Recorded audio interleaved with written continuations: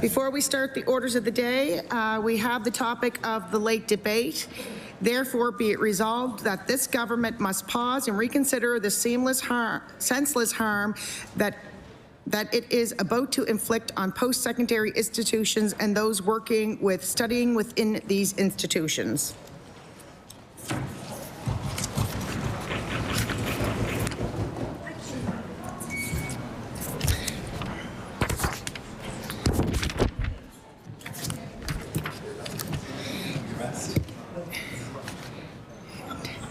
Daily routine. Presenting and reading petitions. I recognize the honourable member for Queens. Madam Speaker, I beg leave to table a petition. The operative clause reading that we ask that the government, one, complete the three asks of the Nova Scotia Lyme Disease Advisory Group as presented to the PC Caucus in February 2022. The three asks were adequate education for all healthcare providers and residents, development of a dedicated tick-borne disease care centre, and formulation of a nonpartisan task force included those who live with lived experience. Undertake a year-round awareness campaign such that all Nova Scotians and visitors to the province are informed about ticks, what diseases, infections they can carry, how to prevent being bitten, how to properly remove, how to landscape to prevent, how to diagnose, treat it, that a negative ELISA does not mean that you do not have Lyme disease or another tick-borne disease, etc.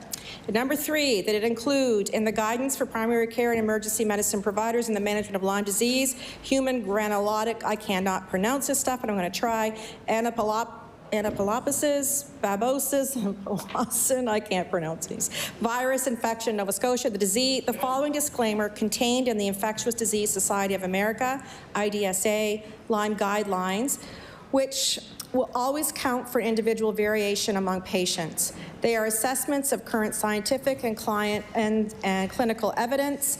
New evidence may emerge between the time information is developed and when it's published or read. Should not be considered inclusive of all proper treatments, methods of care, or a statement of standard of care. Do not mandate any particular course of medical care and are not intended to supplement physician judgment with respect to particular patients or special clinical situations. Whether and to the extent which to follow guidelines is voluntary, with the ultimate determination regarding their application to be made by the physician in the light of each patient's individual circumstances. Madam Speaker, there is 1,727 signatures, and I have applied my signature per the rules of the House.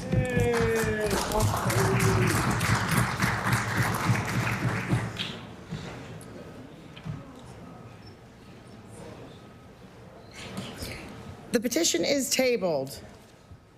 I recognize the honourable member for Cape Breton Centre, Whitney Peer. Madam Speaker, I beg leave to table a petition, operative clause, whereas workers need and deserve fair wages and safe working conditions, and they have the right to bargain for them, and whereas the use of scab labour prolongs strikes and lockouts and disincentives employers from reaching their fair deal with workers and provokes violence. Therefore, we, the undersigned, call the Nova Scotia Legislature to pass the Nova Scotia NDP bill, which bans the use of scab labour in Nova Scotia. Madam Speaker, there are approximately 200 signatures, and I want to thank the unions for also bringing this along for the ride in all their meetings, and I've affixed my own as per the rules of the House.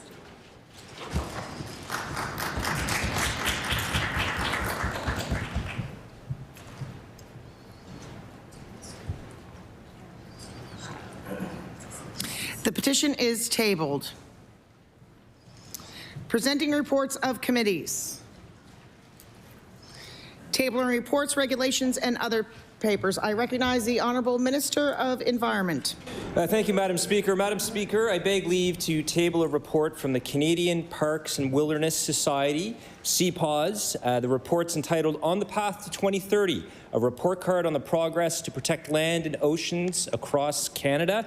Madam Speaker, the Cliffs Notes of this report is that Nova Scotia is a leader on land and water conservation. We've earned a B+,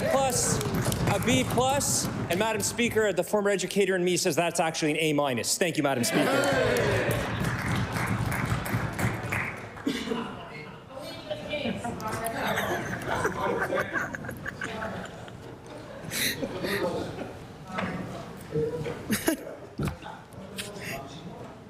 report is tabled. Statements by ministers. Stop it. Okay. Government notice of motions. I recognize the Honourable Minister of Environment and Climate Change. Thank you, Madam Speaker. Madam Speaker, I hereby give notice that on a future day I shall move the adoption of the following resolution. Whereas the Canadian Parks and Wilderness Society released its national report card on progress to protect land and ocean across Canada today, March 19th, and whereas Nova Scotia's 2024 rating is B+, up from a B rating in 2021, and whereas this rating increase was attributable to strong leadership to protect more of our land and water, including designating Owl's Head as a provincial park, designating more wilderness areas, including marquee sites such as Archibald Lake and the Sackville River area, releasing our province's first collaborative protected area strategy, and much more. Therefore, be it resolved that all members of the legislature support government's work in collaboration with private land trust partners to protect more of our land and water, and in doing so maintain our position as a national leader in land and water conservation. Madam Speaker, I ask for waiver of notice and passage without debate. There has been a request for a waiver. Is it agreed? It is agreed. Would all those in favor of the motion please say aye? Aye. Contrary-minded, nay. The motion is carried. I recognize the Honourable Minister of Agriculture. Thank you. Thank you, Madam Speaker. I hereby give notice that on a future day I shall move the adoption of the following congratulatory resolution. Whereas Farm Safety Nova Scotia is an organization dedicated to the safety of all those involved in the agriculture industry, working to promote a safety-first mindset here in our province. And whereas nothing could be more important than making sure hardworking people come home to their families. And whereas March 16th to 22nd is Canadian Agriculture Safety Week, a week where we take the time to consider how important good safety practices are within the agriculture sector.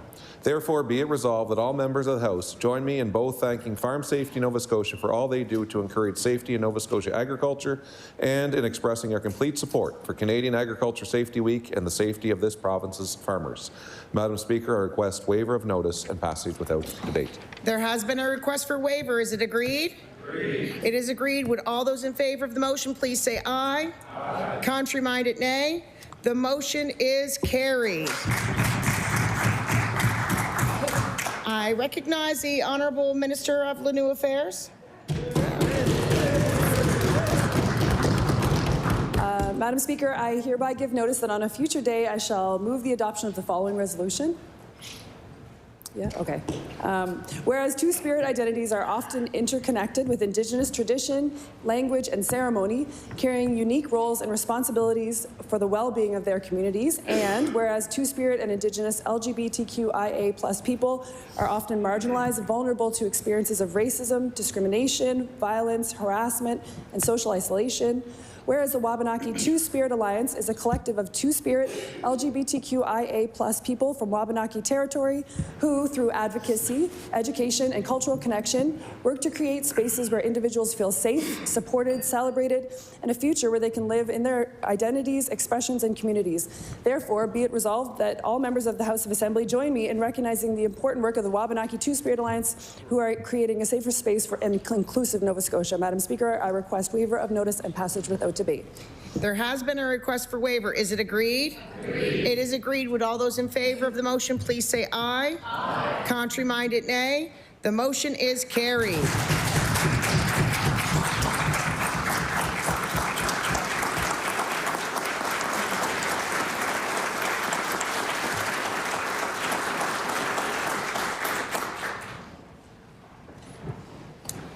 Is there any more government notice of motions? Okay. Introduction of bills.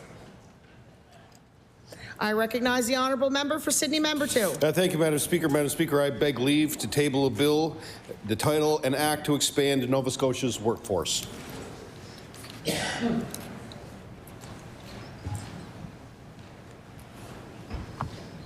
The Honourable Member for Sydney Member 2 begs leave to introduce a bill entitled An Act to Expand Nova Scotia's Workforce.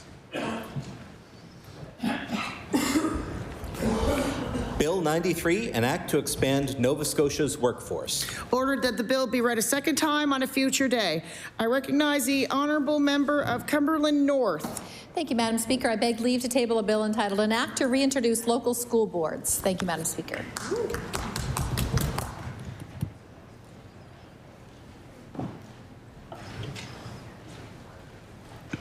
The honourable member for Cumberland North begs leave to introduce a bill entitled An Act to Reintroduce Local School Boards. Bill 94, an act to reintroduce local school boards. Ordered that the bill be read a second time on a future day. I recognize the honourable member for Cumberland North. Thank you, Madam Speaker. I beg leave to table a bill entitled An Act Respecting the Community Use of Public School Facilities. Thank you, Madam Speaker. Can I already do it?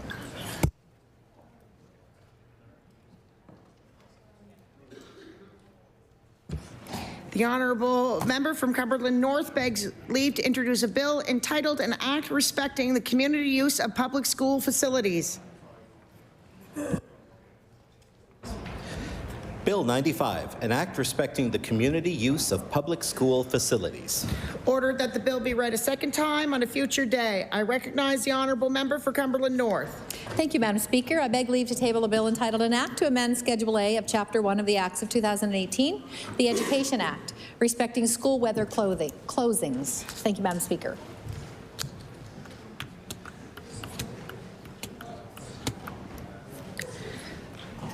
The honourable member for Cumberland North begs leave to introduce a bill entitled An Act to Amend Schedule A of Chapter 1 of the Acts of 2018, the Education Act, respecting school weather closings. Bill 96, an act to amend Schedule A of Chapter 1 of the Acts of 2018, the Education Act, respecting school weather closings.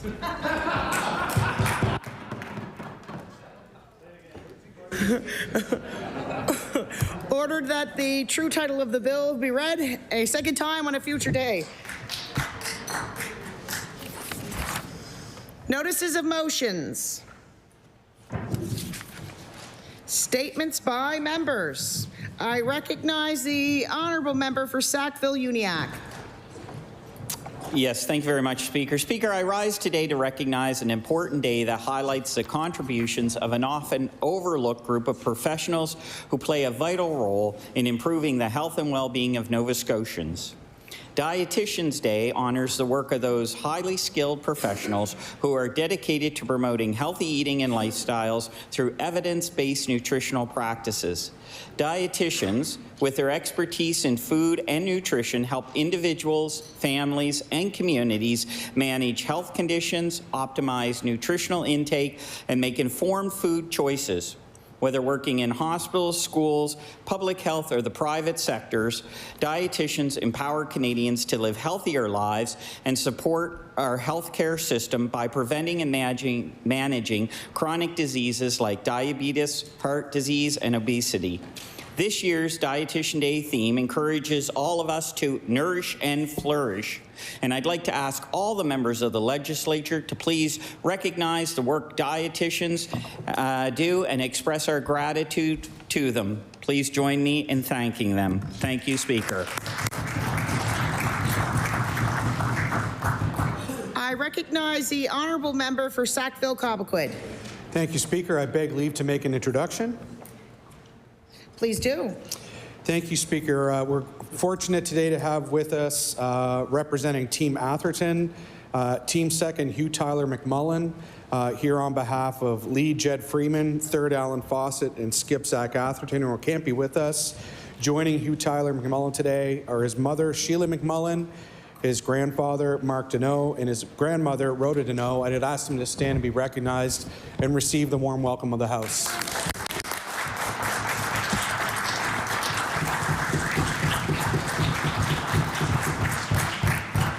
Welcome, welcome. We hope you enjoy your time here. I recognize the honourable member for Sackville-Cobequid. Speaker, I rise today to celebrate a force in Canadian curling. Team Atherton hasn't so much climbed the ranks of the sport as they've hurried through them hard. Hailing from two home clubs, the Halifax Curling Club and the Chester Curling Club, Team Atherton's year started in a number of victories and shows no signs of slowing. They began 2025 with modest success, winning 5 cash spiels, the U18 Provincial Championships and the U20 Provincials too. U18 Nationals will prove a much more taxing event as the team faced 2 short-notice flight cancellations and an ultimately 40-hour trip to Saskatoon. But just like those canceled flights, their competitors couldn't keep them from getting where they wanted to be. After going 6-0 in the round robin, 7-4 in the semis, Team Atherton bested Ontario in the finals, 7-1 in 6 end, after an impressive cross-house double for 3 points in the first end. Speaker, I ask that all present join me in congratulating Team Atherton on the parade of successes and in wishing them the very best of luck in the U20 Nationals beginning next week in PEI. Go Atherton.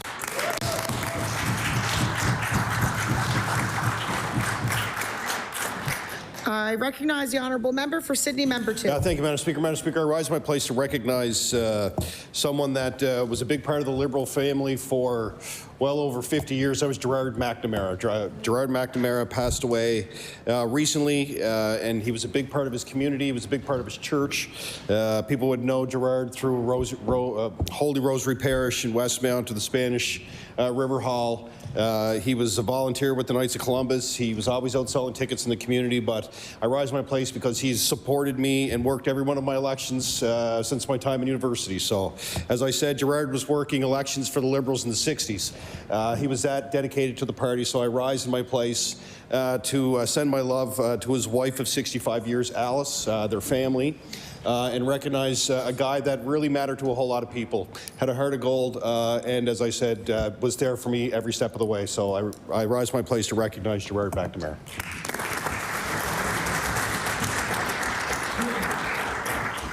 I recognize the honourable member for Preston. Thank you, Madam Speaker. Madam Speaker, I beg leave to make an introduction before I begin. Please do. Thank you. Today in the gallery, we are joined by Paul Simmons, the son of Ernest Simmons, CEO of Sim Clean Commercial Cleaning. Paul, it is a privilege to introduce you in the legislature, and I would ask that you rise and receive a gracious welcome from this House of Assembly.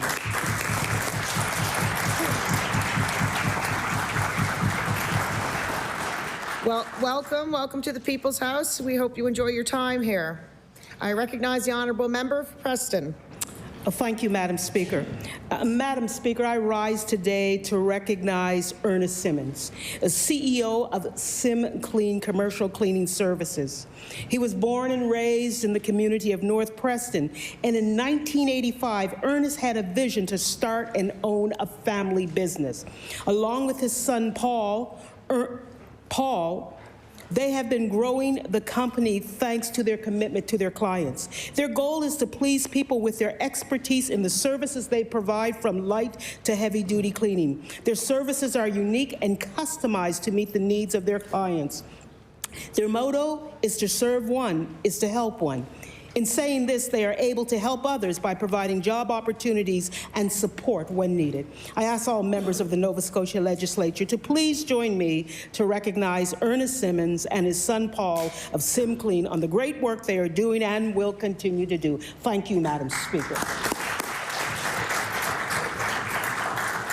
I recognize the honourable member for Halifax Citadel, Sable Island. Thank you, Madam Speaker. I beg leave to make an introduction relative to my member statement. Please do. In the gallery today, we are joined by Dr. Marion Brown, who is a social worker and Associate Dean Academic in the Faculty of Health at Dalhousie University. And I'd ask Marion to rise and accept the warm welcome of the House. Welcome to the House. We hope you enjoy your time here.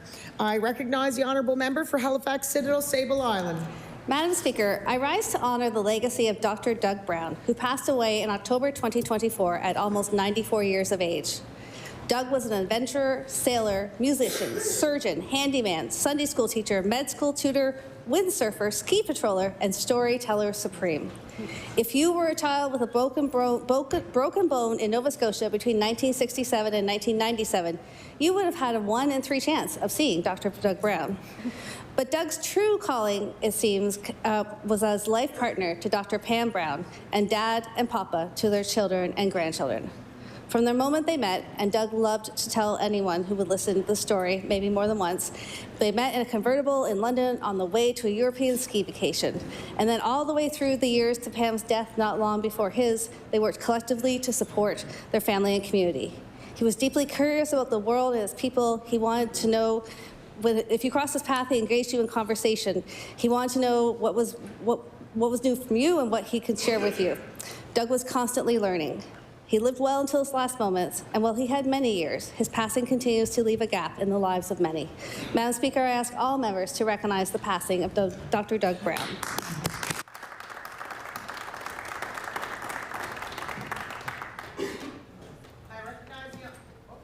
I recognize the honourable member for Timberley Prospect. Thank you, Madam Speaker. I want to recognize Tom Robertson, a long-time, highly respected resident of Hubli and much-regarded business owner of Bay Self-Storage in Timberley. Much can be said about Tom's business acumen shown over many years, where he is still actively involved. Tom's benevolent community involvement has made a big impact throughout Timberley Prospect. He has been a volunteer member of the Community Monitoring Committee that monitors, on behalf of all HRM residents, the Otter Lake landfill. Tom is an original board member, having been on the CMC since its very beginning over a quarter century ago. And while this year he'll take a deserved rest, he'll remain an original with the collective gratitude of the BLT community in particular.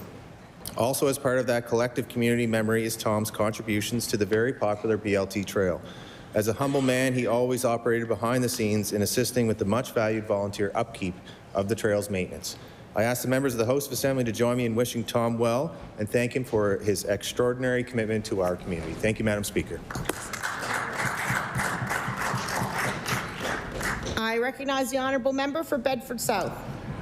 Madam Speaker, before I read my statement, I beg leave to make an introduction. Please do. Joining us today is Maria Amelia Hidalgo, a student at Dalhousie University who is from Ecuador and is volunteering in the Bedford South constituency office. Maria, I am pleased that you are giving your time to the residents of Bedford South. Please rise to receive a welcome from the members of the legislature.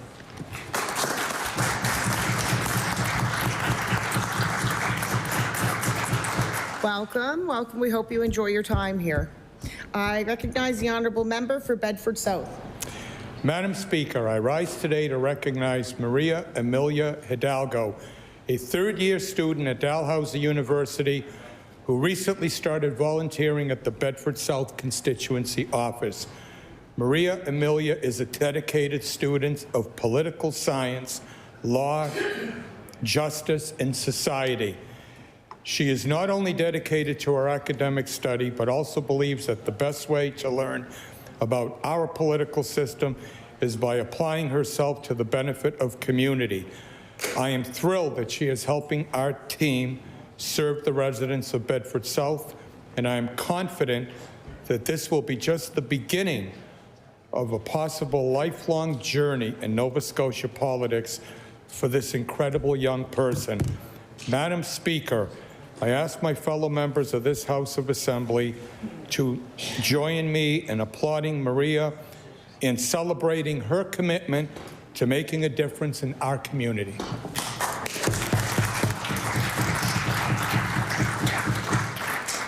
I recognize the honourable member for Dartmouth North. Thank you, Madam Speaker. May I make a quick introduction? Please do. Madam Speaker, in your gallery today, we have two very special guests. Ralph McKenzie and Ralph's wife Mavis are here joining us for a member statement. We also have Sandra Weigel, who is a good friend of Ralph and Mavis's, and also has worked in my constituency office for many years. Ralph is a retired school teacher, and when I first was elected, he came to my office for some reason. I can't even remember what it was, but no doubt it was because of some community project he was working on. Oh yes, I do remember now. And I've known him ever since as a community mover and shaker, and so I asked the House to join me in welcoming Ralph and Mavis to the House.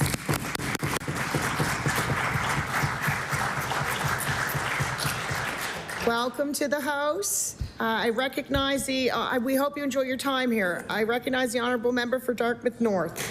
Madam Speaker, in July of 2024, I had the pleasure of attending the ribbon cutting for the newest addition to the Freedom Foundation, a recovery home for men recovering from addictions in Dartmouth North. This new wing was fittingly named after a steadfast friend of the foundation, Ralph McKenzie. The Ralph McKenzie wing of the Freedom Foundation is a much-needed expansion of the kitchen and adds bedrooms for additional residents participating in the program. A member of the Freedom Foundation board, Ralph was an integral force in the acquisition of the John Savage Transition House across the street from the original house for people who have completed the first stage of the program. In addition to his vital work with the Freedom Foundation, Ralph's volunteer record includes Margaret's House, Out of the Cold, coordinating the Dartmouth North Community Van, and as well serving on several volunteer boards. There isn't enough time at all to detail all of the ways that Ralph has lifted up his community over the years. So please join me in congratulating Ralph McKenzie on this much-deserved recognition and thank him for all that he has done for our community.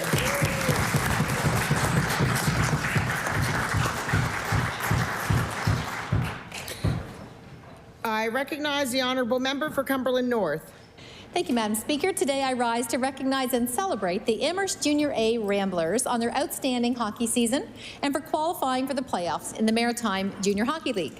The Amherst Ramblers began the playoff round with a fantastic win, 11-1, over the Truro Junior Bearcats in front of a sellout. Yes, 11-1. Now, I realize they did lose last night, 8-5, but that's okay. I'm still going to focus on the 11-1 win on Saturday night. It was in front of that's okay, we got lots more. It was in front of a sellout crowd. Period. We also had 1,900 fans at the game in Amherst. I don't know, there seemed to be a lot of empty seats last night in Truro, just saying. Oh! Madam Speaker, I do want to acknowledge the Amherst Junior A Ramblers with another couple points. So I will mention that again in my next member statement. But let's join in thanking and congratulating the Amherst Junior A Ramblers.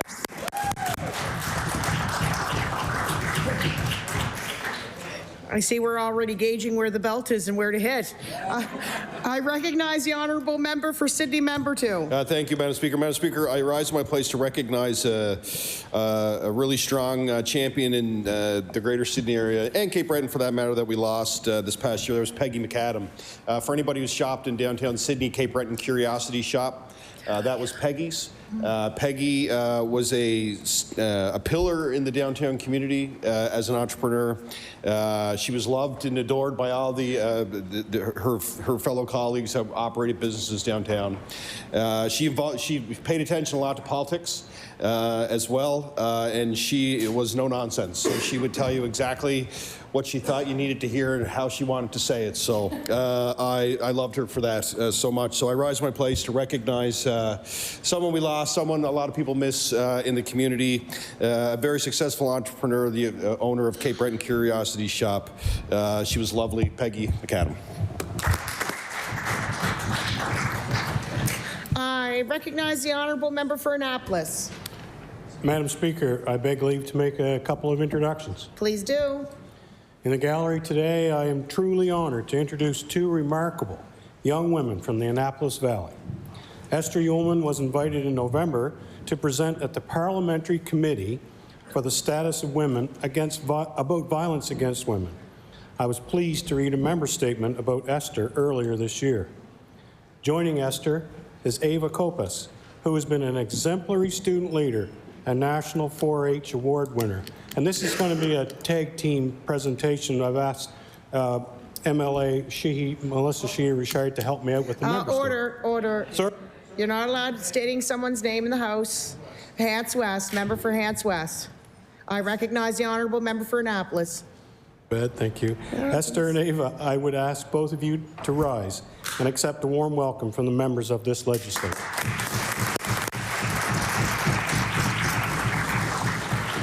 Welcome. We hope you enjoy your time here. I recognize the Honourable Member for Hants West. Madam Speaker, I rise today to recognize a remarkable young woman, Ava Kopez. Ava has been a member of the Avon 4-H Club since she was 9 years old, serving as the club reporter, treasurer, and president. She also served on Hants County 4-H Council as secretary, vice president, and president. This past fall, Ava was the Nova Scotia 4-H Grand Champion Judge and was invited to compete at the Western Canadian Agribition, where she was named top Atlantic Judge and placed second in the top Canadian Egg Judge.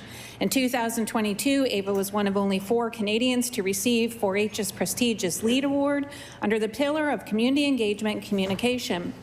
As part of her award, Ava received a $2,000 scholarship and is currently finishing her 3rd year at Acadia University. Beyond her work in 4-H, Ava maintained a 96% grade point average at Avonview High School, was a member of Student Council, a student member of the School Advisory Council, and is currently a student representative on the Acadia University Governance Committee. Madam Speaker, all as I can say is what a remarkable young woman Ava is, and I ask that all members join me in congratulating her on her achievements to date. Thank you, Madam Speaker.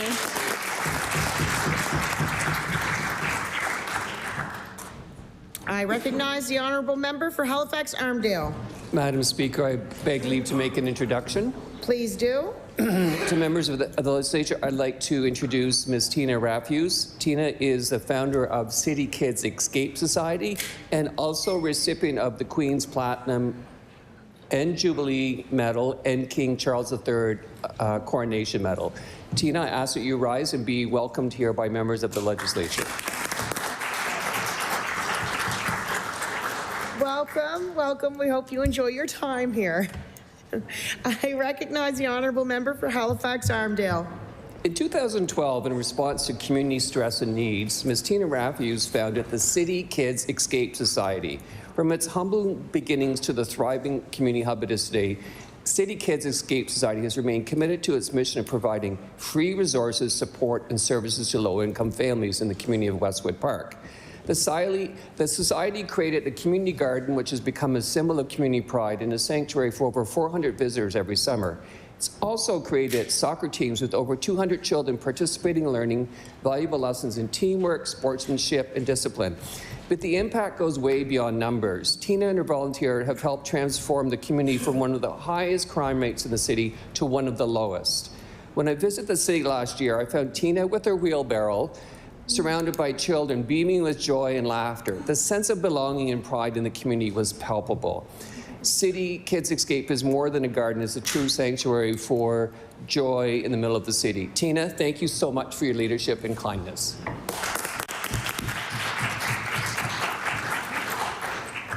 I recognize the honourable member for Timberley Prospect. Thank you, Madam Speaker. I'd like to recognize Brookside resident Amanda Van Tassel, who founded No Hassle Dog Training in January of 2021. Amanda is an award-winning certified trainer who is often referred to as Dog Mom Coach because of her client-centered focus and empathy. She focuses on the positive reward-based training techniques. Many people even come to her after they've been injured by their dog pulling them down the road.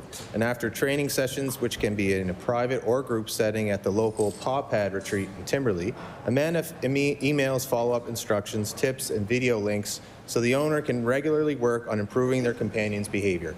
I would just like to recognize the work Amanda does to improve the relationship with many of my canine residents of Timberley Prospect and their owners around the community, ranging from leash, walking skills, and tempering excitement. Thank you, Madam Speaker. I recognize the honourable member for Glace Bay Dominion. Madam Speaker, I rise to celebrate a remarkable woman and an extraordinary career.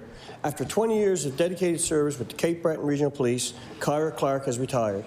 Kyra's story is one of courage and commitment. At the age of 44, when most are settling into routine, Kyra chose a new path, one of service, protection, and unwavering dedication to our community. From that moment on, she wore the badge with pride, treating every citizen with kindness, compassion, and respect. Kyra's presence brought comfort to those in need, strength to her colleagues, and inspiration to all residents. Kyra, your work has left a lasting impact. Your legacy of empathy and integrity will be remembered for years to come. On behalf of the residents, I want to thank you for your service. We wish you all the best in the next chapter of your life. Congratulations, Kyra. Thank you, Madam Speaker.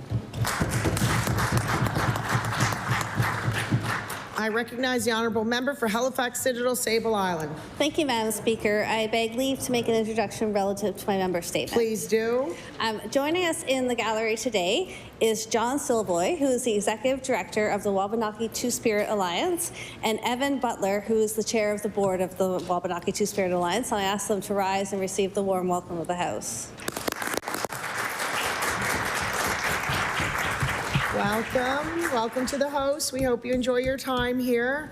I recognize the honourable member for Halifax Citadel, Sable Island. I rise to recognize the Wabanaki Two-Spirit Alliance, a collective of Two-Spirit, Indigiqueer, LGBTQIA+ kin elders, knowledge carriers, youth, and allies from Wabanaki territory. The Alliance advocates for and celebrates 2S LGBTQIA+ communities through relationship building, Two-Spirit-led research, and community-led initiatives. Introduced in 1990, Two-Spirit provides a pan-Indigenous way to reclaim teachings and roles disrupted by colonization. It honors the spectrum of experiences and serves as a bridge to nurture traditional understandings, identities, and nation-based knowledge. The Wabanaki Two-Spirit Alliance celebrates and uplifts Two-Spirit histories, gifts, and contributions. Through education, advocacy, and community connection, they strive to create spaces that reflect the medicine, innovation, love, and care of Two-Spirit kin. Guided by the values of and the principles of the Peace and Friendship Treaty, Wabanaki Two-Spirit Alliance works to uphold respect, equity, and community care in all they do. I ask all members to join me in recognizing the enormous impact of the Wabanaki Two-Spirit Alliance and to join us on Friday when they raise the flag outside Province House.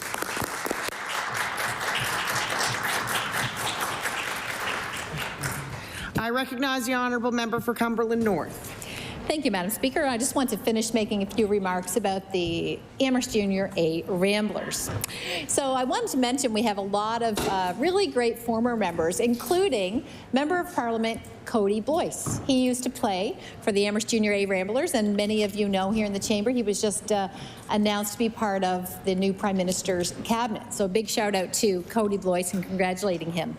The Amherst Junior A Ramblers does have a long and storied history in our community, well back into the last century. In fact, Jack Keddy of Pugwash, a former Amherst resident, has a gold pocket watch that was presented to his grandfather, Doug Elderkin, in the late 1930s when he played for the winning Rambler team. So, Madam Speaker, I ask that you please join me in wishing the Amherst Junior A Ramblers the very best in the league playoffs and thank the organization's board of directors and all their supporters for keeping junior hockey alive and well in Amherst. And if you have a chance Friday night, join us at the Amherst Stadium and come cheer on the Amherst Junior A Ramblers. Thank you, Madam Speaker. I recognize the honourable member for Eastern Shore. Thank you, Madam Speaker. Madam Speaker, I rise today to recognize Team Purcell, who recently represented Nova Scotia at the 2025 Montana's Brier in Kelowna, BC. The Men's National Curling Championship showcased some incredible shot making, while also featuring some new and young talent, including Nova Scotia's very own Skip.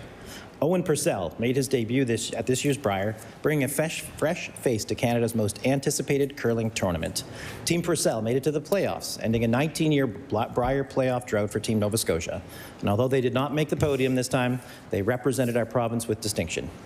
I would like to congratulate the entire team for their excellent showing.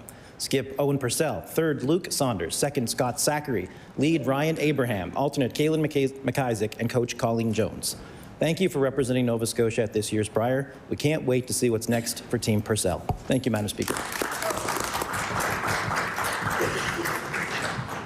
I recognize the honourable member for Halifax Needham. Madam Speaker, I rise today to wish my eldest son a happy birthday. Aww. On March 16, 20 years ago, Shaden Elijah Hansen was born around supper time. He was a beautiful, healthy baby.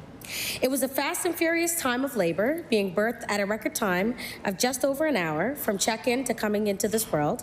Before the nurse's shift end and before the obstetrician could get her jacket off, he was ready to see the world as hungry as ever, which is also why he also loves every meal, and he can cook really, really well. Shaden, growing up, was very busy playing baseball, basketball, football, lacrosse, all the while excelling academically. When he was in junior high, he wanted to be a mathematician. Now, as an academically gifted student-athlete studying chemistry, he is always up for the game of one-on-one and never shies away from physical contact. So I'm so proud of this kid, Madam Speaker, and I am in awe of his attitude and zest for life, and I can't wait to see what this future holds for him. Hear, hear.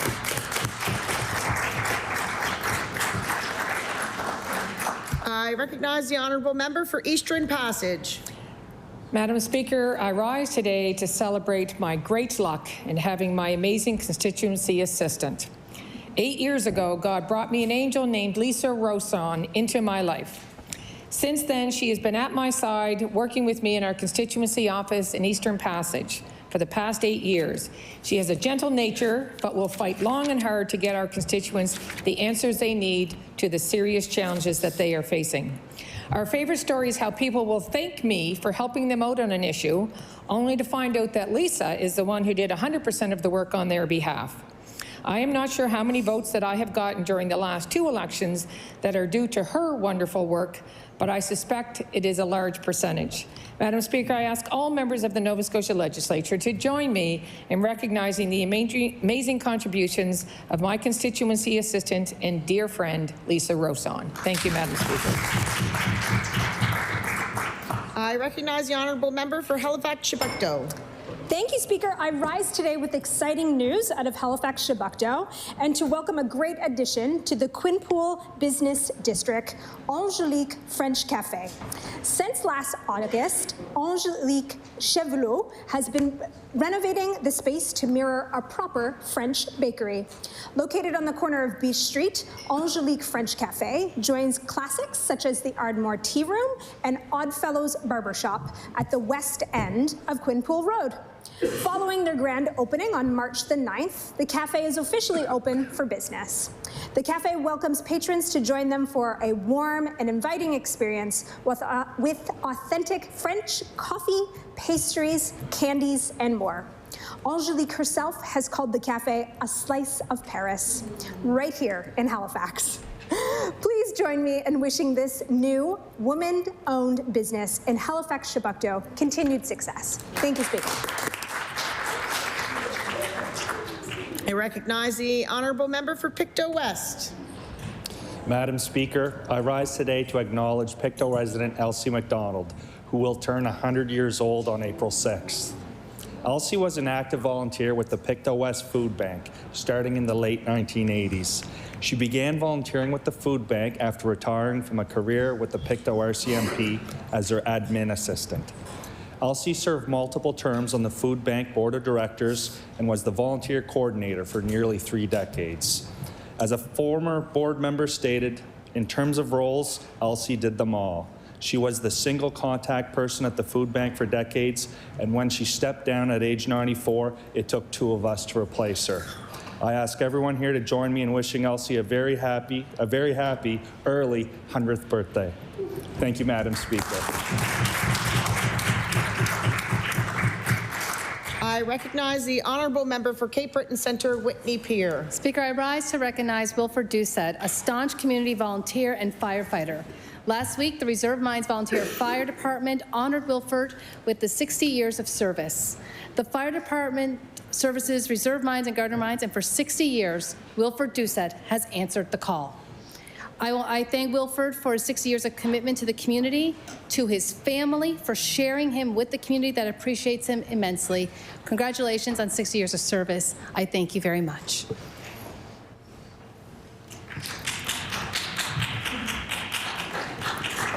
I recognize the honourable member for Cole Harbour, Dartmouth. Thank you. Madam Speaker, today I rise to recognize an exceptional community volunteer, Andrew McPhee. Andrew devotes his time in numerous organizations, including as a youth soccer coach, a hockey coach, and a Sunday school teacher at Pope John Paul XXIII Catholic Church. When he isn't enriching the lives of our youth, he can be found organizing fundraisers for Diabetes Canada and the Dartmouth General Hospital, as well as Kids Help Phone. Andrew also has a wonderful relationship with local high schools and NSCC providing work placements for students. Andrew has my immense respect for juggling all of this with his day job, leading his team at McPhee Ford. He also has taken the time to help me in my campaign, and I'm incredibly grateful for his continued support. Madam Speaker, I ask this House to join me in recognizing an incredible volunteer in our community, my neighbor and friend, Andrew McPhee. Thank you, Madam Speaker. I recognize the honourable member for Sackville-Cobequid. Thank you, Speaker. As the members present in this room are well aware, you can't always please everyone. But when 99% of people are displeased, it tells us that something is terribly wrong. I rise today to note the resounding denial of the government's latest contract offer to the Nova Scotia Government Employees Union and to wish them the best of luck as they attempt to move their case to arbitration. The union's bargaining committee was heard loud and clear when they recommended their 8,000 civil servants reject the contract, which attempted to delete job security clauses and made a wage offer well below their worth, despite this government's promise of better wages for all Nova Scotians during its most recent campaign. NSGEU members were rightly concerned about the incumbent government's attack on non-unionized government workers and stood up en masse to oppose similar attacks on their own job security. Speaker, it's my sincere hope that Nova Scotia's government workers will get a contract befitting their central role in advancing our province, and I ask that all present join me in congratulating the NSGEU for their resolve. I recognize the honourable member for Lunenburg. Thank you, Madam Speaker. Madam Speaker, I rise today to celebrate the life of a beloved Lunenburger, Donald Parks. Donnie passed away earlier this month with his family at his side. He's being remembered for a lifetime of service to our community, primarily through the Lunenburg and District Fire Department, where he was an active member for 47 years. During that time, Donnie held virtually every office in the department, including a decade as fire chief, and he also spent 35 years as station superintendent for the town of Lunenburg. That's what Donnie did. But let me speak of who he was, because Donnie was the best of people. He was an empowering leader, a loyal and generous friend, a devoted son, dad, and granddad. He was someone who loved a good laugh and greeted you with a smile. He was someone who showed up, whether it was a fire call, a party, or a friend in need. Madam Speaker, I wish to extend my condolences to Donnie's mom, Frances, to his children, Chad, Tyler, and Stephanie, his grandchildren, and sister, Jane. Thank you, Madam Speaker. I recognize the honourable member for Dartmouth South. Thank you, Madam Speaker. Madam Speaker, I rise to recognize my father-in-law, Peter McClellan, on the occasion of his 80th birthday today. Peter was born on Park Street in Sydney and came to Halifax for university and never left. He met Judy Charman there, who was down from Digby, and they got married and had 3 children, one of whom is my husband, so I'm really glad that happened. Peter grew up in a very political family, just not my kind, but he is always a keen watcher and observer and participant in politics. He wears red except for when I come over for dinner, and then he puts on his orange T-shirt. And he's a great guy. He worked in publishing, he worked in communications, he worked in politics.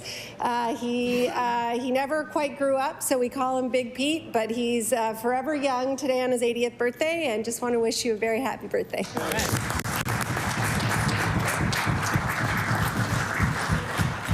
I recognize the honourable member for Clayton Park West. Thank you, Madam Speaker. Today I rise to celebrate the 10th anniversary of my East Coast Experience Media Awards, an event that has held for a decade that recognized the resilience, innovation, and contributions of immigrants in Atlantic Canada. I was honored to attend this milestone celebration and to witness firsthand the stories of individuals who have shaped and enriched our communities. Madam Speaker, immigration is not just about moving to a new place. It's about building, contributing, and belonging. The immigrants celebrated at this event have demonstrated hard work, leadership, and perseverance, reminding us all of the value of inclusion and the power of diversity. Let us continue to celebrate and uplift the contribution of immigrants, because when we embrace diversity, we create a more stronger Nova Scotian. I ask all members of this House to join me in applauding these remarkable individuals who have been recognized over the past years, and as well as organizers who continue to highlight these amazing, inspiring stories. Thank you, Madam Speaker. I recognize the honourable member for Halifax Needham. Madam Speaker, I rise today to remember Mr. Terry Simons. Mr. Simons was a well-known Black community leader in Nova Scotia.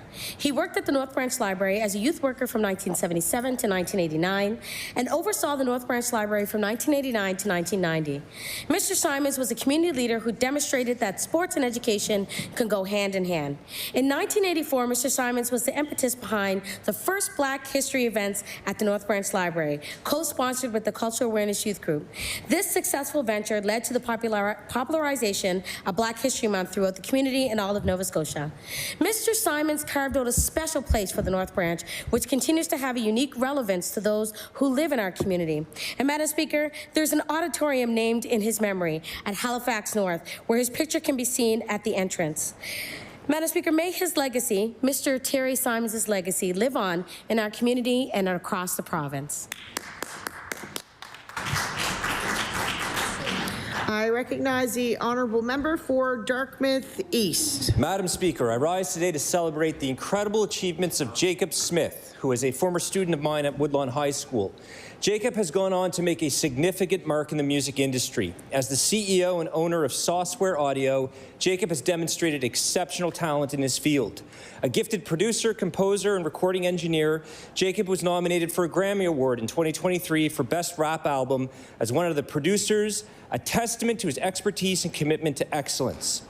Beyond his personal success, Jacob is determined to give back to Nova Scotia. He's expressed interest in working with Music Nova Scotia to establish a mentorship program. Jacob is offering 200 paid hours to help nurture and develop the next generation of production talent. Jacob's vision to pay it forward will have a profound impact on aspiring artists and producers. And I commend my former student for his dedication to empowering others in the music industry. Thank you, Madam Speaker. Hear, hear. Order. Someone has their phone off. I ask that they turn it off. Okay, thank you. I recognize the honourable member for Cape Breton Centre, Whitney Pier. Speaker, I rise to recognize the inaugural Soup Fest fundraiser in Whitney Pier. More than a dozen soups were available for sampling at the first Soup Fest hosted by Whitney Pier Group to help raise funds to support the BGC Cape Breton. The event was a sellout with 250 tickets sold. Congratulations to the Whitney Pier Group on another successful event, and thank them for their continuous support of the BGC Cape Breton. Thank you, Madam Speaker. I recognize the honourable member for Yarmouth. Thank you, Madam Speaker. I rise today to recognize Patty Durkee, the owner of Hubert & Bell's Art Shop, located in beautiful Port Maitland, Yarmouth County. Patty is a dedicated community volunteer and former municipal councillor. Patty returned to Yarmouth in 2014 with her partner Tom after being away for more than 30 years. In 2015, they opened an art gallery, which she named after her parents, Hubert and Belle Lynch. The gallery, which was Patty's dream come true, features her work and that of other artists from across the province. Patty is deeply committed to supporting local artisans. That's why the Hubert and Bell's Art Shop is a proud member of Nova Scotia Loyal. Thank you, Madam Speaker. I recognize the honourable member for Hants East. Thank you, Madam Speaker. I rise today to recognize Caldwell Roach Insurance as they celebrate 60 years of dedicated service in our community. Founded in 1965, Caldwell Roach Insurance has grown into a trusted name in the industry, providing exceptional service and personalized coverage to individuals, family, and businesses across the province. Their commitment to customer care and community involvement has made them a cornerstone of our local economy. For 6 decades, Caldwell Roach has not only provided peace of mind to their clients, but also actively supported numerous local initiatives and organizations. Their dedication to building strong relationships and giving back to the community is truly commendable. I ask all members of the House to join me in congratulating Caldwell Roach on this remarkable milestone and wishing them continued success for many to come. Thank you, Madam Speaker. I recognize the honourable member for Pictou Centre. Madam Speaker, Harvey Ford's lifelong passion for the forest industry began with Abbott TB Pulp and Paper in Ontario. He spent his early years flying in and out of remote forests, accessing inventory and identifying new road locations. In 1962, he moved to Point Tupper, Nova Scotia, where he dedicated more than 30 years to Stora, now Port Hawkesbury Paper. His career flourished as he transitioned to roles overseeing land purchases and leasing for wood operations, including a 12-year stint as supervisor in Antigonish. In 1981, Harvey was transferred to Pictou County as a wood procurement and operations supervisor for multiple counties in Nova Scotia and eastern Prince Edward Island. After his retirement in 1994, he continued to appraise and manage private woodlots, remaining active in the industry. He continues to be involved in forestry work, often found trudging through the forest. Harvey always found deep satisfaction in his lifelong forestry career, nurturing nature, protecting forests, and embracing his passion daily. His wife, Rita, of 68 years, lovingly remarked that they would likely bury his ash under a tree in the forest, a fitting tribute to a life so deeply rooted in the woods. Thank you, Madam Speaker. I recognize the Honourable Premier. Thank you. Madam Speaker, I rise today to honor Erica France, and Erica passed away on March 14th after living a remarkable 100 years. And a remarkable life it was. Erica talked openly about the perils of growing up in war-torn Germany, including her internment in a Russian prison camp before she immigrated alone to Canada in 1954. Despite losing her husband at a young age, Erica wasn't alone. She enjoyed walking and gardening and was known to knit wonderful lace tablecloths and doilies, which can still be found in the homes of many of her friends. Erica loved that on her birthday, a local Sobe store would always make her an authentic German cake. She also enjoyed fish and chips at the Eastside Family Restaurant, which is where she celebrated her 100th birthday in January. I couldn't be there that day, but I had a great conversation with her on the phone.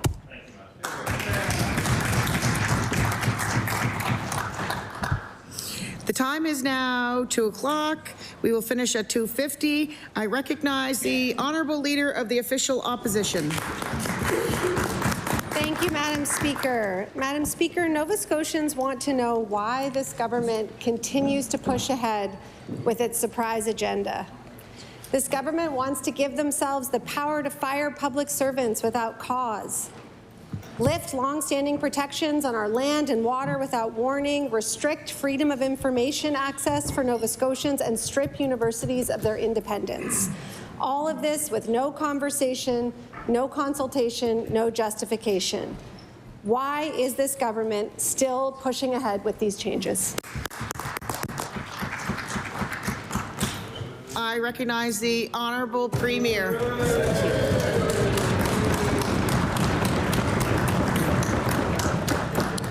Thank you, Madam Speaker. The real surprise was that our best friend and ally launched a trade war on us, an economic war. That was the words. That was the surprise.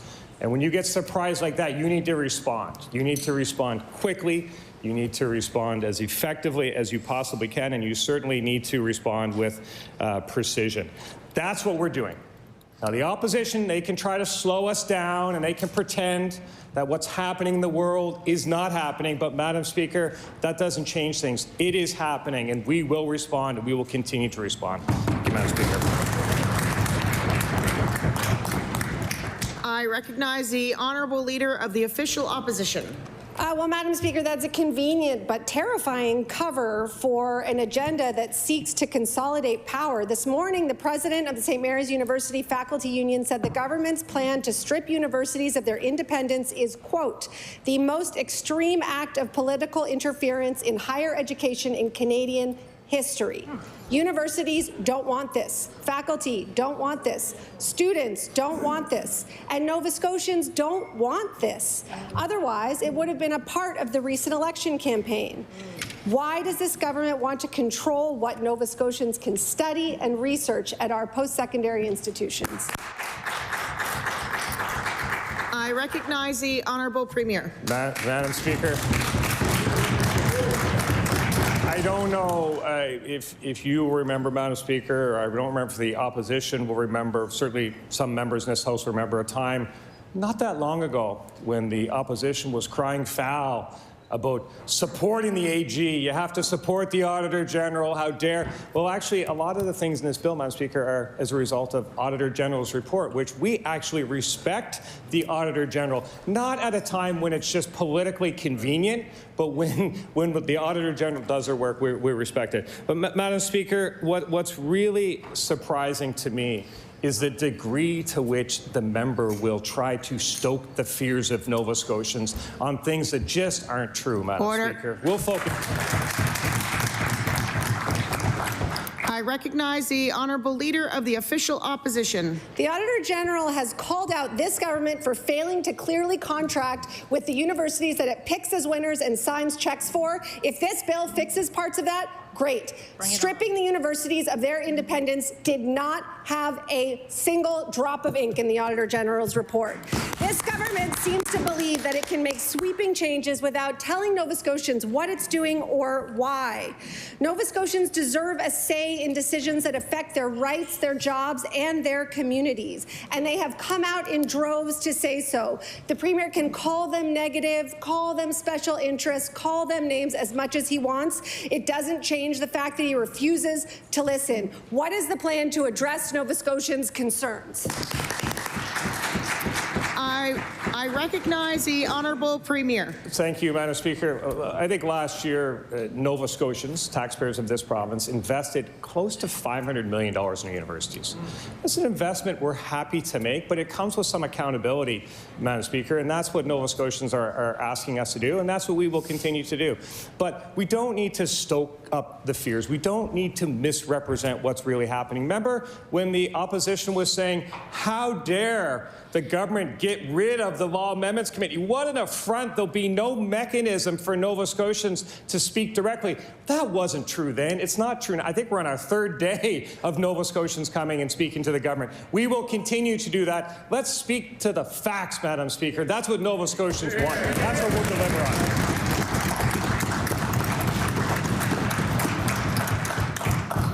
I recognize the honourable leader of the Liberal Party. Thank you, Madam Speaker. Madam Speaker, yesterday the Minister of Public Service claimed that the provincial government needs the ability to be flexible and to respond to Nova Scotians' needs, but that explanation doesn't hold up. The Premier's ministers keep saying they value public servants, but actions speak louder than words, and right now public servants feel threatened and not valued. If this government truly believes this change is needed, they should be able to point to a real problem that solves it. Can the Premier provide a single concrete example of a time when the government was unable to function because they couldn't fire a public servant without cause? I recognize the honourable Premier. Thank you, Madam Speaker. Imagine a member of the Liberal Party who sat through the days of that government talk about workers' rights, Madam Speaker. It's a bit rich, I think. Let me just say what an incredible job the Minister of the Public Service Commission is doing. She's doing an absolutely incredible job. The minister is correct when the minister says that government has to have the ability to be flexible, to manage and organize the civil service in a way that best meets the needs of Nova Scotians. We have tremendous respect for the civil servants of this province. I know the opposition is trying to scare them. We respect them. We work with them every day, and we will treat them fairly. Our record shows that, Madam Speaker. Before I recognize, I notice it's getting a little loud. I will start, you know me, I'm going to start calling people out. I recognize the honourable leader of the Liberal Party. The House Leader's pretty quiet over there, Madam Speaker. Madam Speaker, then if they respect the public servants so much, the government went back on removing the Auditor General, having the ability to fire. They've went back on many pieces and probably more of the legislation that they tabled. They could move back on this one too and send a message to the public service that they do value them, that they do want to work collaboratively with them. So my question to the Premier, he's made multiple changes to legislation thus far in this session. This is an important one that he can do now. Will he change it for the public service? I recognize the Honourable Premier. Our track record, our history shows that when we need to change something, we have the courage to do it. Nova Scotians know that about us. I believe that Nova Scotians respect that about our government. In this case here, Madam Speaker, we know that this is the right thing to do, that's necessary to be flexible. We've negotiated almost 300 collective agreements. We've done that fairly. We've been tough but fair. The member can't speak to labor negotiations with a straight face. I'm surprised he's even trying. We respect and value our civil servants. They do tremendous work every single day. I love working with them. We're looking for problem solvers. We absolutely are. And I don't think we should be embarrassed about looking for problem solvers. There's lots of them around. Order.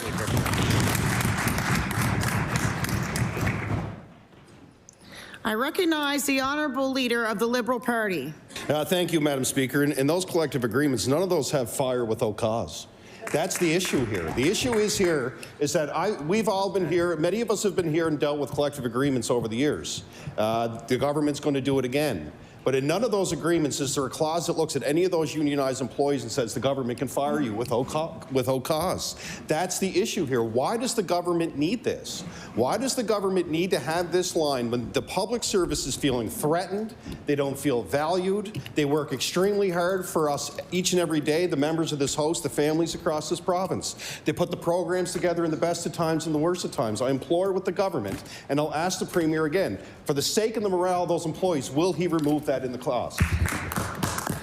I recognize the Honourable Premier. Madam Speaker, the opposition is doing everything they can to drive down morale. They're doing everything they can to scare members of the public service. But the reality is, if the government decides to restructure and moves departments around and there's redundancies, if that were to happen, it's not the fault of the worker. It's not cause. It is without cause. It's because of a restructuring. We would be fair in those situations. Nova Scotians know that. Matter of fact, Madam Speaker, just look at what happened with CNS and use that as an example. The vast majority of those employees are in the departments. You know what? They're actually happy. I hear from them saying they feel much more effective. If there was a shred of truth to what that member was suggesting, wouldn't I have waited and did that after this bill passed? We treat people. Order.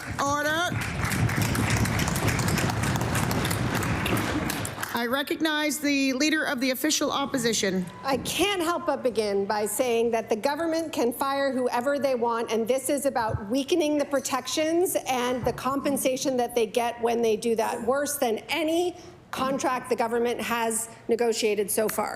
Madam Speaker, now more than ever, it is so important for us to spend money here in Nova Scotia. We all agree on that. And yet this government continues to give money to American companies without even considering if Nova Scotian or Canadian companies can do the work. That includes $42 million to Google untendered, $152 million to Varian. How can this Premier say he supports local when he keeps handing over money to American companies? I recognize the Honourable Premier. Something that was completely false and completely designed to try to scare people to slide by. So I want to address it very, very directly. If there are people who are severed from this province, they will be treated fairly based on their years of experience. For the member to suggest anything otherwise is nothing but fear-mongering. There's no place for it in this province. This government respects Nova Scotia and will treat them fairly at every opportunity. I recognize the Honourable Leader of the Official Opposition. Well, if he wants to talk about firing people instead of American contracts, I will let the public know that this bill says that public servants can be fired, notwithstanding the Nova Scotia Labour Code. That means this government does not need to comply. Order. No needling. We've gone through this before. I recognize the Honourable Leader of the Official Opposition. Okay. American contracts. Why are we signing American contracts? Why are we sending the Minister of Opportunities and Social Development to go to Washington to Trump's inauguration, who is actively threatening our economy and our sovereignty? Why did the Premier think it was a good idea for this minister to celebrate Trump's inauguration on the taxpayers' dime?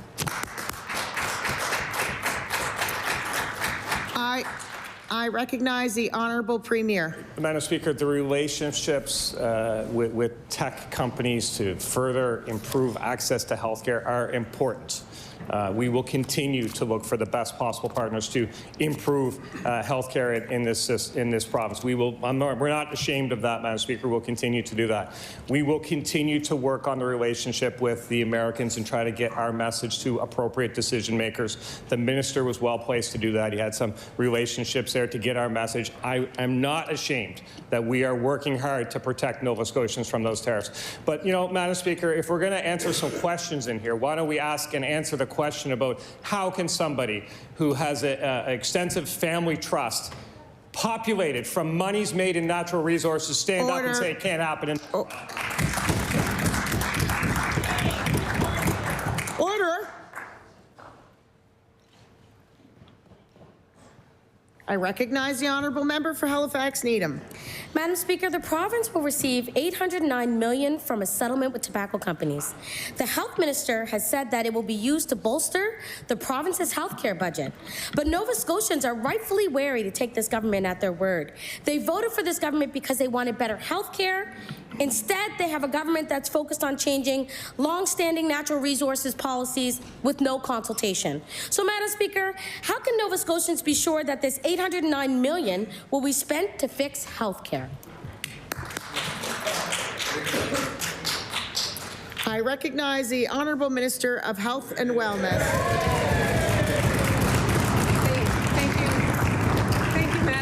So I do want to reassure Nova Scotians that that money, we were very pleased with the amount that we received as a result of that pan-Canadian settlement.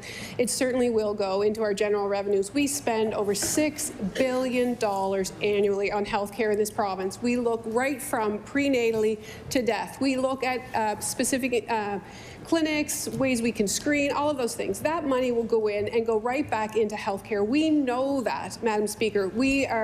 Money's never going to change the harms that have been caused by these tobacco companies, loss of life and illness. We work every day to improve access and care. I understand there's a bill on the paper right now about this matter, so certainly I look forward to discussing it later.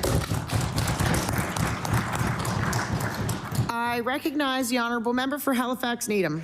Madam Speaker, the health minister has just said that the $809 million will go into general revenues.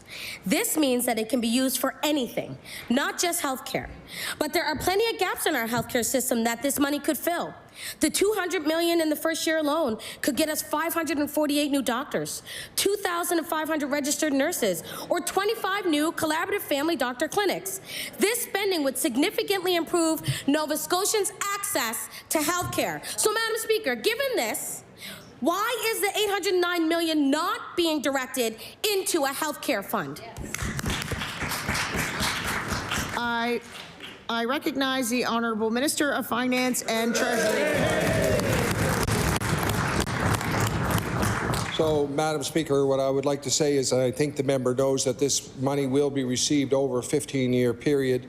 We have not received that money yet. It is in recognition of the historic harms done by the smoking of tobacco, and every member in this assembly probably knows somebody who's died from a tobacco-related disease. We'll never bring those people back. This is a recognition of that.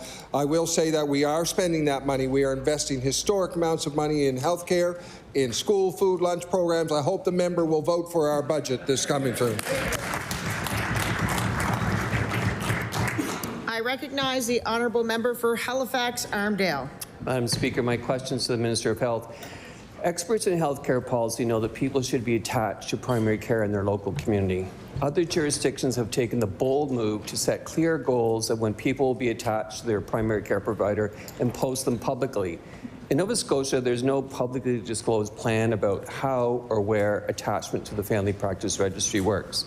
Will the minister explain to the legislature exactly how Nova Scotians are being attached to primary care in Nova Scotia? I recognize the Honourable Minister of Health and Wellness. Thank you. Thank you, Madam Speaker. So certainly there's a number of ways in which people are being attached to primary health care. So first of all, whenever we have the opportunity, we work with retiring primary care providers like physicians and nurse practitioners so that we have opportunities to transition these folks out and new people in. And so sometimes we stabilize a practice, which keeps people attached. Other times we're able to add net new primary care providers to communities, and so those individuals are then, of course, assigned from the Need of Family Practice Registry, and those clinics are improved over time, or those folks are brought on board. And then thirdly, I would say we're also looking at existing clinics and looking at ways in which we can add a number of members to those teams and in order to attach more people to existing clinics.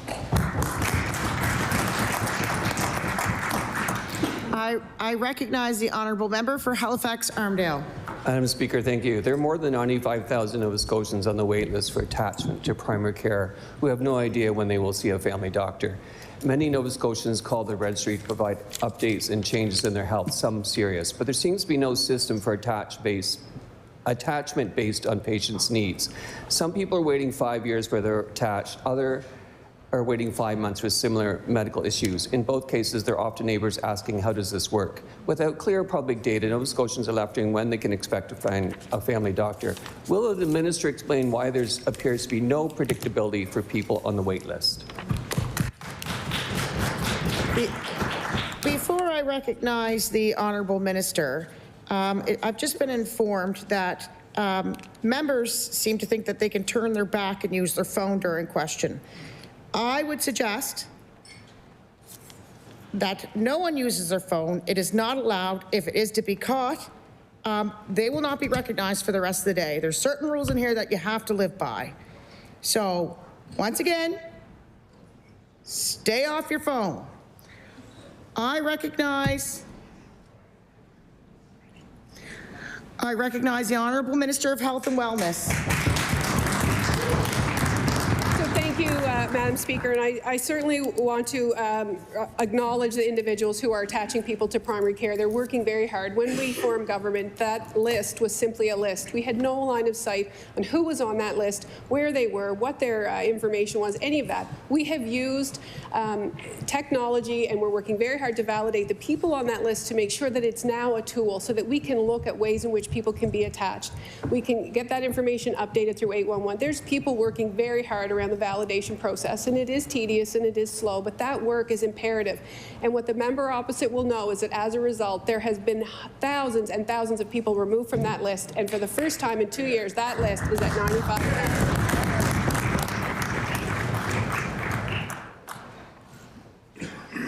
I recognize the honourable member for Timberley Prospect.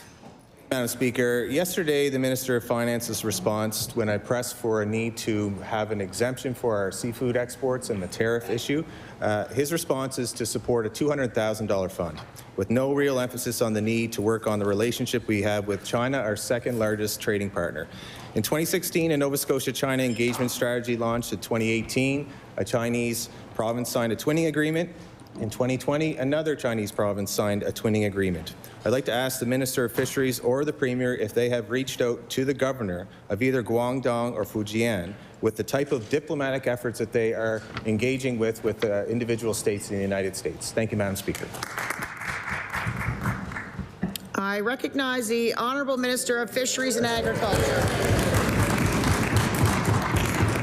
Thank you, Madam Speaker, and thanks to the member for the question. Certainly, protecting our seafood industry is something that's very, very important to me. It's the reason we do the trade missions, the reason we do the trade shows. We do have a strong relationship with the Chinese in terms of our exports, and these tariffs are certainly worrisome.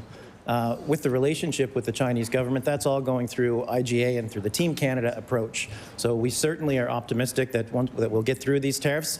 We know that we will get through it, and we will be there to support our Nova Scotian companies as we do. I recognize the Honourable Member for Timberley Prospect. Thank you, Madam Speaker, and respectfully, that's not good enough. Nova Scotia needs to take a leading role. We are a subnational government that has individual agreements, and places like Australia are taking over some of our market share. It's a very competitive space with a growing population, and our agreements with fellow provinces in China that are major buyers. One of them is the largest GDP province in the country, and they stipulate a commitment to developing relationship in areas of trade. My question to the Minister of either Trade, Fisheries, or whoever will take the lead, will they engage in meaningful diplomacy with the provinces in China with these twinning agreements and prevent these tariffs from harming our seafood industry? Thank you, Madam Speaker. I recognize the Honourable Minister of Fisheries and Aquaculture. Thank you. Again, we understand the importance of the Chinese market, and certainly these tariffs are not what anyone in the industry wants, not what anyone that I was speaking to at the Boston Seafood Show want. But we know that the market will determine the price. There is still a ton of worldwide demand for our world-class product. So if it does not work out in China, we have plenty of opportunity elsewhere in the world to sell the best seafood in the world. Thank you very much, Madam Speaker. I recognize the Honourable Member for Sackville-Cobequid. Madam Speaker, the Labour Standards Code in this province is there for a reason, to protect workers' rights. This includes the right to job security. It states, and I quote, "The employer shall not discharge or suspend an employee without cause." Can the Minister of the Public Service Commission explain why this government is acting to deprive public servants of this basic right? I recognize the Honourable Minister of Public Service Commission.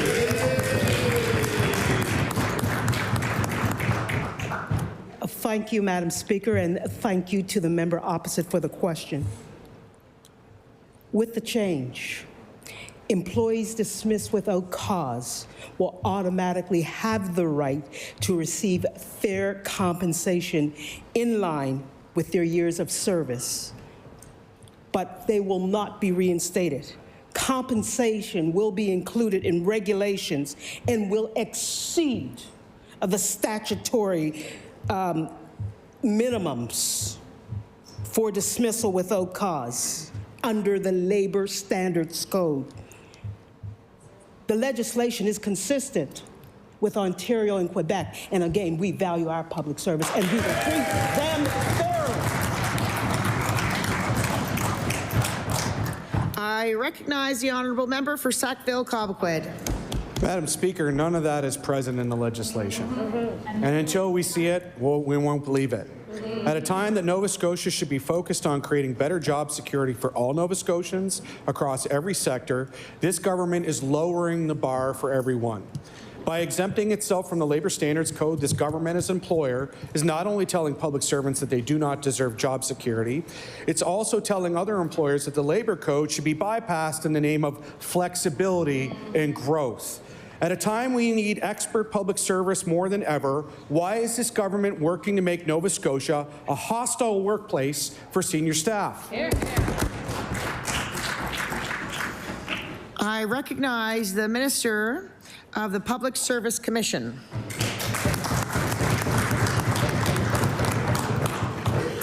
Thank you, Madam Speaker, and thank you to the member opposite for the question. This government is not working to this government is not working to create hostilities. We are working to build a stronger, more efficient and effective public service that will serve Nova Scotia and the needs we're having. Nova Scotia is changing, it's growing, and we need to have the right people in the right place at the right time with the right skill set. Thank you, Madam Speaker.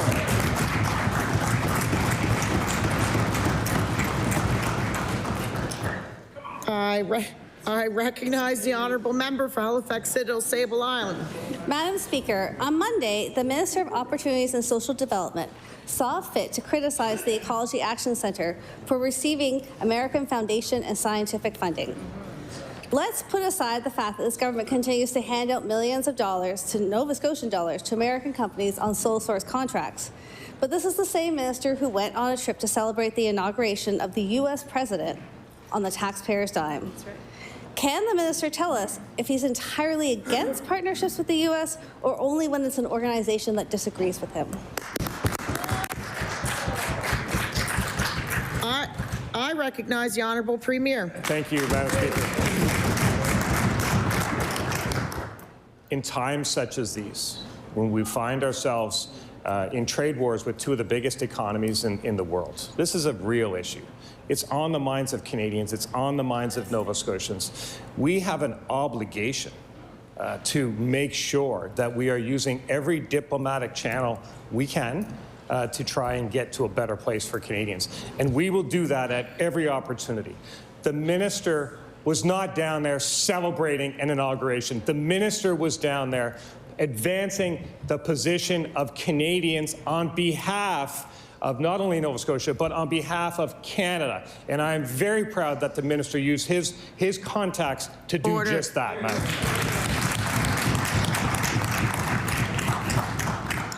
I recognize the honourable member for Halifax Central Sable Island. Madam Speaker, I haven't actually attended an inauguration, but it's not clear to me that there was actually time for business per se during the day. I guess these like relationships, but the minister has admitted that he spent the day at the Canadian Embassy. So it is important to remain in diplomatic work with the Americans. And I'm hoping that maybe the minister will consider tabling his meeting schedule from the inauguration day and let us know what outcomes were achieved. Also, we are left to wondering, like, what sort of relationships is the minister building in his rogue Team Canada efforts, as he claims? Why is this minister attacking a charity for accepting American grants from foundations and scientific funding when using public funds to celebrate a major threat to our province? Order.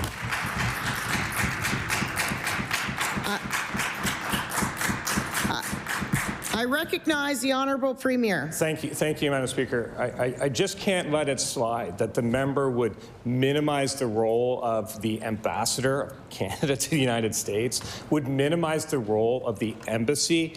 There'd be lots of people around the embassy on a day like that, talking about the relationships between our two countries, and I am grateful that the minister was present in that embassy on that day to talk about what matters to Nova Scotians. I want to thank him for doing that.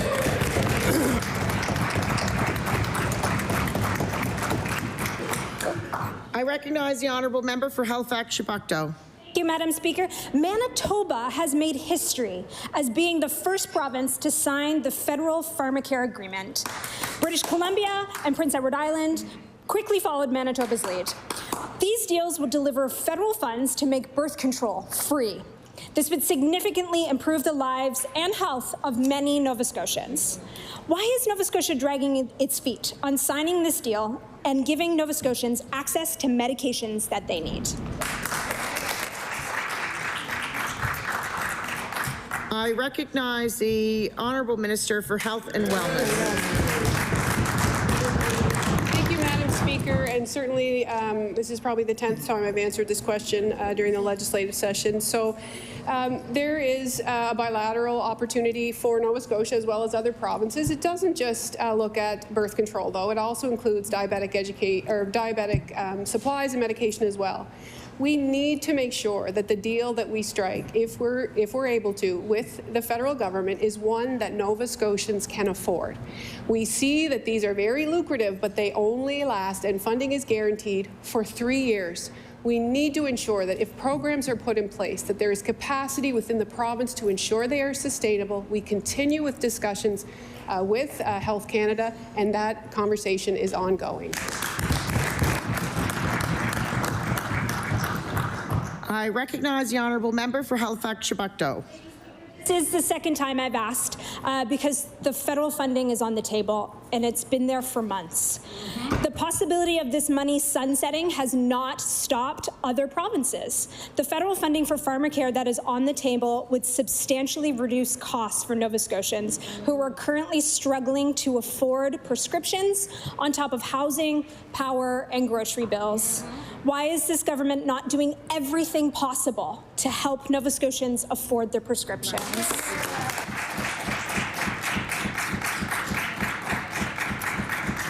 I recognize the Honourable Minister of Health and Wellness. I guess my question to the member is, how does she know we're not doing everything to strike the very best deal for Nova Scotians in this province? We go fast. They hate more faster. When we take our time and we try and understand what is actually the best deal. When you don't have to worry about fiscal responsibility, every deal is the best deal. But we are investing in healthcare, and we will make sure that if we sign that deal, Nova Scotians will benefit from it, but we are not going to hang our hat on a deal that costs generations for nothing.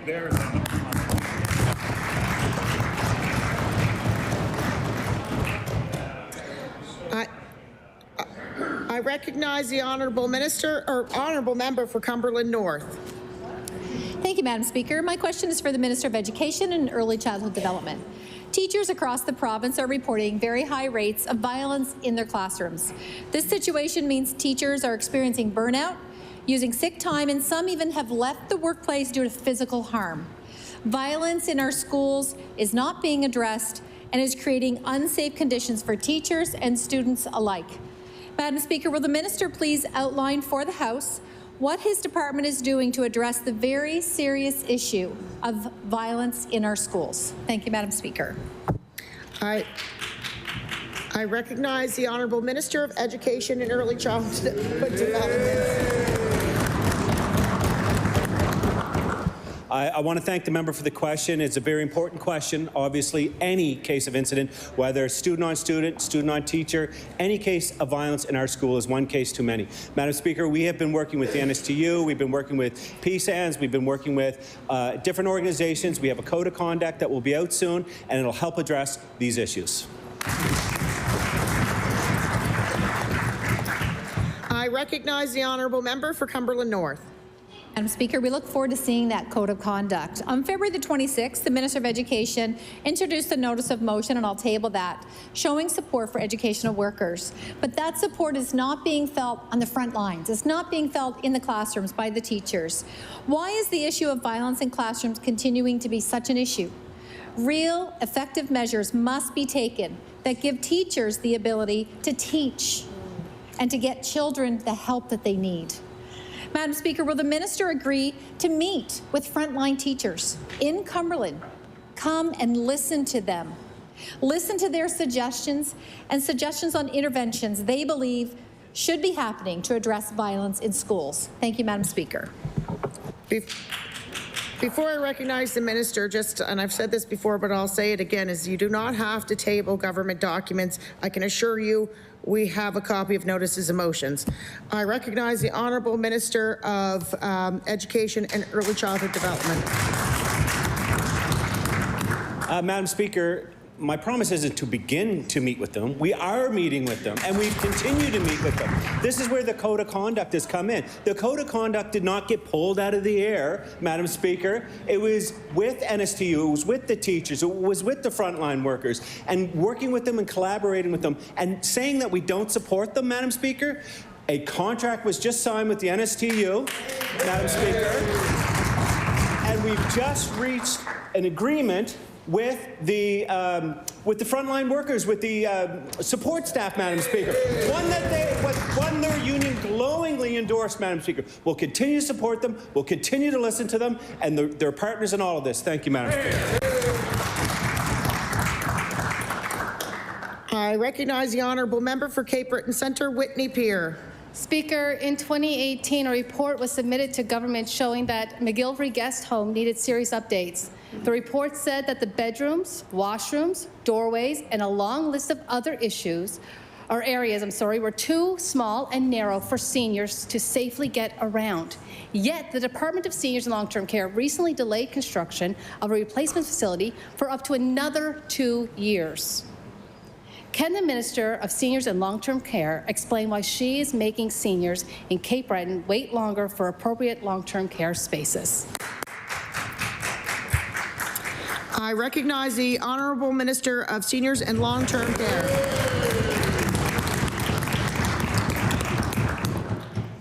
Madam Speaker, thank you to the member for the question. So I've already answered this, but my question back to the member would be, should we build it at all cost, no matter what the price is?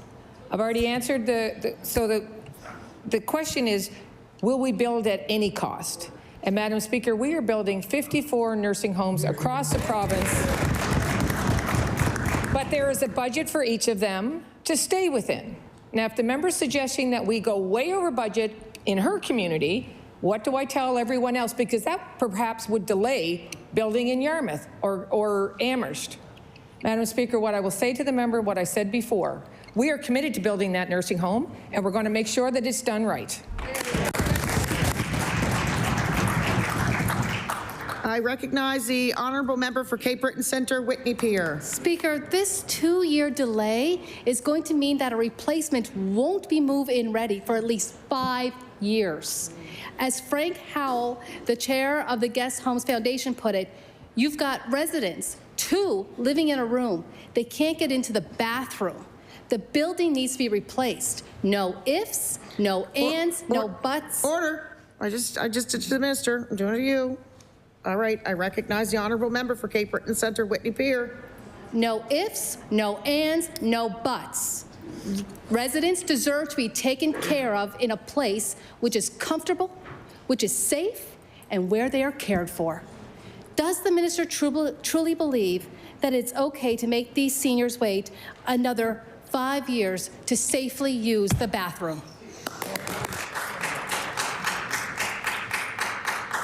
I recognize the Honourable Minister of Seniors and Long-Term Care. Thank you, Madam Speaker. What I would like to reassure all Nova Scotians that as a physiotherapist with 40 years of healthcare experience, I didn't wait a day when I became the minister, the first in the country of seniors and long-term care. As a matter of fact, Madam Speaker, the Premier and I went out a year ahead of time before the 2021 election, and we announced the plan to build all of these nursing homes. And we were hoping, I was at least, hoping that the Liberals would then take that plan and start it so we'd be a year further down the road. But I guarantee you, Madam Speaker, that all of those nursing homes will be built, but they will be built within budget.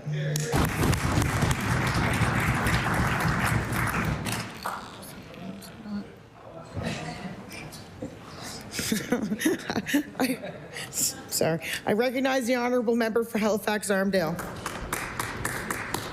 Madam Speaker, my questions to the Minister of Seniors Long-Term Care, and I commit not to point to anyone or look at anyone other than yourself. Madam Speaker, the home care system in this province is failing people. I hear calls about this every week. There are over 200 Nova Scotians waiting for home support care, and those who are lucky to have care are faced with appointments often being cancelled at the last minute and late at night, including midnight, with no scheduled follow-up leading to missed or delayed treatments. This is extremely stressful for seniors and their families who rely on that daily home care services. I have received, since the legislature has been sending emails on this every day. Why is the government not providing dependable and timely care to seniors in their homes? Before I recognize the minister, I don't know if that was a funny little comment or a sarcastic comment, but there's a difference between staring at somebody across and looking over every now and then. And what I do not want is a member staring directly at the member that they're asking the question from. I have said this over and over again. We've gone through this. You can look away. You can make hand adjustments. But once you start needling and you start staring at the minister that you're asking the questions of, or the minister starts staring and needling at the person they're answering to, that's where I draw the line. I recognize the Honourable Minister of Seniors and Long-Term Care. Madam Speaker, I failed to mention in the last answer that I ran a home care company as the executive director for 10 years before I became a politician.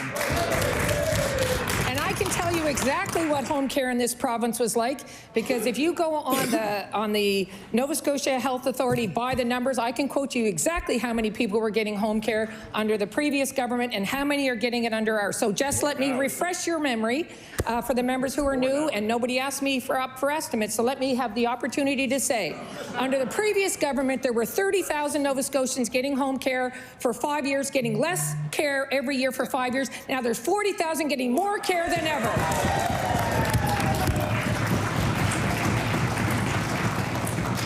I don't know if that was pointing at someone or pointing in the air. Oh, come on. Hey, I'm sitting up here making the judgment. I recognize the honourable member for Halifax Armdale. Thank you, Madam Speaker. The demand for home care is greater than the capacity. Everyone knows that. Hence the wait list and frequently canceled appointments. This is just not bad for seniors, but it's also bad for healthcare workers. I've heard this across the province last week. Home support providers, nurses, CCAs in this province are burned out and feeling demoralized. They feel like they're letting their patients down, a moral injury. The home care workers are not the ones failing the patients. I would suggest it's the government. Why is this government leaving seniors and home care workers in this demoralizing, unentitled position that's going to lead to burnout and staff leaving? I recognize the Honourable Minister of Seniors and Long-Term Care. Madam Speaker, thank you to the member for the question. So those getting home care in the province is incredibly important. There are over 40,000 Nova Scotians getting home care in this province in more ways than ever.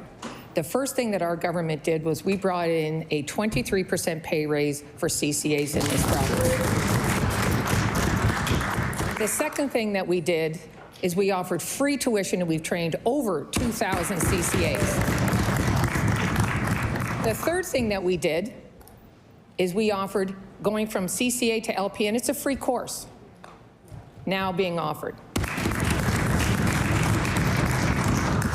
You can take the course through virtual care, through in the evening care, part-time. We are even paying... I was probably a little late on that because I heard somebody talking over there in that group. I recognize the honourable member for Fairview Clayton Park. Speaker, the Minister of Health has said that this government is very focused on the seniors pharmacare program. Despite this focus, the number of late enrollment penalties being applied are rising at a startling pace. Last year, there were over 2,500 late enrollment penalties compared to just 1,452 3 years earlier. These penalties are in part because seniors cannot afford pharmacare. What is the minister doing to ensure seniors can afford the prescriptions that they need? I recognize the Honourable Minister of Health and Wellness. Thank you, Madam Speaker. I thank the member opposite for the question. So certainly there has been some targeted supports for seniors through my colleague and the Minister of Seniors and Long-Term Care, like the Seniors Care Grant as an example, that help offset costs. The Seniors Pharmacare program is an extensive program, and we work very, very hard to make sure that, number one, the premiums and the copays do not go up in that program, despite the fact that we are covering more medications than ever before. So before those premiums are applied, if people are late, there's a number of ways in which people are contacted. We want to work with individuals who are having any issues. They should reach out to the department, but there are a number of ways that people are told in advance that those premiums are coming. We continue to work with seniors to understand how best to support them. I recognize the Honourable Member for Fairview Clayton Park. Too frequently, Nova Scotians are faced with a trade-off between either paying for food or prescriptions. The government's own housing needs assessment report found that 1 in 4 people do not take their medications as prescribed because they cannot afford to. Feed Nova Scotia has reported that 56% of food bank clients surveyed have had to sacrifice buying food to pay for their prescriptions. When will this government support the health of Nova Scotians by ensuring all can access the medications that they need? I recognize the Honourable Minister of Health and Wellness. Thank you, Madam Speaker. And certainly there are a number of ways in which we work very hard to make sure that people can access the health care that they require. Certainly for anybody who is on income assistance, there's an opportunity there for people to have medications covered through that program. As we said, Seniors Pharmacare. I would also say that we are doing things to make life more affordable for Nova Scotians. We have a 1% reduction coming up in the HST, which I certainly hope the member opposite will vote for. We have targeted supports for individuals like the Seniors Care Grant. We are looking at every opportunity. The program is growing. We have been very, very pleased to be able to leave the premiums and copays where they are and still expand services with, absorbing millions of dollars annually. So we work very hard to make life affordable for seniors, and will continue to do so. I recognize the Honourable Leader of the Liberal Party. Thank you, Madam Speaker. So, Madam Speaker, we've heard today some language on the floor during this debate and during question period around fair compensation packages and doing what's right for employees. And it's alarming. You know, it makes me think, Madam Speaker, that that there's a reorganization coming. So my question to the minister, through you, is the government planning on a big reorganization in the future?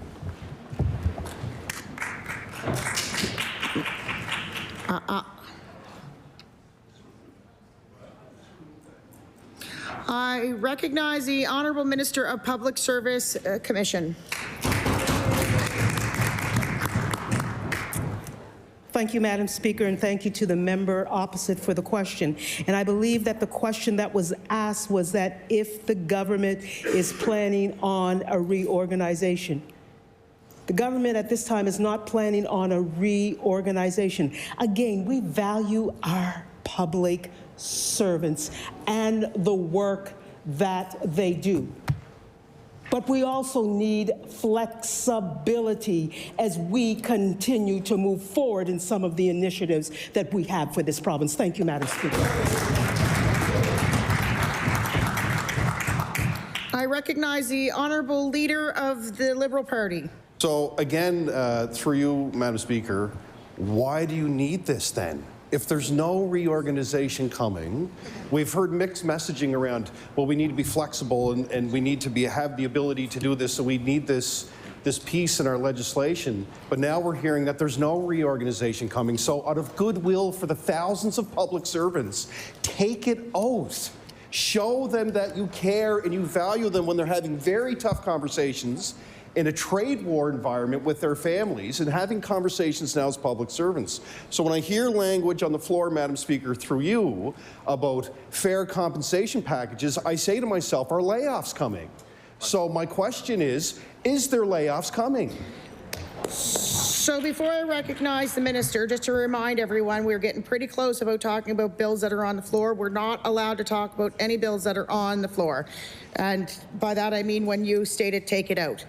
I don't know what minister to recognize. I recognize the Honourable Minister of Public Service Commission. Thank you, Madam Speaker, and thank you to the member opposite for the question. I'm just going to divert a bit, and I'm going to tell you about a little bit of the work of the Public Service Commission in government. The department that I represent. We ensure that the departments have the skilled workforce needed. We equip departments with modern HR tools. We support departments in creating a culture of continuous learning, providing training, and leadership programs. Madam Speaker, everything that the Public Service Commission do is to support our workers, to support the public servants who we value and appreciate. Thank you, Madam Speaker.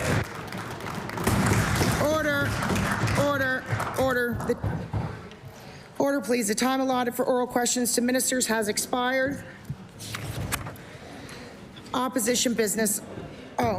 I recognize the Honourable Member for Cape Breton Centre, Whitney Pier. Speaker, would you please call order of business, private member bills, public bills for second reading? Public bills for second reading. I recognize the Honourable House Leader for the official opposition. Speaker, would you please call Resolution 21, Healthcare Gender Equity Need? Bill 21, or Resolution 21, Bill, let me find it here, sorry. Sue?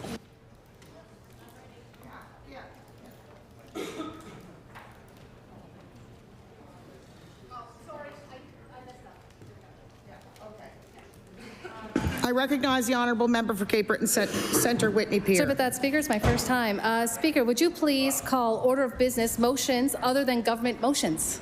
Order of business other than government motions. I recognize the Honourable Member for Cape Breton Centre, Whitney Pier. Speaker, would you please call Resolution 21, Healthcare Gender Equity Need?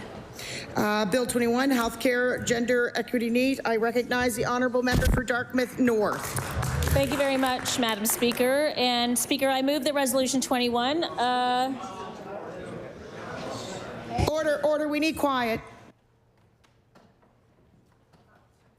I recognize the Honourable Member for Dartmouth North. Thank you, Madam Speaker. I move that Resolution 21 be now debated. Madam Speaker, I rise today to speak to our notice of motion on women's health in this province. We introduced this motion because women and gender diverse people in Nova Scotia deserve better. They deserve a healthcare system that recognizes their specific needs, responds to their specific challenges, and prioritizes their well-being. But right now, Mr. Speaker, too many women and gender diverse people are being left behind. Before I go any further with my comments, I will just recognize and ask my House colleagues to recognize that before 2017, when there was a record amount of women elected to this chamber, there were much fewer conversations about women's health happening in the legislature. And that's because, in general, I think conversations around women and gender diverse health is sidelined.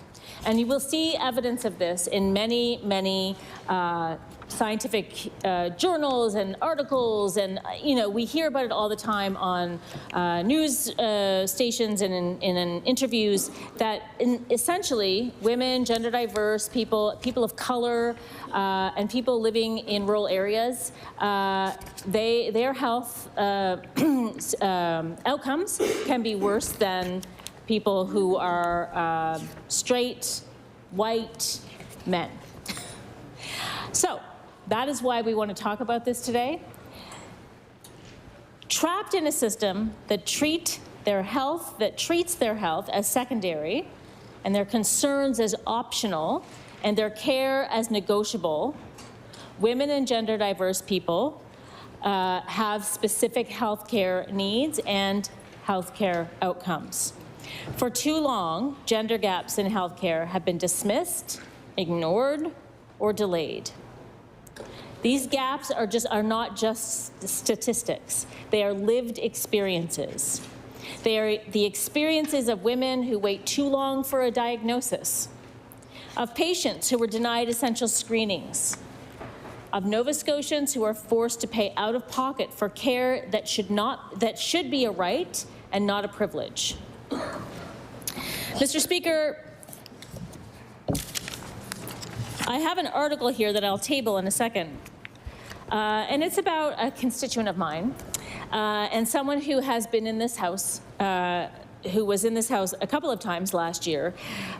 When she was here last year, she gifted myself and my colleague from Dartmouth South, the leader of the NDP, a beautiful dragonfly magnet. She had carved it into pottery and painted it and glazed it and made it into a magnet. And I keep it next to my desk in my constituency office as a reminder of her bravery and her struggle with the healthcare system. And I'm sorry to say that Tanya Harrison did die of her breast cancer,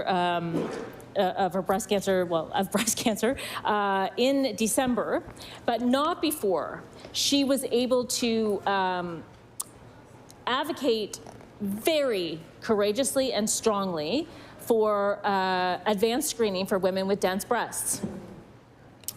So I'll just read a little bit of this article. Before Tanya Harrison died of breast cancer, she left the world with a dire message. Supplemental screening could have saved her life. Following a routine mammogram in 2021 that came back clear, the Nova Scotia woman learned that she had dense breasts, as everyone does after they have a routine mammogram. When you get your letter back from the breast screening program, it'll tell you what category your breast density is.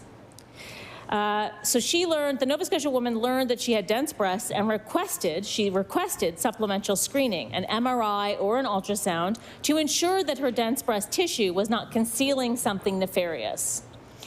It can be difficult for mammograms to pick up cancers in people with dense breasts because dense breast tissue and abnormal breast tissue, abnormal breast changes such as tumors both show up as white areas in the imaging.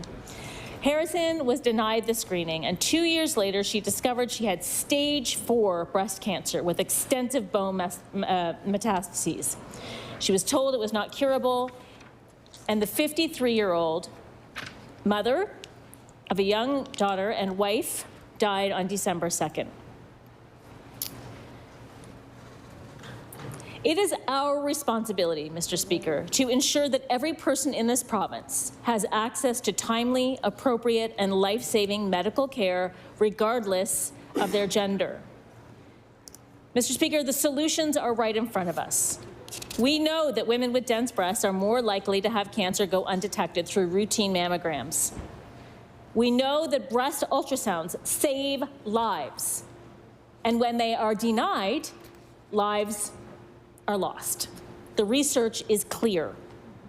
And yet this government continues to deny women access to this essential procedure. So why are we blocking access to life-saving cancer screening? And it's not just breast cancer, Mr. Speaker. More can be done with other cancers that affect primarily women and gender-diverse people as well. British Columbia has recognized a gap in cervical cancer screening and has taken action there. They have become the first province to implement a self-screening program for HPV, making it easier for women to detect cervical cancer early. When asked about this program, the minister has talked about how we need to have fulsome support around women should they receive a diagnosis or receive evidence that they have HPV or early signs of cervical cancer. Absolutely we should, in the same way that anyone who is diagnosed with early detection, has wraparound services and care and treatment plans made for them. The fact that this HPV test could find more people with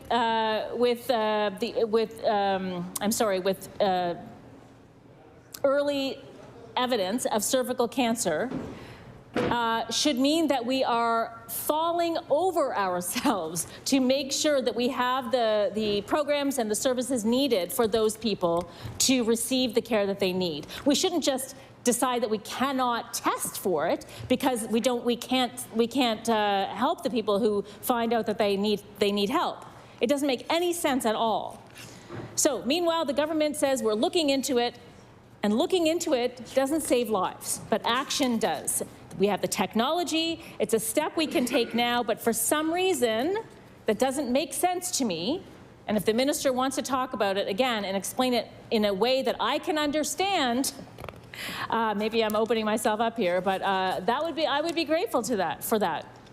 But let's talk about the steps we can take now. We cannot talk about gender gaps in health without addressing reproductive health. Access to birth control is not just a healthcare issue. It's an economic issue, a social issue, and it's a human rights issue. And yet, Nova Scotia is lagging behind while other provinces move forward. Again, the minister will say that anyone who needs birth control can access it, but we're not talking about access, we're talking about barrier-free access. So that means free birth control for those who need it. And yes, free birth control for those who need it. You can walk into a pharmacy and you can get birth control. Manitoba, British Columbia, and Prince Edward Island have all signed agreements to deliver free birth control under the federal pharmacare plan. These provinces have stepped up and we commend them. And by the way, I will mention that some of those provinces had those plans in place before the federal funding came through. So they saw it as enough of a priority for the people of their province that they made the programs happen before federal funding was even on the table. But where is Nova Scotia in this conversation? Why are we dragging our feet while people struggle to afford the medication they need? The government will say we need to take our time. We heard about this in question period today. We can't move quickly on this. We need to make sure the funding is there after the program sunsets. And yet the government is rushing in other areas, Mr. Speaker. Rushing to lift bans on fracking and uranium mining. Fast-tracking legislation to strip away power from universities and municipalities. Rushing to fire public servants without cause. And rushing to restrict freedom of information. So we in the NDP, Mr. Speaker, are left to question this government's priorities. How can the government move quickly on implementing policies that nobody asked for while continuing to deny people free birth control? The federal funding is there. It's been on the table for months, and it could make a real difference for people who are already stretched thin. We hear every day about people who are forced to choose between their prescriptions, their rent, their groceries, or their power bill. People come into my office every single day needing help because they have to make these decisions. So this is about people's choice, people's lives, and reproductive choice.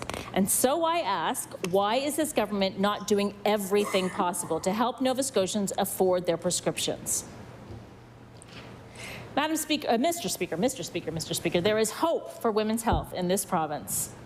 There are building blocks we can strengthen, like the endometriosis and chronic pelvic pain clinic, the much talked about when we were debating the budget menopause clinic, Center of Excellence. As I like to say, we have a menopause Center of Excellence on this side of the room. But this menopause Center of Excellence is not going to do much for all of the people who are suffering from the symptoms or experiencing the symptoms of menopause. Some people wouldn't say it's suffering, but experiencing the symptoms of menopause. We have the sexual health clinic, the Halifax Sexual Health Clinic, which is an amazing organization, but is constantly at capacity. And so these clinics alone cannot fix the deep inequities that exist in our system. We need comprehensive, province-wide action. So that is why I urge the House to support this resolution, to devote the time necessary and the energy necessary to finally closing the gender gaps in our healthcare system.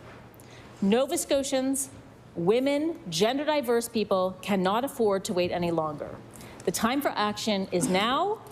I look forward to hearing what my colleagues have to say on this resolution, and I urge the government to vote yes to the resolution. Thank you very much.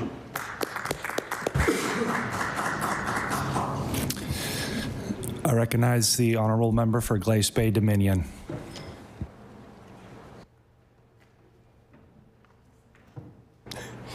Mr. Speaker, I beg leave to make an introduction. Please do. Thank you, Mr. Speaker. Mr. Speaker, in the East Gallery, I have my brother Alec with me here from McGrath, Alberta.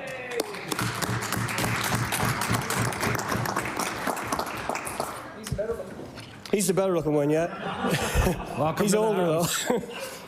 Alec is a 24-year military veteran, past president of the McGrath Lions Club, and a volunteer, long-time volunteer with Big Brothers Big Sisters. He's done a lot in his lifetime. I'm very proud of him. But most importantly, what he has done, Mr. Speaker, is he gave me approval from my girlfriend at the time, who's now married to me 32 years. So, Alec, thank you very much for approving Junie. Thank you, brother. And welcome home. Welcome to Nova Scotia, buddy.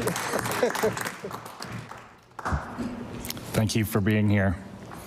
I recognize the honourable member for Timberley Prospect. Thank you, Mr. Chair, Mr. Speaker. It's good to get up to speak to Resolution 21, and appreciate my colleagues' efforts to bring this forward to the House, and certainly will support if we are able to vote on this. I would be in support for sure. There's some great ideas that we see in certainly other provinces, which is always an easy place to look at in terms of making contraception and PrEP free, and I think additional screening available for those that have dense breasts, and making HPV screening more accessible with an at-home testing approach. All of these are evidence-based approaches that, should the government go in this direction, I think would certainly be a positive one and would add to some of the government's efforts, because there have been some particularly positive ones in this regard with the clinic for endometriosis and the chronic pelvic pain clinic. These are positive things that are happening already, and in fact, I do appreciate that the government continues to operate the Office of Equity and Anti-Racism, and one of the reasons why I created that office was to engage in these very types of initiatives, certainly for marginalized populations, but everything that involves equity. So certainly that does involve women, and I think that there is a number of things that we can do to improve our healthcare system with that more equitable lens for women and gender diverse individuals. So our caucus has advocated for a number of these things as well. Prior to the election, our MLA for Clayton Park at the time, Rafa Di Costanzo, did have a big gathering here with many women advocating for more screening for dense breasts. So that was guided by many survivors, and that's something that I think that we should continue to consider. And also we've advocated alongside many activists, like, of course, everybody knows Maggie Archibald. She continues to advocate for those voices with endometriosis, so certainly want to support women like Maggie in their fight to make sure that there's more awareness around that. And gynecology care, my understanding is the wait time is the longest in the country. So with patients have to wait 30 to 36 months to be seen, obviously that is a challenge and actually forces some patients to go out of province for care and often out of pocket. So we're all hearing of these stories coming in through our office from women and gender diverse individuals that are experiencing these barriers when they're trying to access our healthcare system. And the outcome of that is potential misdiagnoses and not giving the appropriate treatment for what they're struggling with. Some of these can be the extended times, but also some of this is exacerbated by not having access to consistent primary care, of course. And I think we still get a number of emails, given that there are more people that don't have access to primary care than there was in 2021 when this government took power. So there are a lot of positive things happening, but there's still more work to do. And I will take the opportunity to mention that we should have more access to addiction treatment for women in our province, given that the only addiction treatment center in our whole province is in Timberley Prospect. Proud of the work they do. My mother used to work there before she retired for a number of years. The Marguerite Centre, of course. There are a number of beds there for women and gender diverse people to go through treatment, but there is more availability for that kind of treatment for men. And that is another gap that I see, and it's obviously very related to healthcare when we're talking about addictions for people. So I like the resolution. I'll be supporting it and look forward to the vote. Thank you, Mr. Chair.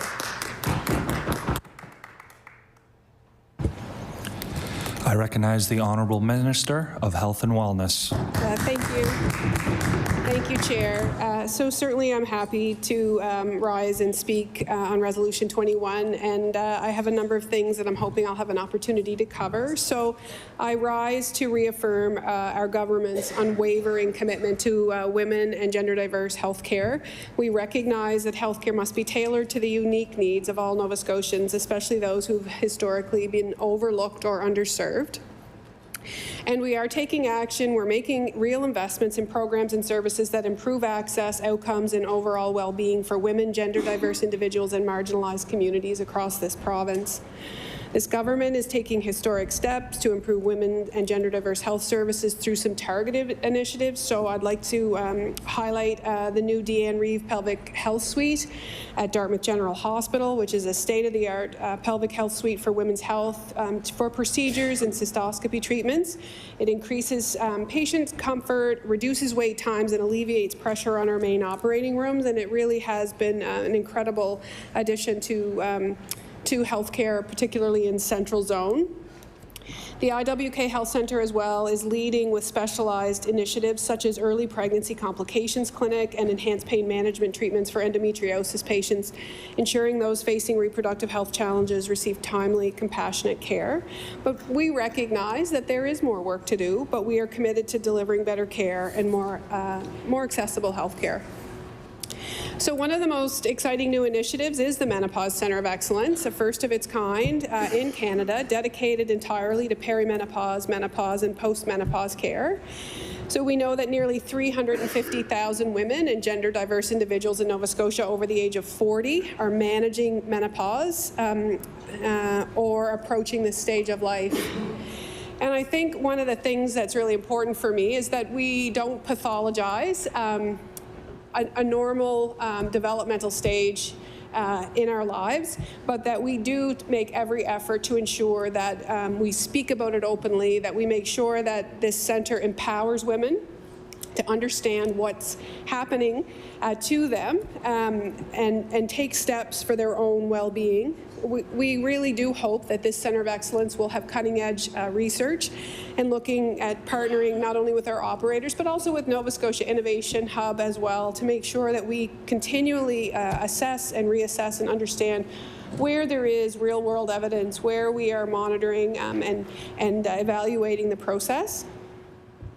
and also following best practice clinical guidelines. But I think it's also important that we consider with this Menopause Centre of Excellence that we are for all women and gender diverse people with uteruses and ovaries across this province, making sure that they have access to the information they need. So we want to make sure that people in Ingonish and people in Shelburne have the same access to the information and care if required as the people who are living in Halifax Regional Municipality. So it really is important that we have decentralized care to make sure that all women and people going through menopause have access to the care that they need. So we know that for too long, concerns and symptoms have been dismissed or underserved by the healthcare system. And this new centre will be a dedicated space for specialized care, offering treatments and tailored to day-to-day regular, if there's such a thing, regular menopause symptoms, but also to individuals who are having a more complex journey through this period of their life. So the development is already underway. We're certainly working with experts in the field. There is an initial $2.5 million investment allocated in the primary care budget this year. And so we're working with the Menopause Society of Nova Scotia to ensure the centre meets the needs of those it serves. So we're looking forward to having a more formal announcement in the coming months. In regards to breast screening and cancer prevention, we know that early detection saves lives, and I want to acknowledge the Nova Scotia Breast Screening Program. They do incredible work. Nova Scotia is one of only 2 provinces in Canada with a high-risk breast cancer screening program, ensuring those at greatest risk receive timely screenings. We're also one of only 2 provinces or territories that incorporate the 5 best practices. So those are self-referral starting at age 40, annual screening for ages 40 to 49, breast density categories are included in your results letter after your mammogram, automated annual recall for category D density, and self-referrals allowed after age 74. And I want to highlight, I know that there is a lot of discussion about what is best practice, and I want to acknowledge that when you have a diagnosis of dense breast, it does create fear and anxiety, but I also want to acknowledge that we have an incredibly good program here in Nova Scotia. And what we really need to work towards, in addition to those who regularly get screened, is having conversations with the people in our life about making sure that they look at having those routine screenings. And I actually think there's an opportunity for the app to come into play and really give us push notifications and remind us. Certainly a lot of time can slide by without really recognizing when you've gone for your last mammogram appointment or perhaps a PAP, etc. So, it's really important that we continue to have conversations with individuals in our life, make sure that they are availing themselves of the screening that is available. So, as I said, I recognize that there's fear and anxiety that come with dense breast diagnosis, and we are committed to ensuring that women and gender diverse individuals have access to breast screening and treatment.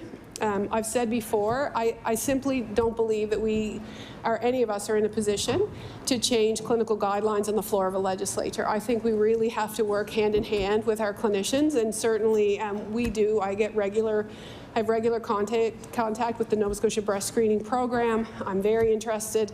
When I meet with them, I ask, are we holding something back? Is there something that you need? And I feel that the information and the conversation can flow very easily between the clinicians and the experts that we have in the province and the Department of Health and Wellness. So, I want to acknowledge that those conversations are ongoing, but I also think that I think it's important that we celebrate this program for the things that it's accomplished. So the Nova Scotia breast cancer detection rate meets or exceeds national targets for all age groups, and I want to thank the clinicians who are doing this work on the front line. That is a testament to the work that they do every day. Nova Scotia exceeds the national target of less than 70% of breast cancers that have not spread beyond the breast at the time of screening diagnosis. And we are at 78% of those screened in ages 40 to 74, and we've consistently exceeded the target over the years. And so that's certainly not a government accolade. That really is a testament to the individuals who are at the front line and doing the work on a day-to-day basis. I want to acknowledge that pelvic health conditions continue for some individuals to be debilitating, and it's a very deeply personal health issue, yet many people will suffer in silence. And I actually feel the dialogue that's happened around endometriosis in the last number of years has really had a significant impact. So in 2021, the IWK Women's Ambulatory Program launched 2 specialty clinics. So the endometriosis and chronic pelvic pain clinic is now underway, and the Maritime Center for Pelvic Floor Health as well was established. So patients receive specialized pain management, education, and multidisciplinary care from gynecologists, physios, nurse practitioners, anesthetists, and social workers. And so we recognize that there are a number of individuals looking to seek care. And so we're understanding who is on the wait list, the referral pathways. Is there opportunities for these very specialized physicians, subspecialty physicians, to support regional gynecology folks in communities across the province to support people getting early access to care. So, access to care can be life-changing, and we are, really looking at a hub and spoke model, and I meet with particularly IWK every couple of months. And this is always at top of our agenda: what's happening in the clinic, how are things going, where are the resources? And we know that the further you get into a subspecialty of medicine, it is a bit more difficult to recruit because those seats are not as available as perhaps, a more generalized pathway. So that work will continue. We recognize that many women and gender diverse individuals lack access to primary care provider, and that's why Well Woman clinics exist to fill the gap. These primary care clinics are available across the province for women and people assigned female birth who do not have a family physician, and I want to acknowledge the Antigonish Women's Resource Centre and Lindsay's Health Centre in my own community for the work that they do. So there is access to Pap tests, birth control counseling, mammogram information, and more. And there are over 25 clinics available to explore ways to expand hours and services as we continue to meet demand. I just want to touch briefly on maternal and infant health. So I just ask members to indulge me in this incredible program. I didn't have a chance to talk about it in estimates, but it has to be I want to get a plug in for Nurse Family Partnership, which is an incredible program where we work with moms and families from the prenatal period to age 2, and it has an incredible impact on the lives of families in our province. And I really believe that our investment in 0 to 5-year-olds and their families is one of the most incredible investments we can make as a province, and I'm really proud of this program. So the outcomes are 48% reduction in child abuse and neglect, 56% reduction in ER visits for accidents and poisonings, 50% reduction in language delays for children at age 21 months, 67% less behavioral and intellectual problems at age 6, 32% reduction in subsequent pregnancies, 82% increase in months employed for the family, the parents, 61% fewer arrests of a high-risk parent, 59% reduction in child arrests at age 15. And so I know it's an amazing program. It's amazing. Delivered by public health, and I think that the magic in it is that they're accompanied by a registered nurse, moms in particular, but sometimes family units as well. And every single person in this world wants to be a good mom. And I really believe that through this program, people are able to identify goals and find ways to be the best mom they can be. There's more that I want to talk about, but I do want to briefly just mention about the Fair Care project, which is race-based data collection, which was started under the former Liberal government and certainly has carried on. The Fair Care project is helping us identify individuals from underserved communities to better support their health. And certainly very happy. So race-based and linguistic identity data collection and allowing us to understand who requires health care and what the barriers are. I do want to take a moment. I'm a bit all over the place here, and I hope I have a chance. Maybe my colleagues can finish if not. But I do want to take a moment before my time is up to acknowledge the brotherhood and the sisterhood. And what's really important is that I'd like to take a moment to acknowledge the incredible work of Dwayne Winter, whose dedication to health equity in Nova Scotia will have a lasting impact. Dwayne died suddenly on May 5th, 2024. He was a passionate advocate for African Nova Scotian health and wellness.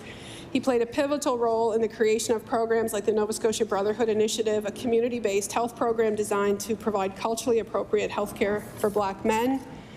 Through his leadership, programs like the Sisterhood Initiative, and certainly Hawk is obviously an imperative partner in this program, but programs like the Sisterhood Initiative and broader efforts to remove barriers to care, and he helped reshape how we approach equity, accessibility, and culturally competent healthcare. He has mentored many people and has had a lasting impact, and I am forever grateful for the mentorship that he offered me in the brief time that I was able to know him. And again, I want to briefly touch on gender-affirming care, and I want to take note that we have worked really hard to improve access to gender-affirming care through the province.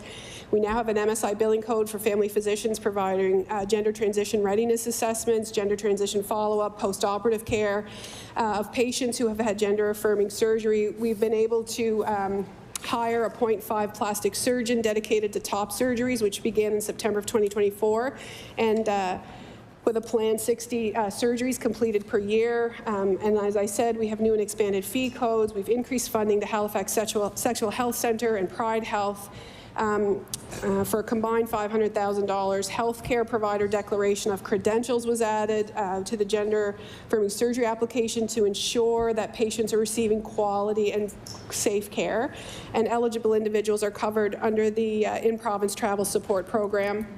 And so we do continue to support people accessing gender-affirming care. And I'm very proud of the work that's happened in the department to ensure, we know there's more to do, but we continue to try and find ways to incrementally increase while we also deliver services across the province to all Nova Scotians. So very grateful for the work that's happened. I do appreciate there's more to do, and I actually wish I had more time, which is unusual. I don't normally, to be able to talk about some of the initiatives that are underway. So, I look forward to further comments from my colleagues, and I'm grateful for the opportunity to celebrate the work, not of government, but of the people who care deeply in Nova Scotia, who are providing care to Nova Scotians. Order. I recognize the honourable member for Cumberland North. Thank you, Madam Speaker. And I want to stand today and speak in support of Resolution 21. And this resolution highlights the persistent gender gaps in Nova Scotia's healthcare system. I want to thank the Minister of Health for her comments and sharing with us some of the progress that the department has made, and we appreciate those. However, there are still long-standing and deeply rooted gaps here in our healthcare system in Nova Scotia, real barriers that prevent women and gender-diverse individuals from receiving timely and appropriate care. The consequences of these inequities are profound. They affect health outcomes, they affect quality of life, and ultimately the dignity of individuals who deserve better from our healthcare system. As a woman, I stand unequivocally with others in support of removing the persistent gender gaps in our healthcare system. Madam Speaker, I cannot speak to this resolution without talking about our friend and former MLA colleague, Rafa DiConstanzo.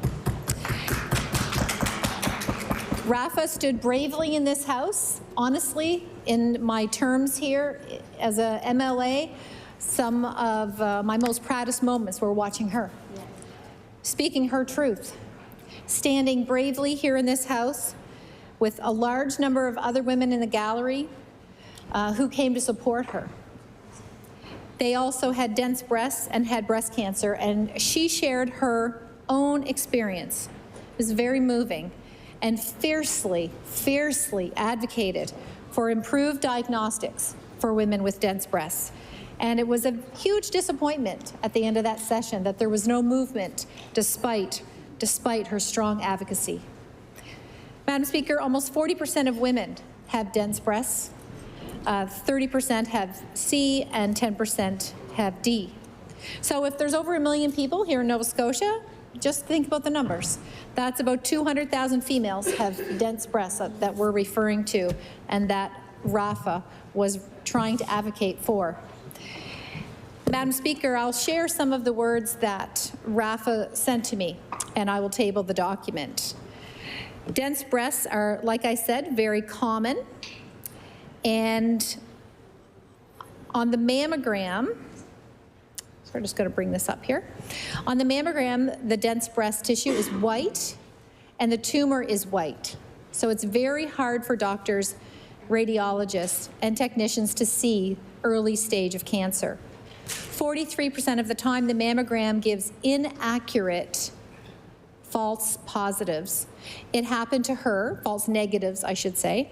It happened to Rafa, and she followed the Nova Scotia policy that's still in place, and she had her regular mammograms for 10 years, aged 50 to 60. In 2022, Rafa had a small lump, and she had a 3D mammogram plus ultrasound at the IWK, and again received a negative. Again, it was missed. This is important. We know that there are studies. Dense breast increases your chance of developing breast cancer. We know that. And Madam Speaker, I just want to pause for a moment and thank the current Minister of Long-Term Care and Seniors, because I remember being in caucus with her when she advocated for changes, and she fiercely advocated for changes at that time for breast tests, for dense breasts rather, to be acknowledged on mammogram reports. And I know we have an ally on this topic in that caucus. 43% of the time, the mammogram alone will miss early stage cancer of women with dense breasts. The cost of treatment in late stage cancer is so much higher, not to mention the quality of life. And so many women have to stop working and face financial hardship. Approximately stage 2 Rafa's cancer treatments, mastectomy and chemo, cost our province over $200,000. Stage 3, approximately $300,000, and $400,000 to $500,000 for stage 4. Imagine how many abbreviated MRIs we could afford with that money, Madam Speaker. We need to save lives, and the quality of lives of Nova Scotia women matter. We have no access to abbreviated MRIs in Nova Scotia, and in fact, the nearest private clinic is in Moncton at a cost of $1,000. Madam Speaker, in British Columbia, their healthcare system provides women with dense breasts extra screening with contrast-enhanced mammography and finds 4 times as many cancers as here in Nova Scotia with our current policy. In Ontario, they offer abbreviated MRIs to women with dense breasts, which also finds 4 times more cancers than mammography alone. And I'll table this document. And you know, when I speak, I'm not just speaking to the women here in the room, Madam Speaker, I'm speaking to the men. The men can think about their wives or their partners or their mothers or their sisters or their daughters. Would they not want the MRI, abbreviated the MRIs, which we know will have better diagnostic, accurate results? So I share that information on behalf of our friend and former MLA, Rafa. I'll also share some information here from this document from Nova Scotia Breast Screening Advocates, Madam Speaker. Just a little bit more education so everyone has a good understanding of what this is. Women with dense breasts face a severe disadvantage if mammograms are their only option for breast screening. They deserve equal access to early detection methods, just like women with non-dense breasts, to reduce mortality rates, meaning deaths, and provide less aggressive treatment options. Breast density is assigned based on the appearance of breast tissue on a mammogram. Software categorizes breast density as a standardized system called Breast Imaging, Reporting, and Data System, which divides breast density into 4 categories, A, B, C, or D. By offering supplemental screening to women with dense breasts, many more cancers could be detected early, potentially saving lives. Dense breast tissue not only makes it harder to detect cancer through mammograms, but also increases the risk of developing breast cancer. As a result, women with dense breasts are often diagnosed with larger, more aggressive cancers at a later stage, leading to a poor prognosis. The benefits of supplementary screening for women with dense breasts. Supplementary screening may detect a small cancer in an early stage, hopefully before it spreads to the lymph nodes. And in women with dense breasts, studies show that for every 1,000 women screened, ultrasound finds another 2 to 3 cancers, and that is available here in Nova Scotia right now. But an MRI finds an additional 12 to 16 cancers that were not seen on mammograms or ultrasound. So it's very significant, and I'll table that document as well. So I did want to bring this information up, Madam Speaker, on this resolution talking about gender and reducing the gaps in our healthcare system. And this is a very, very important issue. Breast cancer, I believe, is the leading cancer for women in Nova Scotia next to lung cancer. I could be corrected on that, but I believe that is the case. And it's a very important issue to the women and families here in Nova Scotia. Like I mentioned earlier, we must acknowledge, and I acknowledged what the minister had shared, that strides have been made here in the province advancing gender equity in healthcare, such as the menopausal clinic that she mentioned. But the reality remains that systemic policies and structural deficiencies continue to disproportionately disadvantage women and gender diverse individuals. And this is especially evident in areas such as reproductive health, cancer screening, and access to specialized care. We cannot afford to ignore the evidence before us, evidence that calls for immediate action and meaningful reform. And as we talk about evidence, I will table another document, and it's a document that refers to, I'll probably table this again in another bill, but it talks about the correlation between smoking and tobacco with breast cancer. And I will table that document as well, just to reinforce the importance of that. We all know that prevention and early screening cost less money than treatment. We cannot afford to ignore the evidence before us, Madam Speaker, evidence that calls for immediate action and meaningful reform. We know that clear and achievable solutions exist. They are here. We just talked about one of them with the example of dense breasts and using MRIs. But another example, Madam Speaker, is making contraception free. It's not just a matter of convenience, it's a matter of equity, health equity, economic justice, and reproductive freedom.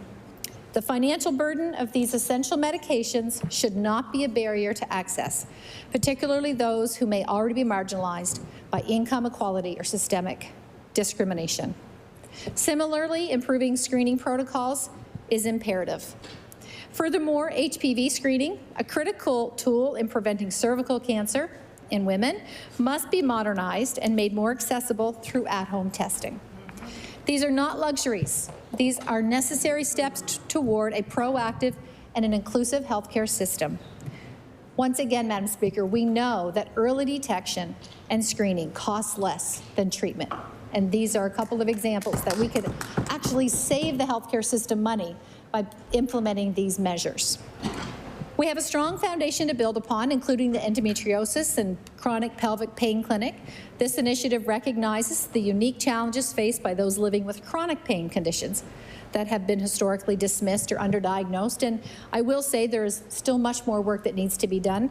I think all of us in this room know that. And just recently, I had a young woman, well, she wasn't that young, but she had to see 8 to 9 providers before her endometriosis diagnosis was made. And she waited way too long, way too many years to get that done, Madam Speaker. So one clinic alone does not address the broader disparities. We need a network of specialized services across the province to ensure that every individual has access to expert care, regardless of their postal code. This resolution is not just about improving health care, it's about justice, it's about dignity, and it's about fairness for women and gender diverse people in this province. It's about ensuring that our healthcare system recognizes and responds to the distinct needs of women and gender diverse individuals. The solutions are clear, the need is urgent, and the time for action is now. I urge my colleagues to support this resolution. And in my last couple of moments, I'll mention another area that could be improved upon, and that is maternal care and postnatal care in this province. I remember being appalled a few years ago when the Liberal government, sorry my Liberal friends, but the Liberal government removed prenatal classes for women in this province and for families. and they've never been reinstalled. There are some prenatal classes available throughout the province that are funded, but there's no consistent prenatal health program or postnatal health program. There are too many women postnatally that are struggling with postpartum depression. In fact, up to 25% of women will struggle with postpartum depression. There is no access to mental health care for those women that are postpartum right now in this province. In fact, I have someone that has been told just recently she will have to wait about 9 months to get access to a therapist. And she's actively struggling right now with postpartum depression. There's no need of that, Madam Speaker. So there are definite improvements that need to be made for women in this province struggling with mental health disorders, specifically related to maternal health and postnatal. So I do urge my colleagues to support this resolution and commit to the necessary policy changes that will move us toward a truly equitable healthcare system here in Nova Scotia. Together we must dismantle the barriers, close the gaps, and build a future where everyone receives the care that they need and deserve. Thank you, Madam Speaker. I recognize the honourable member for Halifax Needham. Thank you, Madam Speaker. I am truly excited to have this opportunity today to discuss this resolution and the issues surrounding women's health in our province. There are many systems and policies in place that contribute to gender gaps in Nova Scotia's healthcare system and that reduce women's and gender diverse individuals' access to timely and appropriate care. We heard from a number of folks today about those particular gaps and the lack of access. And so this is also additionally true for African Nova Scotian women and other racialized women. What I'm going to say today is an opportunity. This is an opportunity for folks to learn about how government can produce better legislation by using facts and data and listening to the experts who in this field have this information on hand for us to use whenever we need to use it through a lens for our legislation. 15% of Black women in Canada reported fair or poor health, which is significantly higher than other segments of the population. Likewise, when asked to self-assess their mental health, respondents from the African Nova Scotian community rated their mental health lower than the provincial average. Research shows that Black women are more likely to develop aggressive forms of cancer at an earlier age and to die as a result. Shocking. Unbelievable. Other studies have clearly shown that Black women in the province are less likely to be screened for cancer. Nova Scotian communities with a greater than 10% Black population were more likely than communities with smaller Black populations to have women under-screened for cervical cancer. These are huge problems, and they are extremely shocking to know that this is in Nova Scotia. We need to be doing better and do a better job at tackling these issues. Luckily, there are some clear solutions to many of the gender gaps that we face, such as making additional screening available for those with dense breasts, which was talked about earlier, and making HPV screening more accessible through an at-home testing approach. What is wrong with that? We get COVID testing all the time at home so that we know whether we're sick or not. What is the difference with having an at-home screening test for HPV, which could save your life?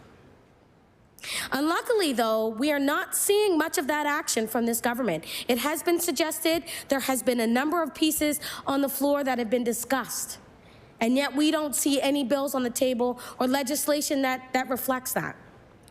When the minister claims that this government is following best practice when it comes to breast cancer screening, but women with dense breasts know that is not the case. And we heard that about our colleague, Rafa, who gave us the rundown of what happened and explained the situation as an MLA still going through that experience. Research clearly shows that breast ultrasounds can better detect cancer in dense breasts. And I am not a doctor, but the facts and the evidence show that. Why aren't we listening? Yet this government continues to deny women that access to this procedure, and it's been talked about. Last year, British Columbia became the first province to establish a self-screening program to improve testing for cervical cancer. Through the program, screening kits They can be ordered online or by phone and are delivered and returned by mail. This will significantly increase women's access to this essential cancer screening.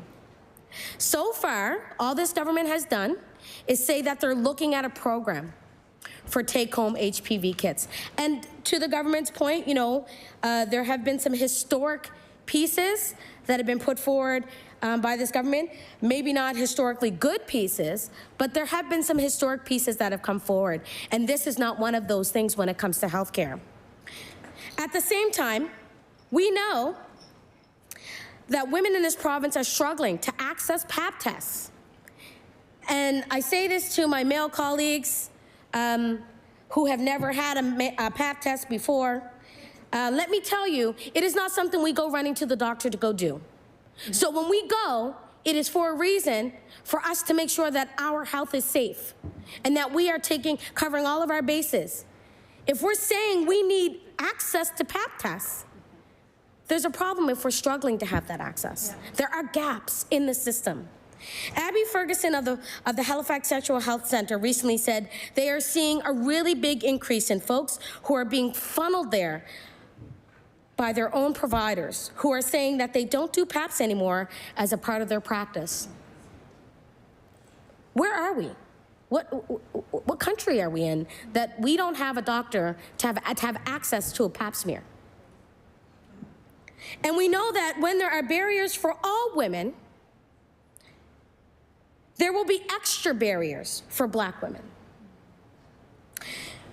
But there are some solutions in place that we can build upon to ensure that Black women receive the care that they need. And it was spoken about earlier about the sisterhood. There are important organizations like the Nova Scotia Sisterhood who we need to ensure has a continued support that they need to provide the care. And we talk about this every year when the budget comes up.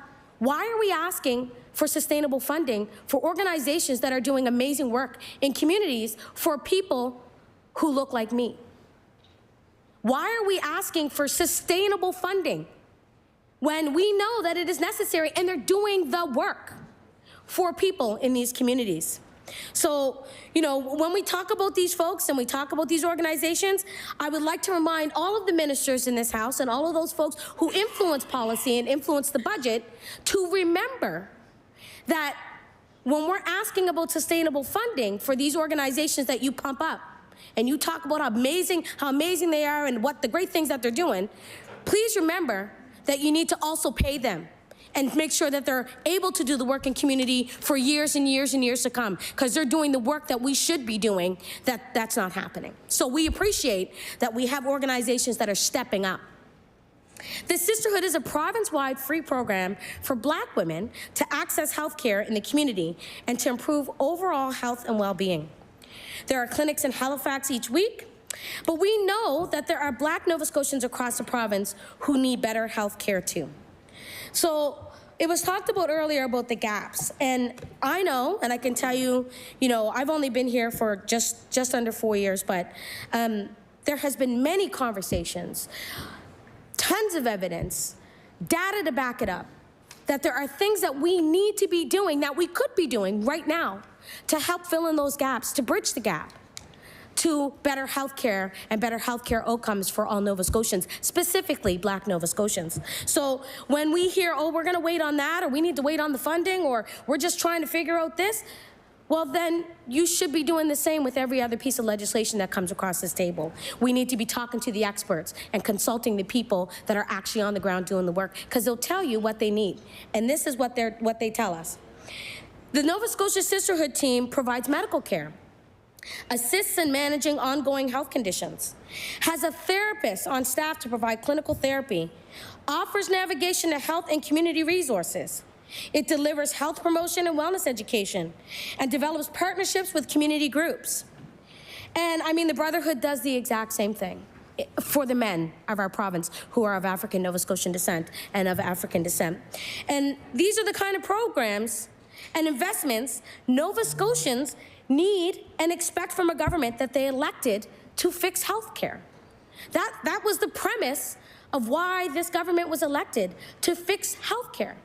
And yet, we have solutions to the gaps, solutions to how to make things better for Nova Scotians, and we don't see any of those solutions here at the table, or we hear excuses about why they cannot take the funding or give the funding, which is really very frustrating when you think about a service provider who is working very hard in community to do this work for African Nova Scotian folks.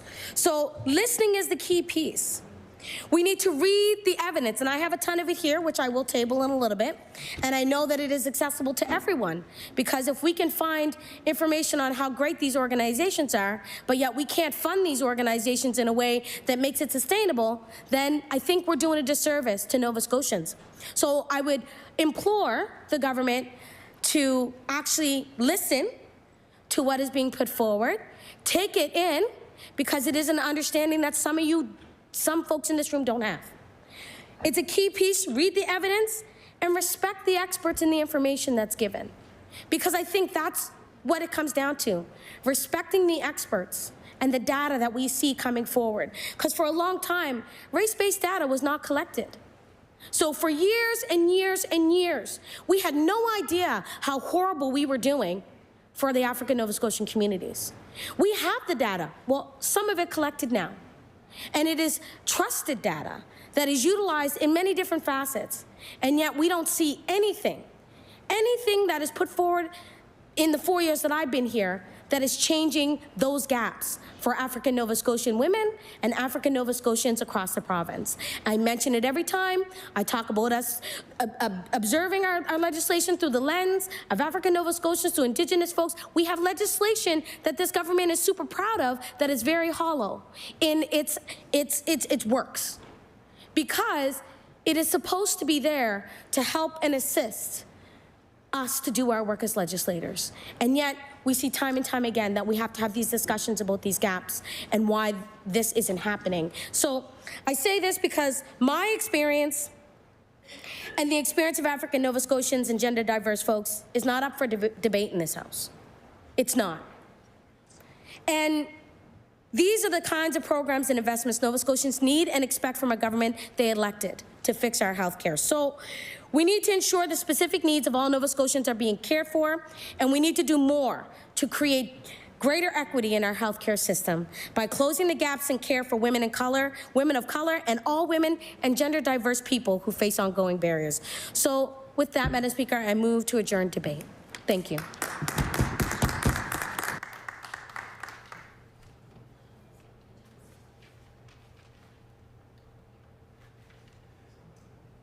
The motion is to adjourn debate on Resolution 21. Would all those in favor of the motion please say aye? Contrary-minded, nay. The motion is carried. I recognize the honourable member for Cape Breton Centre, Whitney Peer. Speaker, would you please call the order of business, private members, public bills for second reading? Order of business, private bills for second reading. I recognize the honourable member for Cape Breton Centre, Whitney Peer. Speaker, would you please call Bill 87, Right to Primary Care Act? Bill 87, the Right to Primary Care Act. I recognize the honourable member for Halifax, Armdale. Thank you, Madam Speaker. I move that Bill 57, Right to Primary Care Act, be now read a second time, and with your permission, I'd like to speak to that bill. Okay, go ahead. This is a bill that I'm going to win everybody over with. So I'd ask just for 10 minutes if everybody could put their phones down for 10 minutes and listen up, because this is going to be a win-win bill. So this is the right to primary care. And you're probably saying, why is he doing that? We do primary care all the time. We have a plan. We're into doing it. And I'm, much to my colleagues think, I drew up my speaker's notes because I think this is going to be a win-win legislation. In that primary care is many different things. I want to speak very briefly to what I think is the ideal primary care, and we could easily work towards in Nova Scotia. I think the ideal primary care is just up the street of the North End Community Health Centre. They've been around here since 1971. They were a group of community in that community, Central Gauguin, that got transplaced there. There was no access to providers. There was, so a group of community got together, got funding to hire one doctor. 50-some years now later, I think it's 67 staff. There's 4 doctors, there's nurse practitioners, there's a pharmacist, there's mental health workers, there's outreach, home care, there's foot nurses, there's nutritionists, 2 or 3 social workers. And what's the difference between that and collaborative care centers? It's a big difference. It has a huge impact. It's not managed by someone in the Department of Health. The goals, the strategic plan are set by the community.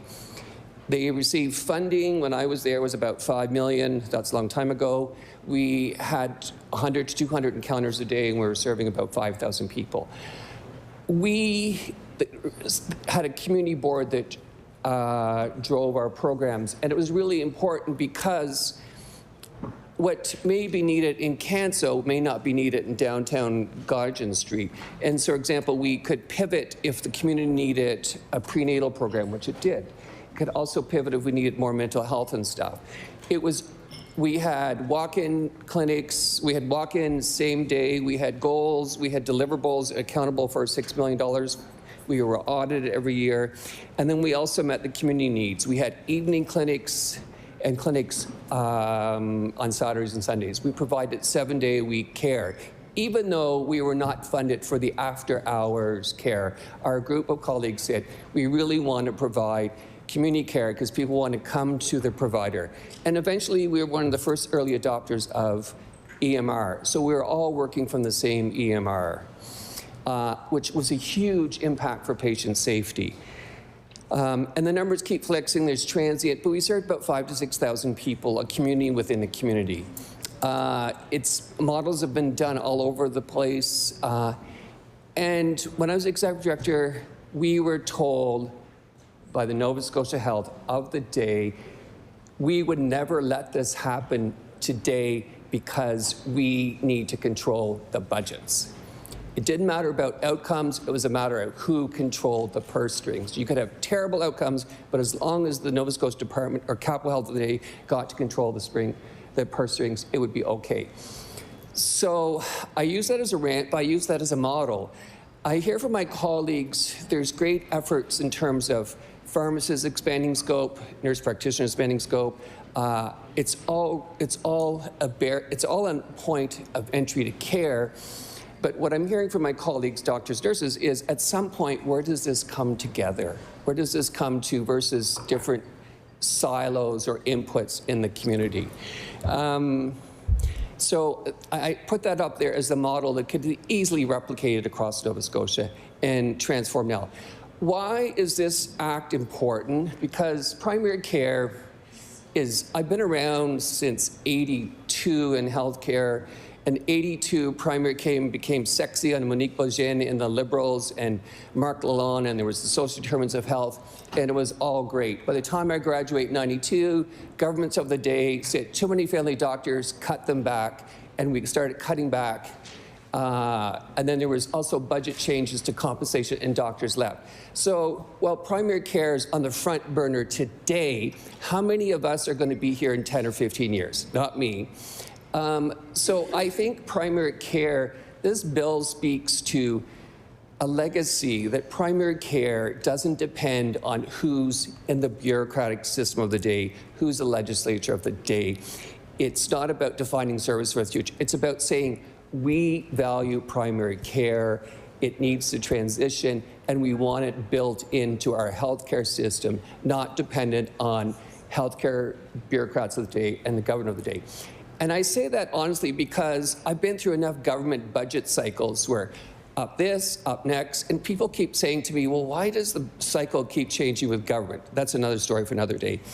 This act ensures that Nova Scotians have the same right to primary care of the day as they do to education and safe water.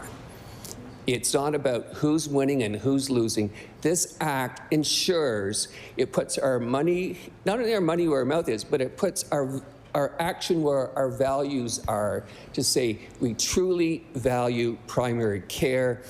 We want it instilled in our community, in our legislature, in our culture, that it can't be here today, gone tomorrow. I use the analogy that sometimes as a family doctor, over the last couple of years, I've felt like a plumber. Really valuable when the pipe's frozen, but in between times, thanks for coming out. I've also seen funding wax and wane and wax, and we're in a period now because we're a shortage, the funding is increased. But again, I resort back to 1992. Governments of the day were saying doctors are too expensive, we have too many family doctors, so cut enrollment to medical schools, cut the fees or freeze the fees. Doesn't that sound crazy? But that was the evidence and the gurus of the day saying it, and governments took it hook, line, and sinker. And then 10 years later said, oh my God, we're in a bit of a mess here. Now we have to do catch up. And over that time, doubled the enrollment to medical schools, yet family practice became undesirable, and here we are in 2025. So primary care is much more than family doctors. It's a team approach. You know, you could say it's novel, but again, in 1971, the North End Community Center was doing primary care and doing it well, despite not having a lot of support of the bureaucrats of the day because of funding models. So this is what I'm suggesting, a model, a legislature, a bill that will outlive us. It'll be a legacy bill that will ensure primary care is instilled in Nova Scotia, regardless of who sits in this legislature, regardless of who sits in the bureaucratic positions.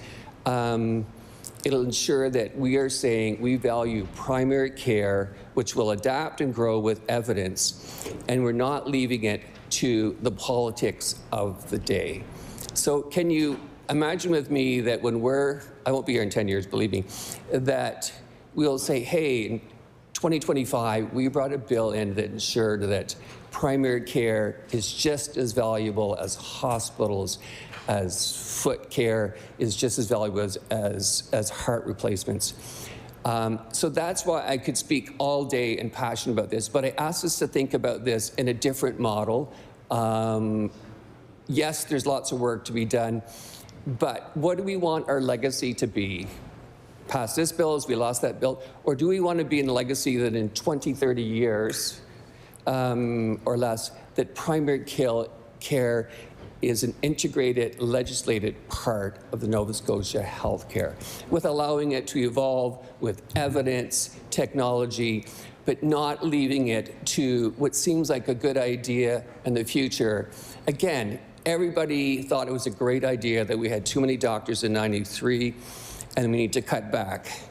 And it was widely adopted across the country. But in hindsight, doesn't that seem ridiculous?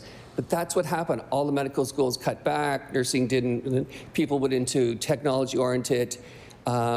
So I asked for people's consideration to actually think about the right to primary care as creating a legacy in our legislature, but also in our community, that also in our province, that primary care of the future, regardless of what it looks like, is not up for negotiation by the so-called experts of the day or the political party of the day, that we are leaving here saying everyone in Nova Scotia will have access to primary care based on good science, best practices, and not on the opinions of the day that will come and go despite the need of patients' needs. So that's why I speak quite passionately about this. I think it could be a win-win legislation that we could be proud of, and also a legacy legislation. So as we go further, I ask for people to think about it in that lens and ask how you might feel about ensuring that primary care is here for our children, grandchildren, friends, neighbors, and community, because Nova Scotia is going to change, but we'll always need primary care. So I ask for your consideration on this bill on that. I recognize the honourable member for Sydney, member 2. Yeah, thank you, Madam Speaker. Happy to get up and say a few words on this bill. Talk in support of it. You know, really kind of make some points around access to primary care, which we all strive for. You know, you heard the slogans over the years. You know, doctor for every Nova Scotian, and That was a goal that, governments strived for. Ideally the wait list would be 0. When we were in government, the wait list was probably around 50,000 when we went into the election in 2021. And as we've seen, the list has grown and apparently shrunk, but it reached as high as 160,000. Now the government is indicating that that is now below 100,000 for the first time in years. They like to celebrate that, which I've always said in talking in the public is that if people are getting a doctor, that's great. If people are getting attached and they're coming off the list and they have their own doctor, a doctor for their family, that is a very good thing. We celebrate that, absolutely. The challenge for us becomes when we're having a conversation around this bill for the right to primary care. That's something that governments will come and they'll talk about whether it's access to a doctor or the pharmacy clinics or the the health centers that are involved, the collaborative care. We talked about it too when it comes to your doctors and your nurse practitioners and that holistic approach to health care. The NDP supports that concept too as well. They talked about collaborative centers in their time in government. So like every government has taken a shot at this thing. But what this government has decided to do is remove data. And that's really the issue for me. My colleague's absolutely right in his bill when he's talking about the right to primary care. People also have the right to data when their tax dollars are being spent to support healthcare in the province. And I always go back to, having some history in this place, is that data that the government has now removed was the anchor and really the foundation of what they ran on to become the government. If you go back and listen to the speeches of the day from the Premier about the crisis when the list was below 70,000 people, it was a list. That was the message. It was the whole foundation of who they were when they were in opposition. The doctor wait list is growing. People need to have access to their own family doctor. They never talked about pharmacies. They never talked about collaborative care clinics. They never talked about the holistic approach to healthcare.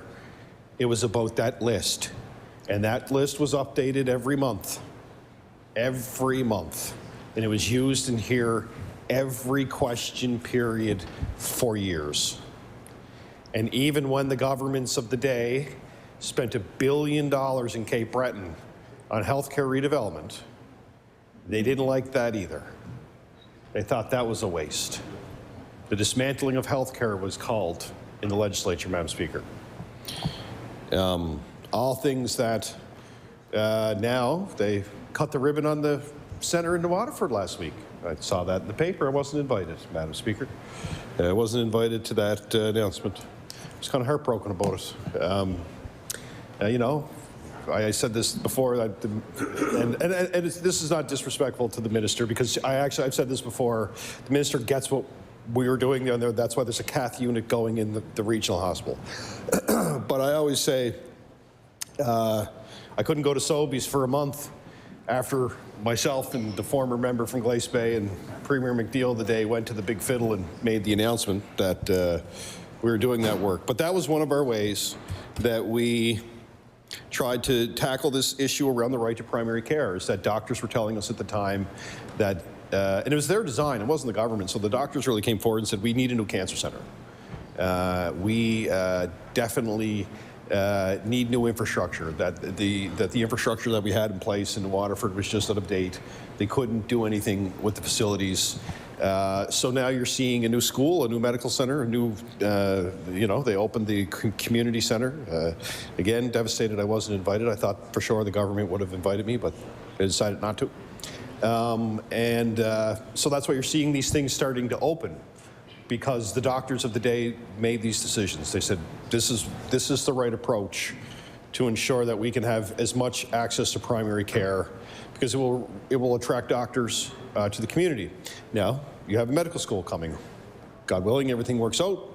That will also help in the cause. But I just want to go back to the fact that, like, you know, we're seeing this theme around the healthcare stuff where it's, hey, the government's going to get up and they're going to celebrate their record, and the wait list is now 95. Is it really 95? That's my question, because I can't access the data. And I hope it is. You know what I mean? Like, again, I said this, like, media asks me this question about the government and their role around the doctor wait list and this, that, and I say, if people are getting attached to a doctor, that's fantastic. That's what we all want, regardless of the debates in here. You want people and you want their families to have access to a doctor themselves. The same argument I'm making right now, and when I say this, is the same argument the Conservatives made when they were in opposition. Alfie MacLeod gave some great speeches in here during question period about needing a doctor not tomorrow but today, right? And that's how the government became the government. It was all day long, and I can tell you, some of the questions fired at health ministers back then, this PG in here, there were some names called the health ministers over the years that I would never, out of respect for any minister that's in that seat or holds that role, I would never ask those type of questions. But they came from the government. Came from the government when they were in opposition. It was brutal at times. It was very personal at times. And as I said, you know, you talk about this bill, you talk about access to primary care. You know, the NDP, I said, they were big on collaborative centers. We had the message, our goal was to try to get a doctor for every Nova Scotian. You know, I'm sure this government has the same thing. They don't use the same slogan. They use everything faster. You know, whether it's this bill, an act to give Nova Scotians the right to primary care faster, that's a good one. That's ultimately what they say. But when you're looking at Nova Scotians having a right to primary care, they have a right to their information. It's not the government's information that they're peeling away, Madam Speaker. It is Nova Scotians' information and their right to access that information, because it is their tax dollars that are paying to support our health system here in the province. And now they can't access it. And now opposition parties can't access it. You know, we don't get a true understanding of what that 95,000 means. If it's 95, I may be using the wrong number right now. I don't have the most updated in front of me, but like, I just wish, you know, people that are new in here could go back, and some have over the years, go back and look at those question periods around the healthcare debate, and how often there were press conferences downstairs or questions asked here or conferences at hospitals with the current premier screaming to the rooftops with data saying we're in a crisis when the list was at 60,000 people. And listen, everybody strives for the list to be zero. And there was times back then in Cape Breton where the attachment was 99.9%. And they were still screaming with the data that there was not enough doctors. And, you know, we all strive for everyone to have access to a doctor, but I think it's important to recognize, like, we're having this debate in this bill, but there's some big moves afoot from the government removing data, you know, old reports. You know what I mean? Economic reports, can't find them anymore, right? Doctor wait list reports, can't find them anymore. You know, they used to be tracked for years. You used to be able to click and you could go month after month after month after month after month per region.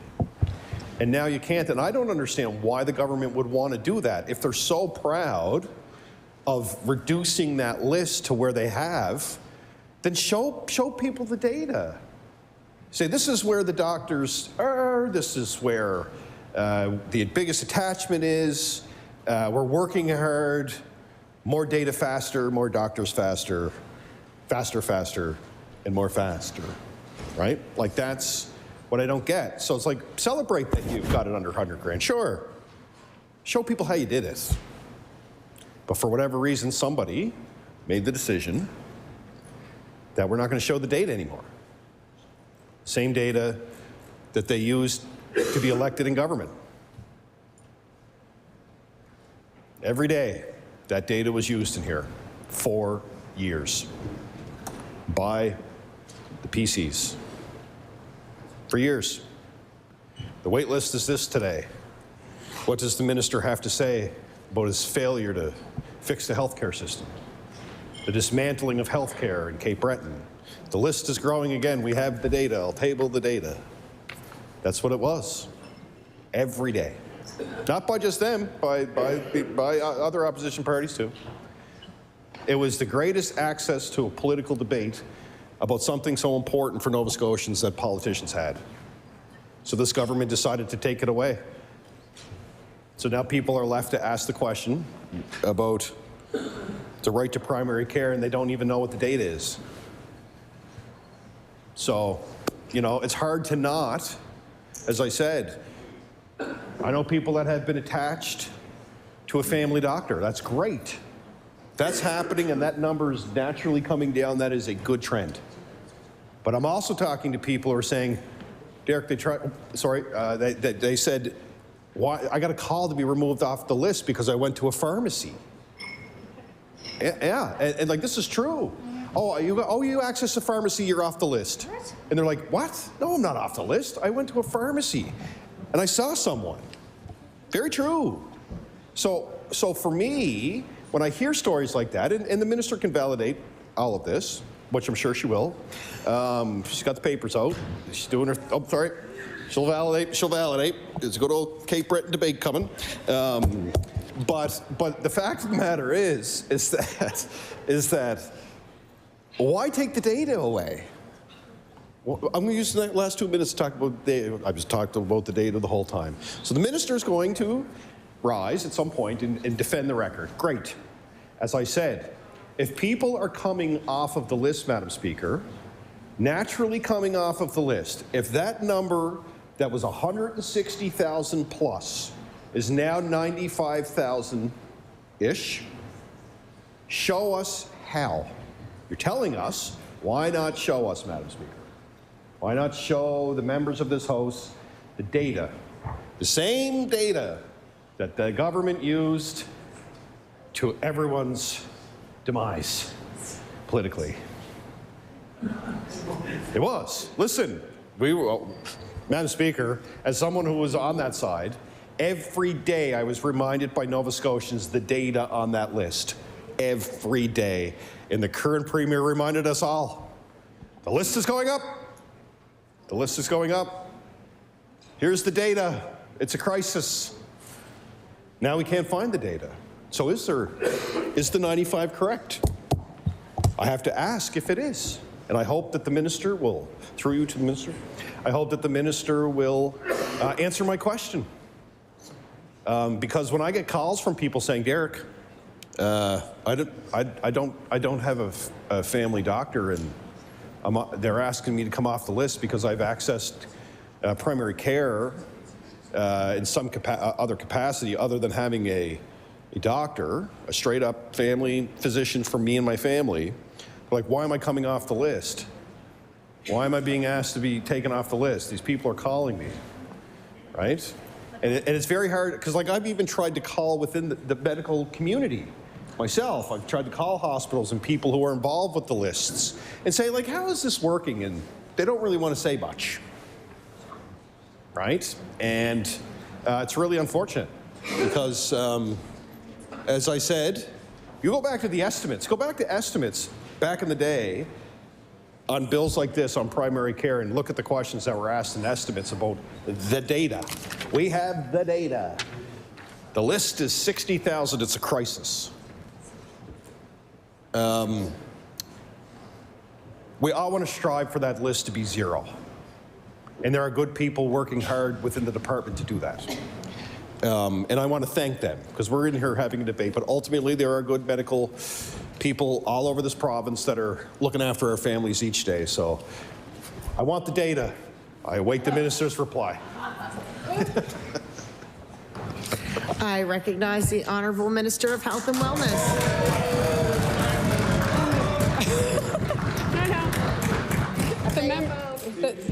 The member opposite will be so happy to know that I recently downloaded a meditation app. So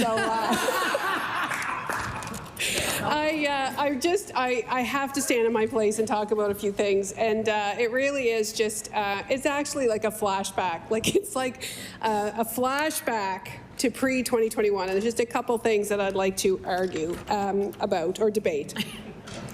So first of all, the first thing I want to say is the reason we became government was because nobody was talking about health care in 2021 except for our current premier. And I know that. And I do want to give Gary Burrell a shout out, because for those years that I was in long-term care, Gary was an incredible advocate for long-term care. He visited my facility. He talked to me about what the issues were. Like, he really worked hard.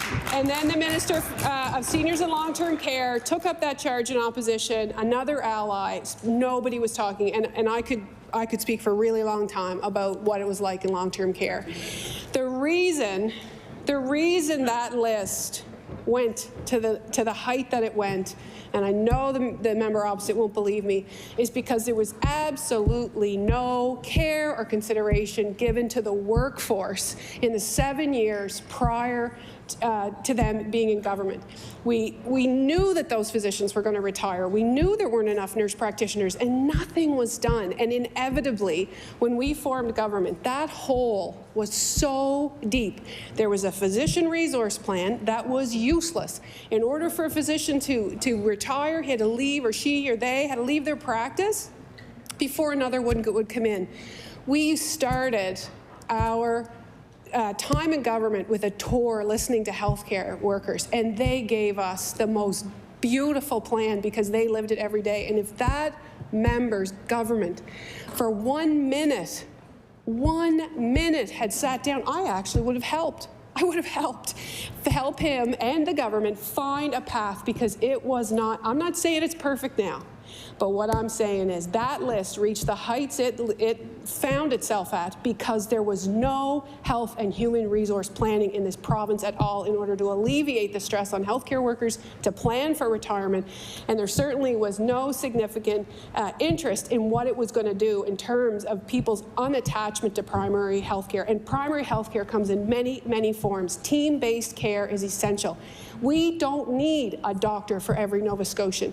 We need access to primary health care. We need teams. We need a physician. We need a nurse practitioner. We need a team of individuals, a pharmacist, who can meet people where they are, when and where they need it. I don't need to see a doctor every day, but I do need access to episodic care. I do need access to specialists. We need to navigate paths in a new and modern way. And just about...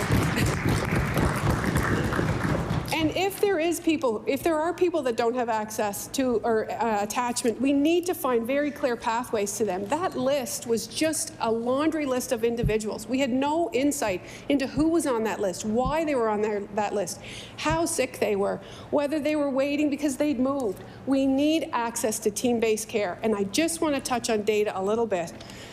The members opposite fought tooth and nail when we tried to update the Personal Health Information Act legislation in order to get aggregate data from primary health care, which is non-existent, other than 3 to 4 month data that's lagging through billing, doesn't tell us what's happening in real time, doesn't tell us the number of people who are accessing health care on a regular basis, it doesn't tell us why they're there, it's lagging. Fought tooth and nail. So if that member is interested in data, we have it now, and we have it because we've modernized our systems. We have invested in data. We have invested in 800,000 new access points for Nova Scotians across this province.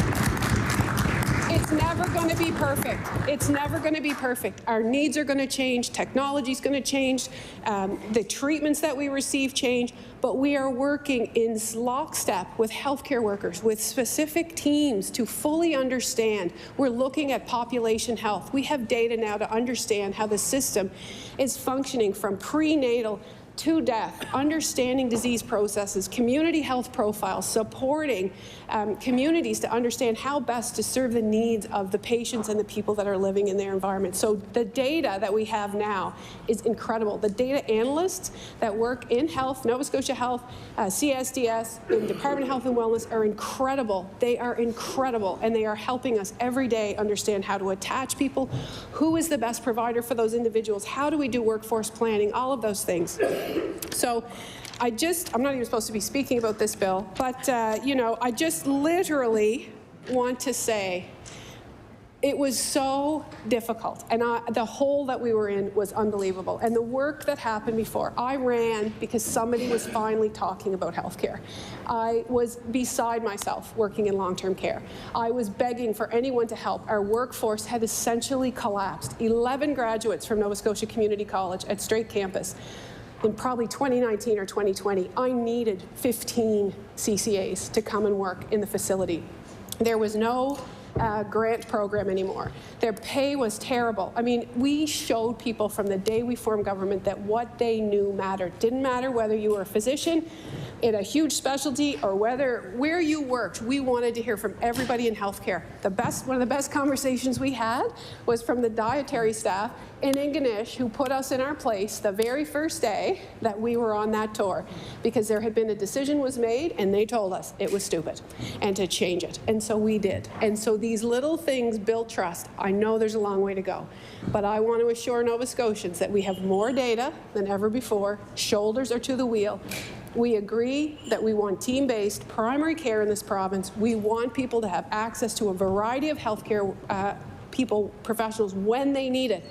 I can maybe get through with a physio and a dietitian right now, but when I need that physician, I need a clear path to be able to do there. And 200 more physicians in this province in the past year, it will help us get there, and there's more to come. So I couldn't sit down without saying some of what we had to fix really was a hangover from the lack of investment in healthcare over the 7 years prior to government changing. The last year, there was a little gleam of hope, I have to admit, but it was too little, too late. And there we have our current premier, who was talking about health, talking about long-term care, talking about addictions and mental health, and has invested, has put his money where his mouth is.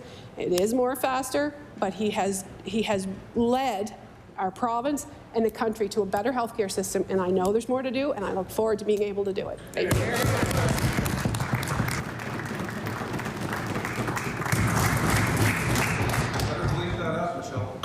I recognize the honourable member for Cumberland North. Thank you, Madam Speaker.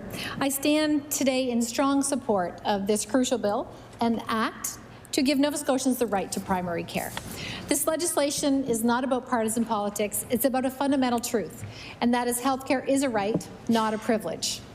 Across our provinces, families, seniors, and young people are struggling because they lack access to the very foundation of the functioning of our healthcare system, and that is primary care. I'm sure every one of us could stand in here and share very tragic stories of our constituents that do not have access to primary care. I'm going to share one story, but I can tell you, Madam Speaker, I have hundreds. I had an individual come to me because they were suffering from worsening breathing issues for about 3 years, and they did not have a family doctor. About 3 years ago, they accessed the emergency department where a referral was made to a specialist and an antibiotic was prescribed. They didn't get better, so they went back a few times over the next 3 years. Their symptoms worsened, and the specialist had yet to see them. Each time, they were seen by a different provider, and there was no one primary care provider that followed up on diagnostic tests and put the pieces of the puzzle together. After this constituent came to my office, I reached out to the specialist's office myself and urged them to find the referral and to see the patient, and they did. And to no surprise, but deeply disappointing, this patient was diagnosed with cancer that had gone undiagnosed for 3 years. I believe wholeheartedly, if this patient had had a primary care provider, their diagnosis would be very different, and their life expectancy today would be very different. And this is only one story. And sadly, I could share hundreds of similar stories, all tied to the same devastating reality that these patients had no access to a primary care provider. Most of them did seek help where they could through emergency rooms, pharmacy clinics, virtual care like Maple, and other services.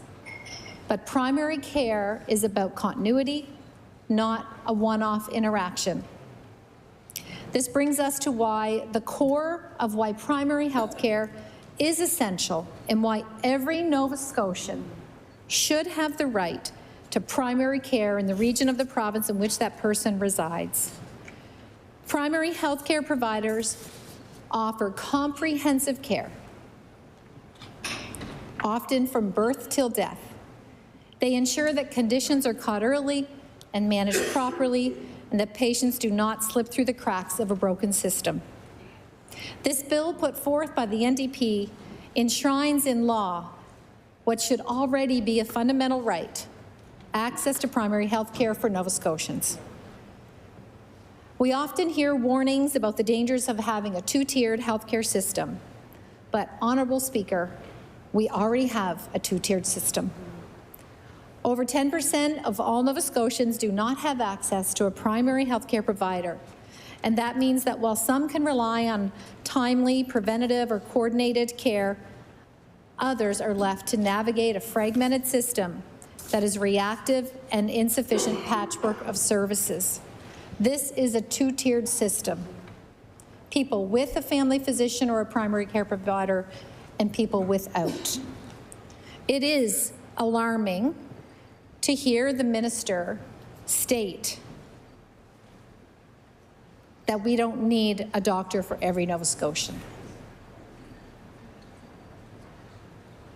It's very alarming to hear the Minister of Health here in Nova Scotia state that we don't need a doctor for every Nova Scotian. I believe, and I will stand firm on this, that every Nova Scotian absolutely does deserve to have access to their own family physician or nurse practitioner.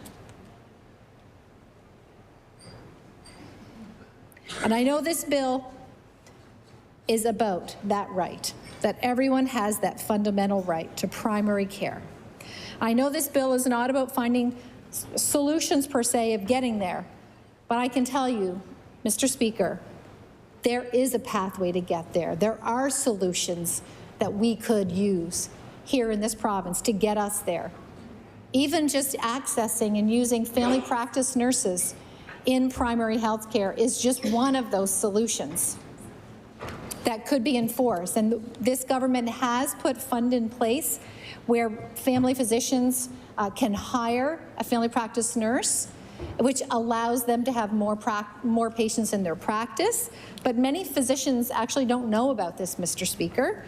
And the ones that may know about it, they may need help to actually implement it and put it into place. But there are many nurses in this province, many nurses that would come back and to the practice of nursing if it was community nursing and family practice nursing like what we're talking about. That's just one solution. And if the minister is interested in that solution, I can recommend a woman named Patsy Smith, who led the very first clinical program for family practice nurses here in the province of Nova Scotia. There are so many people in this province that could be used and that would be more than willing to assist this government to get to a place where every Nova Scotian has their own primary care provider. Every Nova Scotian does have a fundamental right to their own primary care provider. We do not have to accept the status quo. We can get to a place where every Nova Scotian has access to this. We can still embrace collaborative care models that involve family practice nurses, pharmacists, and other healthcare professionals, and we can focus on recruitment and retention strategies. But we need to start by making primary care a legal right. And I think today, by passing this bill, it would send a message to Nova Scotians that their health care matters and that having access to their own primary care provider matters. And to hear the minister today say that she doesn't believe that that's important or that's attainable. I believe her quote was, she doesn't believe there's not a need for a doctor for every Nova Scotian, I believe was what I wrote down she said, which is very, very disappointing to have our own Minister of Health make that statement.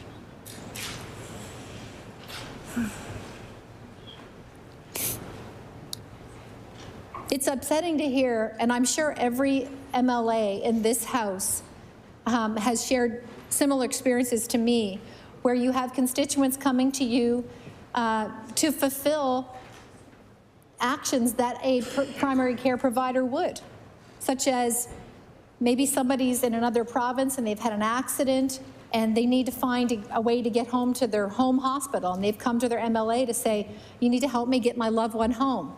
That's something that normally a family physician would do, or a nurse practitioner. They would contact the hospital and they would work to get that person home. But people without that primary care provider are going to their MLA office. And I know that all of us do everything we can to help our people, but we shouldn't actually be asked to be primary health care providers. People should have access. Other examples are getting forms filled out. You know, if you have a constituent that has a disability and they need to get, in order to get access to that disability, they need to have proof from a family physician or a primary care provider that they actually do in fact have a disability, and a form needs to get filled out or a letter needs to get written, but they don't have access to a family, they don't have access to that. So we as an MLA are making phone calls and trying to find somebody to help them.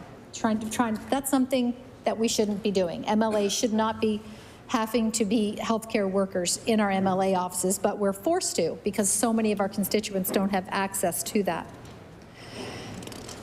No senior should be left without care. No parent should have to beg for an appointment. No young person should feel abandoned by our system. And there's so much, Madam Speaker, that I could say in response to some of the comments that the minister spoke about, but I will make a couple of comments, and one is,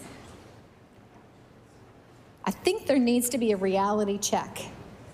That yes, things were bad when the minister first got elected in 2021, but I'm going to tell you something. Things are pretty bad right now. Things are pretty bad right now. And I encourage the minister to talk to the frontline workers. And every time myself or one of my colleagues try to bring up or ask a question in here, Madam Speaker, I feel like we're demeaned, we're ridiculed, we're made to feel less than, like how dare we bring this up? How dare we ask this question? It's not right. We should be able to ask questions on behalf of the people we represent and all Nova Scotians around health care. Things are not good on the front line. Patients are being discharged from our emergency departments because there's no beds in the hospital. People are being sent home when they should be admitted. No access for acute care beds for our mentally unwell patients. People waiting 8 to 12 months to see a therapist when they're acutely mentally ill. Nurses working in very unsafe conditions, where there's no nurse-to-patient ratios, and I know that the minister used to work in long-term care, and I know how proud they are that one of the things they got in place was a nurse-to-patient ratio. Well, that is great, and that is definitely an improvement for long-term care. But what about the nurses in acute care who are drowning right now? Drowning right now. There is no mandated nurse-to-patient ratio for them, and now they're being told they have to accept patients into non-traditional bed areas where they don't even have access to the right equipment, crash cart, suction equipment, oxygen equipment. Let's get a taste of reality right now in 2025 and stop talking about what happened before 2021. Let's talk about what's happening right now, and let's address those issues. And it's very upsetting because I just know it doesn't have to be this way. And when we won't even be listened to in this House, when we try to bring up the issues that our nurses and our doctors and our other healthcare workers are bringing to us, it's very frustrating. Yeah, just yesterday I got a message from a nurse that said, I thought that there was a real staffing shortage in our hospitals in Cumberland. I said, there is, like 22% vacancy rate for registered nurses. And she said, well, I applied 7 weeks ago and no one has, I haven't even gotten an email response. No response, 7 weeks. Now, I have a document here from the PC party, and it was from 2021. And one of the things that it talks about is improving local decision-making and bringing back local management. That hasn't happened. And when we hear examples like this, where registered nurses are applying online and 7 weeks later they haven't even been acknowledged, currently there's something broken here in many areas of this healthcare system. So there's so much that needs to be responded to what the minister said. I just encourage the minister to be humble about what's happening right now and be willing to listen to the voices of our nurses, of our frontline workers. And I know the minister said that they did a tour when they first got elected. I think it's time to go back and do another tour. Nurses are being threatened by Nova Scotia Health Management if they dare speak up about the problems. That is not a healthy workplace culture, and that is not a culture where we're going to see improvements made. And doctors are also being threatened if they speak up. So I think we need to be taking a serious look and just being humble about the problems that are currently before us and trying to work together to get these problems done. So, Madam Speaker, I do support this bill that would make it a fundamental right that every Nova Scotian has access to primary health care. If we could fix primary health care in this province, so many of the other problems in our healthcare system would be diminished, if not gone. Because when people get access to care, when we have early detection, prevention, and management of our chronic diseases, all the other areas of our healthcare system are going to have much less pressure put on them. And for that reason, Madam Speaker, I support this bill. Thank you very much. I recognize the honourable member for Cape Breton Centre, Whitney Peer. Thank you, Speaker. I'm pleased to rise today to speak about our bill, an act to give Nova Scotians the right to primary care.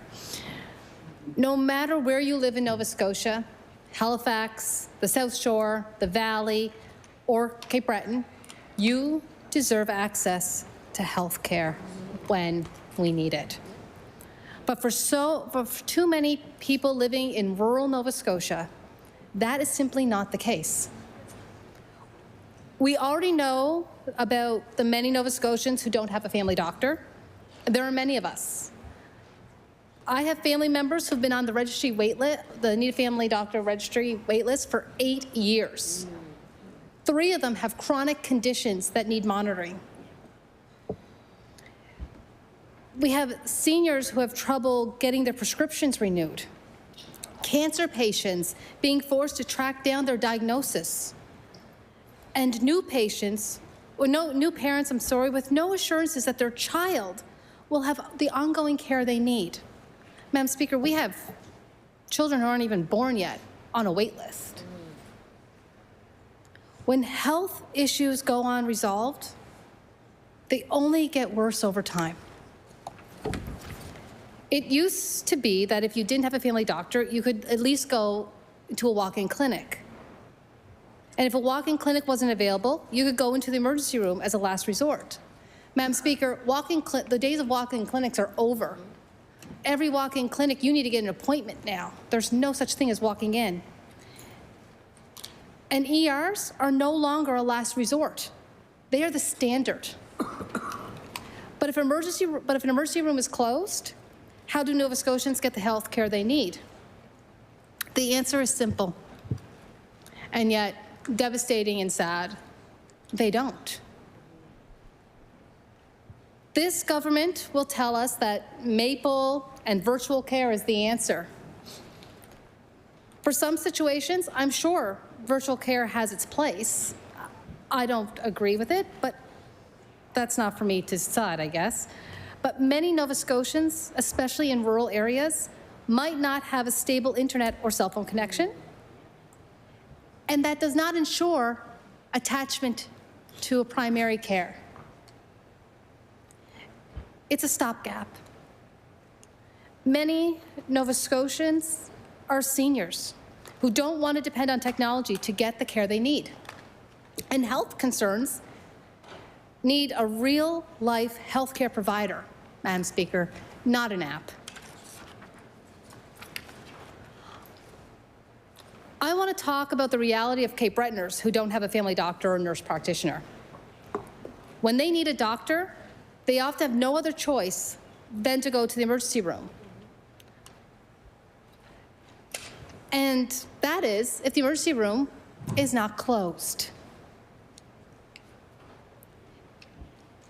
Especially in Cape Breton, that means people across the island are being pushed to the regional hospital in Sydney, which is also the hospital with the highest wait times in the province.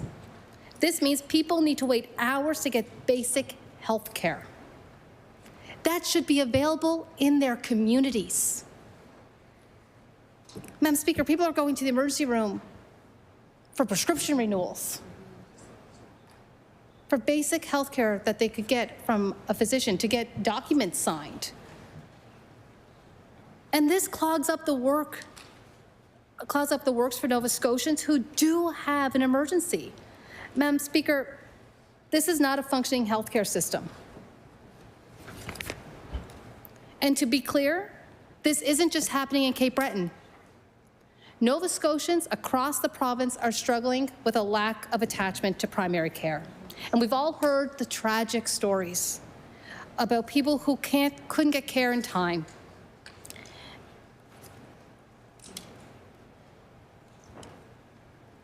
But these are just statistics. These are real people, our neighbors, our friends, our families. This government claims that it is fixing healthcare, but rural Nova Scotians are instead getting frequent ER closures and long travel times for basic care. This is why attachment to primary care is so important. This government keeps telling us that things are getting better, but where's the proof? This government won't even release accurate, up-to-date information on the state of primary care in the rural areas. In fact, they've removed the online portal for the Need a Family Practice Registry, denying Nova Scotians the right to see for themselves how the province is doing on its promise to fix the healthcare system.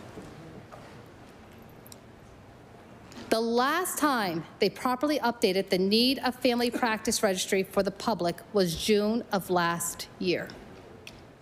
Back then, we knew that 30% of South Cumberland was without a doctor. In Yarmouth, 1 in 4 people were in the same boat. Now, we have no idea. Because instead of fixing the problem, this government decided to bury the data. If the situation has improved, there is no reason for this government to keep this data under wraps.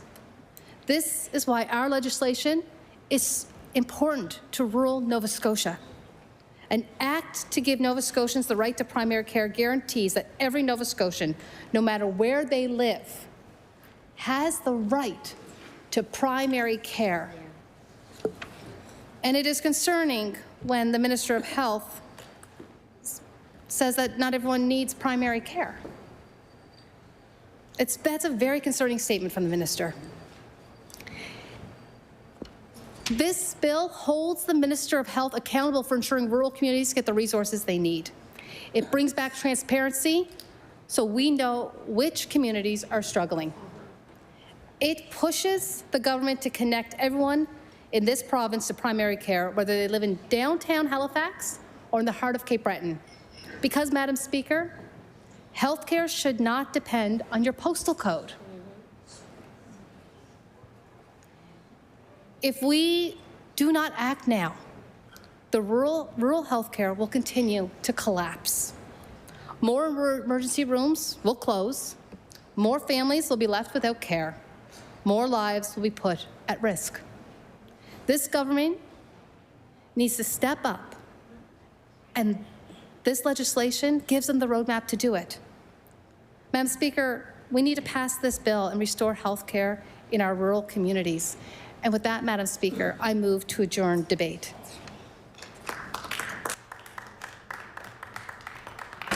The motion is to adjourn debate on Bill 87. Would all those in favor of the motion please say aye? Contrary-minded, nay. The motion is carried. I recognize the honourable member for Cape Breton Centre, Whitney Pier. Thank you, Madam Speaker. Would you please call Bill number 86, Healthcare Trust Act? Bill number 86, Healthcare Trust Act. I recognize the honourable member for Dartmouth South.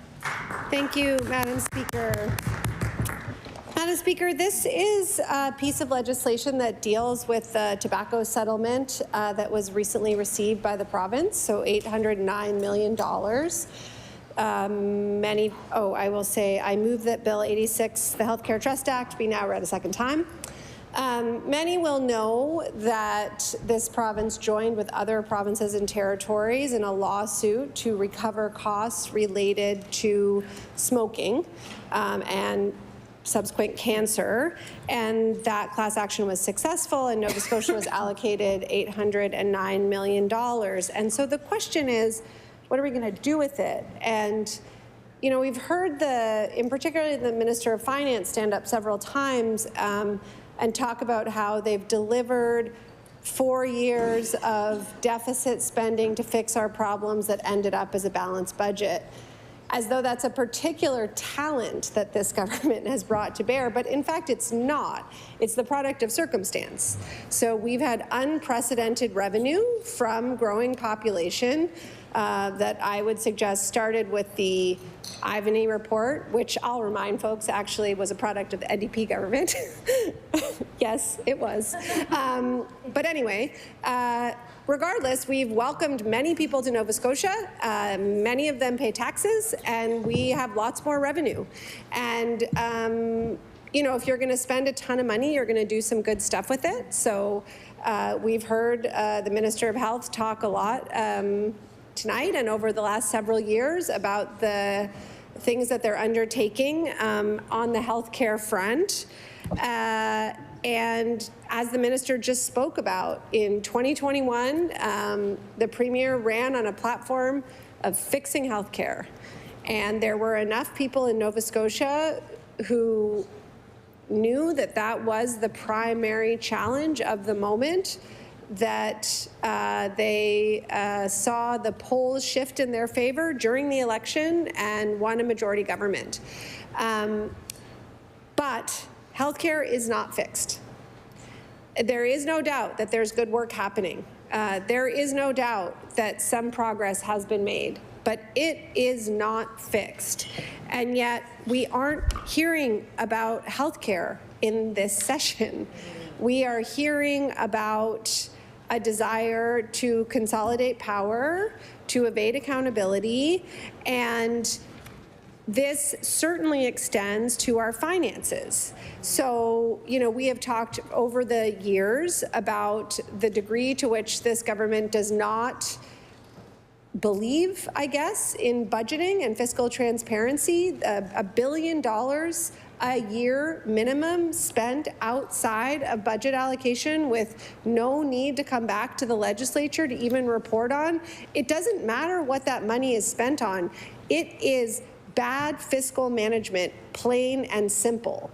And the fact that it hasn't come back to bite us all is because of the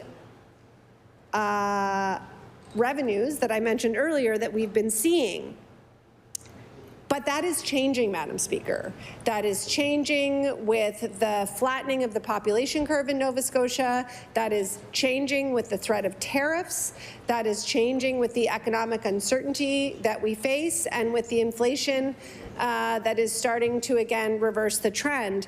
And so the question is, where does healthcare sit in this current moment?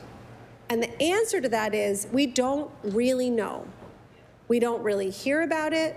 We don't really talk about it. And Madam Speaker, public health care is fundamental to our identity as Nova Scotians and as Canadians. It reflects our commitment to fairness, compassion, community well-being. It's not just policy, it's who we are.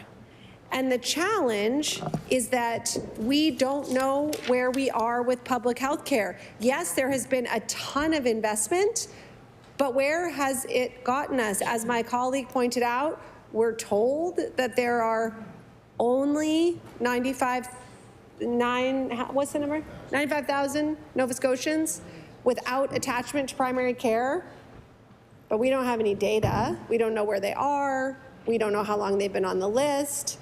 We just don't know. And so we are getting less and less information.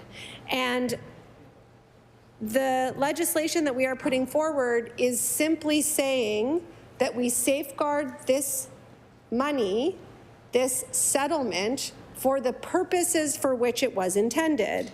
And so, you know, when this was announced, the Premier was quoted as saying, the government of Nova Scotia pursued this litigation to hold the tobacco industry accountable for the harms it has caused Nova Scotians and related healthcare costs. Those wrongful practices resulted in extraordinary costs to our healthcare system, and we set out to recover those costs, and I'll table that. And so this money is recovering our costs. And this act ensures that that is what this money is used for. This legislation would place that money in a healthcare trust to ensure that it is used for its intended purpose, to attach people to primary care, as we've talked about this afternoon, which is so important in ensuring that they remain healthy, and into directly addressing the healthcare related costs and challenges associated with tobacco use, which everyone in this chamber, I'm sure, knows are disproportionately high in our province. We have so many Nova Scotians living with COPD, living with other tobacco-related illness, and those are expensive. So we are getting $809 million. The majority is going to come in the next 15 to 20 years. 20 years is a long time, and $809 million is a lot of money. So this is going to be revenue that is coming in until 2045. And while this government may still label itself as a government that is one of whose primary goals is to fix healthcare, let's say that's not the primary goal of an incoming government afterwards. If this money is allowed to go into general revenue, it could be used for any purpose. But the intended purpose is to pay Nova Scotia back for the money associated with the use of tobacco. And so what this does is ensure that it is used for that purpose. This is not a partisan bill. This is not a criticism of the government. As I've said, the government has been spending money on healthcare, but we owe future Nova Scotians a guarantee. We owe them transparency, and we owe them the certainty that these resources will remain dedicated to healthcare. This money has to outlast political cycles, and that is the intent of this legislation. Nova Scotians deserve an ironclad guarantee that every dollar of this settlement will be directly invested into improving healthcare services. We know how much this is needed. This has not been the focus of this session. The Conference Board of Canada estimates smoking-related illness costs to Canadians at more than $16 billion, not to mention health and loss of life. With tobacco as Canada's leading preventable cause of death, we must ensure that the $809 million coming to Nova Scotia from this settlement is transparently invested in healthcare to counter these staggering impacts. Madam Speaker, our healthcare system is our greatest social achievement. It is a reflection of our Canadian values. And Nova Scotians voted for action on healthcare. And in this chamber, across party lines, we all share that mandate. So this is a matter of priorities. This legislation is about delivering on the priorities that Nova Scotians share and voted for. We have spent a lot of time in this session debating legislation that Nova Scotians didn't know about and didn't vote for, but today, knowing that every Nova Scotian cares about healthcare, that this money does not belong to this government or to the next government, but it belongs to Nova Scotians and is intended to address their healthcare needs, I call upon every member of this chamber to join us in supporting this legislation. Thank you, Madam Speaker. I recognize the honourable member for Sydney, member 2. Thank you, Madam Speaker. I'm going to get up for a few minutes and talk in support of this bill. Probably echo some of the similar comments to my colleague from the NDP.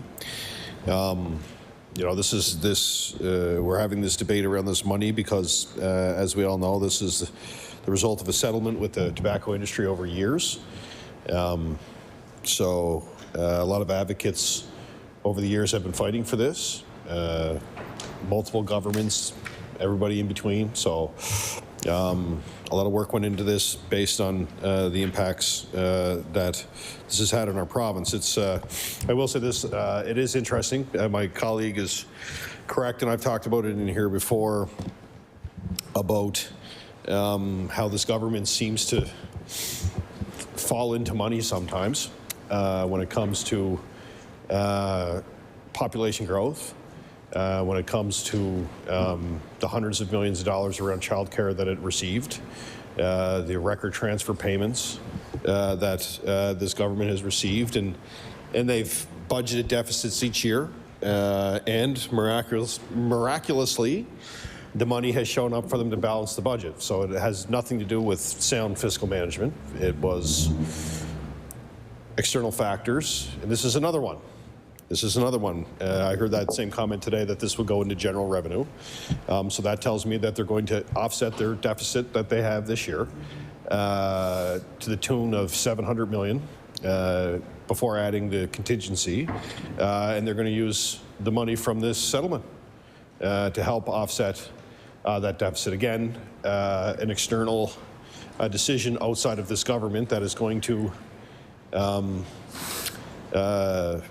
allow them to, again, talk about the superb, excellent fiscal management of the government. Yeah, government has a way of really falling into revenue for a whole bunch of reasons. But particularly on the bill, I do want to talk about this. The government does have a responsibility to spend the money on, you know, why we're here having this debate. And ultimately, they probably will spend some of the money towards it.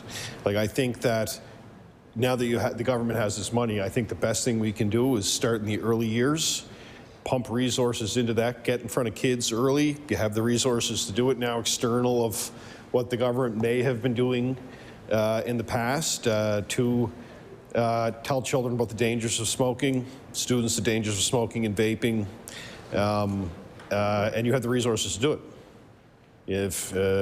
over an extended period of time.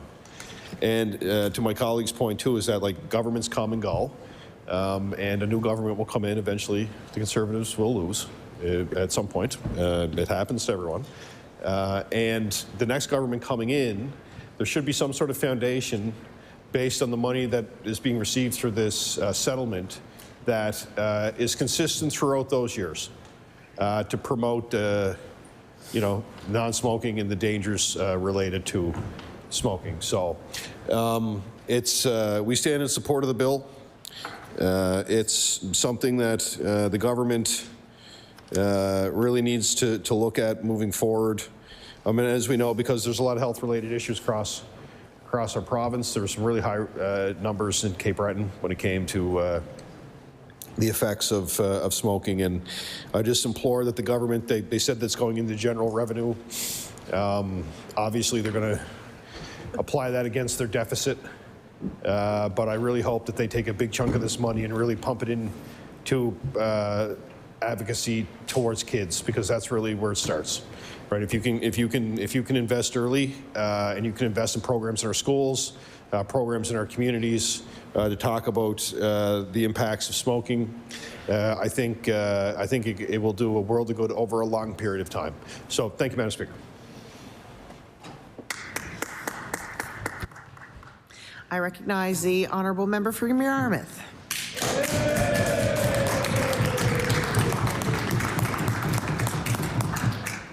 Thank you, Madam Speaker. I will open this debate with a statement we can all agree on. If you are a smoker, quit. Even if you've tried before, there's help available to support you in quitting. Yes, Madam Speaker.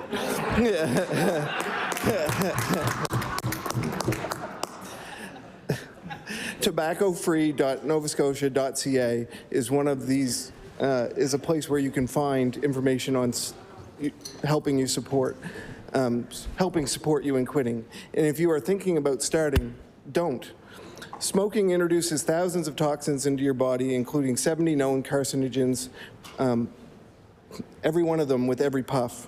It is linked to more than 24 diseases and conditions. While most lung cancer cases are caused by smoking, it can also lead to cancer in other parts of the body. As a nurse, one fact that I found really riveting was I taught the smoking cessation program for some time, for a year, and the number one, or one of the leading causes of bladder cancer is smoking. And when you think about that, it's kind of, it tells you the systemic issues related to smoking. If you smoke, using tobacco in any form or even vape, try to quit. It's okay if you've tried before and had setbacks, even multiple times. That's not unusual. Smoking is highly addictive and quitting is not easy. But keep trying. Evidence shows that within 24 hours of quitting, your body begins to cleanse itself. Your skin color, your smell, your taste, breathing, all improve within days of quitting. Your risk of heart attack starts to decrease immediately. Some of you may remember a time when nearly half of Nova Scotians smoked. Thanks to significant efforts from government and other organizations, that number has dropped to 13.7%, but that is still not good enough.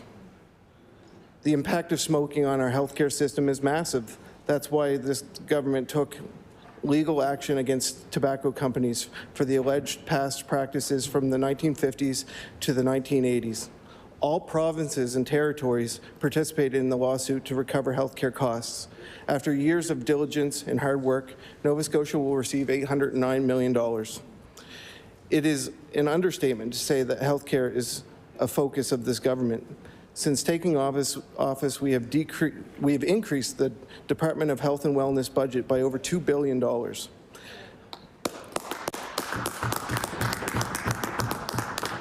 We have also invested significantly in seniors in long-term care, as well as addictions and mental health services.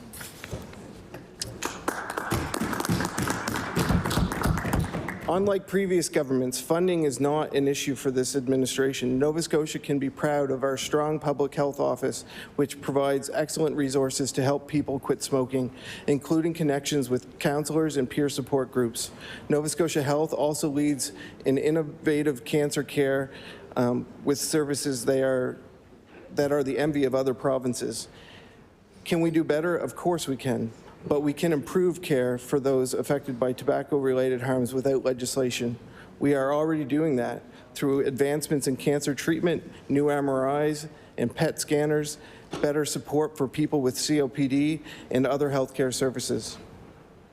What if innovation dramatically reduces treatment costs? What if smoking rates continue to decline, leading to less need for care? What if payments for tobacco lawsuits cannot cover the annual cost of the proposed bill's services? Bill 87 does not take these factors into account, which is why we cannot support this legislation. Madam Speaker, this year alone, we invested billions in healthcare. This government cares about Nova Scotians. We care about how they receive healthcare services, and we are working daily to improve them. No previous government has invested more time, more focus, and more funding into fixing our healthcare system. When I read the proposed bill, I couldn't help but see its similarities to our Action for Health plan, our current Action for Health plan. Nova Scotians should know that we already take a patient-centered approach to health care, placing individuals at the core of care, respecting their needs and their values, and collaborating with families and providers to ensure the best outcomes. This bill calls for the creation of family doctor clinics, enhanced public health initiatives, and improves access to supportive services. Nova Scotians know this is exactly the work we're already doing. Like I said, I've been an LPN, or licensed practical nurse, for 21 years. I was there when hospital parking fees didn't exist. I was there when they did exist, and now I'm proud to be part of a government that is removing this barrier from Nova Scotia hospitals again. The feedback from residents on that one topic was overwhelming at the doors. It truly mattered to families that visited loved ones 2 or 3 times a day. It truly mattered to staff, and I found morale-wise it truly mattered to us all. Addressing the social determinants of health, we have discussed before how economic stability, education, healthcare access, social support, and neighborhood environments influence health outcomes. Supporting smoking cessation requires a multifaceted approach, strategies that align directly with our Action for Health plan. Nova Scotia already has extensive smoking cessation resources, such as the Nova Scotia Stop Smoking program, which ironically I picked up pamphlets this week for, and I can table that. Because people in our community need these resources and they reach out for them on a regular basis, and they are available. This program provides nicotine addiction treatment, counseling, and quitting aids. Many community pharmacies also offer smoking cessation services for anyone with a Nova Scotia health card. I had the opportunity to run the Stop Smoking program in 2017. The success stories from that experience remain some of my proudest moments as a nurse. I remember teaching that each cigarette contains over 7,000 chemicals and that nicotine is more addictive than cocaine. We have all lost someone to addiction. My grandfather likely coughed himself into a coronary due to smoking. Despite our warnings, my father is on that same path. But I grew up in the system that promoted the importance of being a non-smoker. That messaging works. The system is already addressing the work outlined in this bill, and we continue to move towards a healthier, smoke-free Nova Scotia. I just want to thank everyone for listening. That was my first time really standing up. Thank you very much.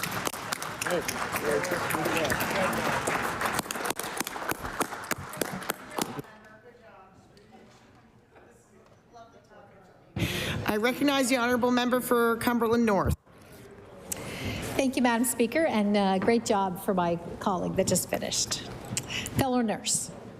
Honourable Speaker, I rise today in strong support of the NDP's bill and act to establish Nova Scotia Healthcare Trust, a bill that speaks to the core principles of responsibility, accountability, and the well-being of our people.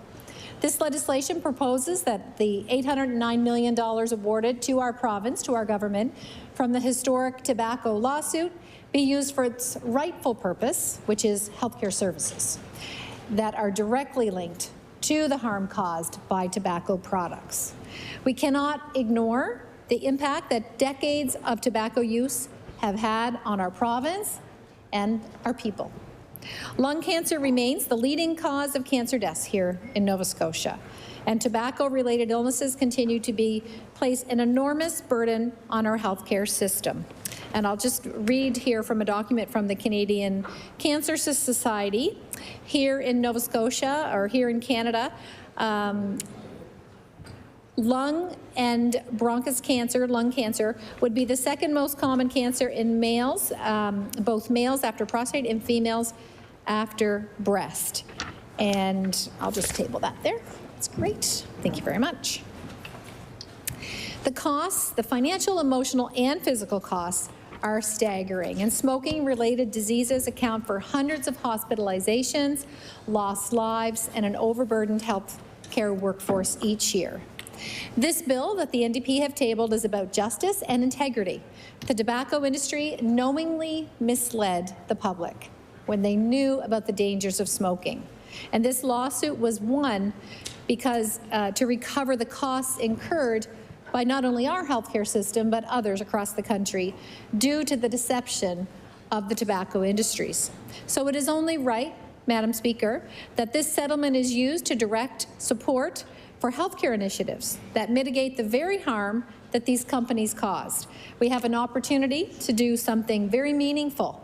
This funding could be directed towards tobacco cessation programs that help Nova Scotians break free from the addiction. And yes, the previous speaker talked about programs that are already available here in the province. But Madam Speaker, why don't we beef up those services to really make a difference? And maybe Nova Scotia could lead in a different way. Instead of having the highest incidence of smokers in Canada, what if we helped take this money and invest in tobacco cessation programs so that maybe we could become the province with the least amount of people smoking? That would be real progress. And Madam Speaker, one of the tobacco cessation programs that I would highly recommend the government consider is a tobacco cessation program for pregnant mothers. I'll table this document from the Centre for Disease Control, but just to highlight why smoking in pregnancy is so dangerous. It causes serious problems and serious complications. Pregnancy complications, smoking doubles the risk of abnormal bleeding during pregnancy and delivery. This is dangerous for the pregnant woman and her baby. And other complications include the premature rupture of membranes, placenta previa, placental abruption, and ectopic pregnancy. It also increases the risk of stillbirth. Pregnant women who smoke are at a greater risk of stillbirth. Stillbirth is the loss of a baby after the 20th week of pregnancy or during birth. Poor fetal growth and low birth weight. Smoking slows a baby's growth before birth. And pregnant women who smoke may deliver a baby that is too small even after a full-term pregnancy. Premature or preterm delivery. A pregnant woman who smokes may deliver a baby early, before 37 weeks of pregnancy. Premature babies often have health problems. Damage to a baby's developing lungs and brain.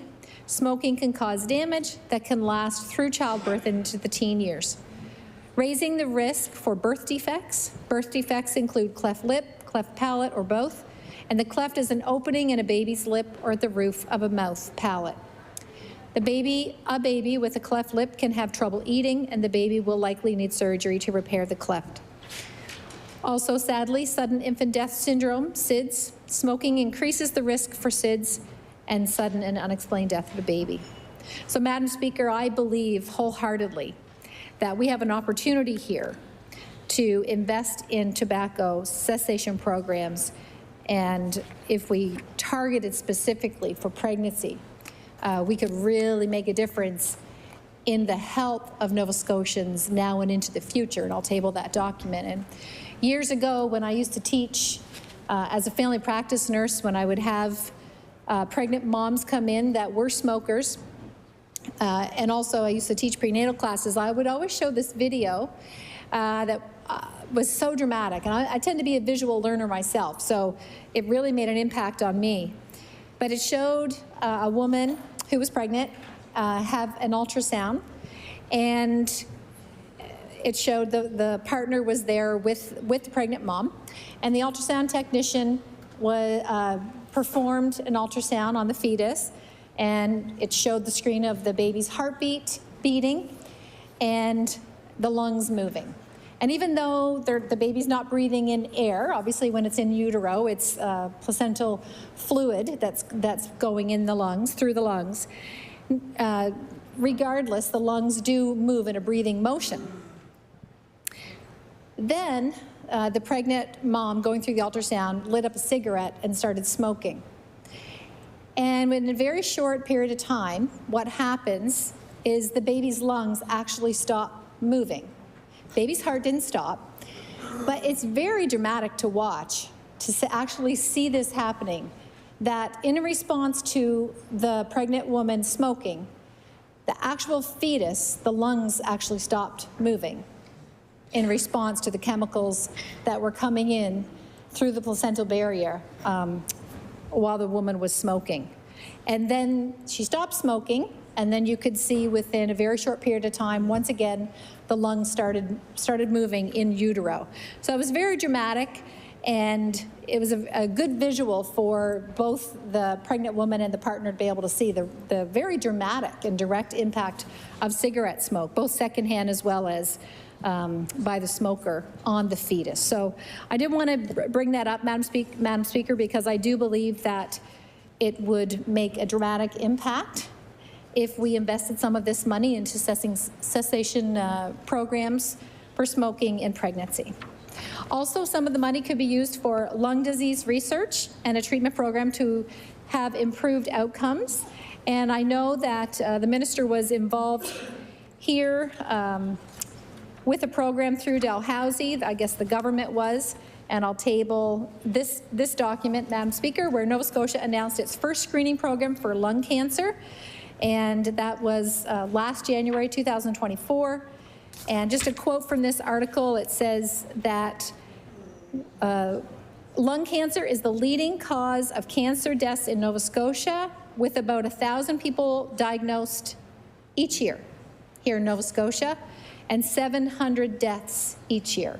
700 Nova Scotians die each year from lung cancer, and 1,000 people are diagnosed each year. These statistics are were released last year by the Canadian Cancer Statistics Advisory Committee, show that Nova Scotia has the highest age-standardized incidence rates of lung cancer in the country of Canada, at 81.7 cases involving men per 100,000 people and 75.4 cases involving women per 100,000.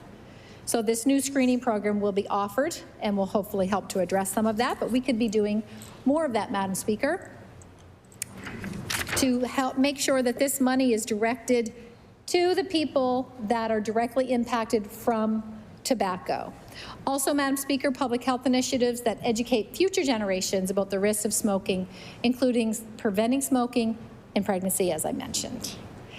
Strengthening our healthcare system by investing in early detection clinics in each regional hospital is something that I've advocated for and will continue to do so, Madam Speaker, and I always emphasize my work in healthcare. It was proven that early detection and prevention is much cheaper than trying to manage acute and chronic disease. So I think it's really important. I was sad to hear the minister say earlier today that this money is going to be put into general revenues. I do believe that is morally wrong. The money was awarded to repair the damage caused by the tobacco industry.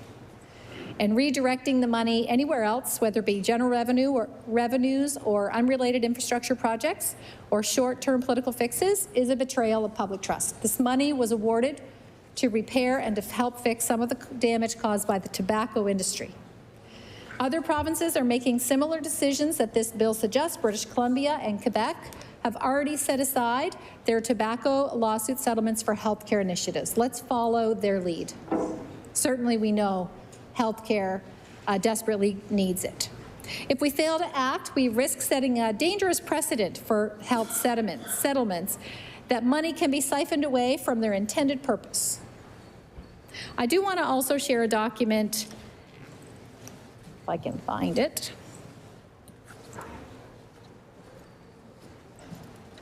Too many papers here. Yes, here it is.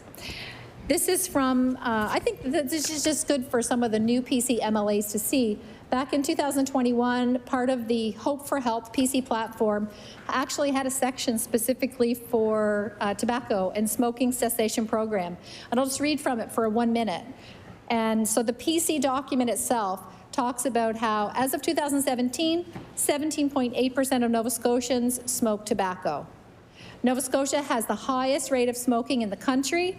The health risks of smoking are well known.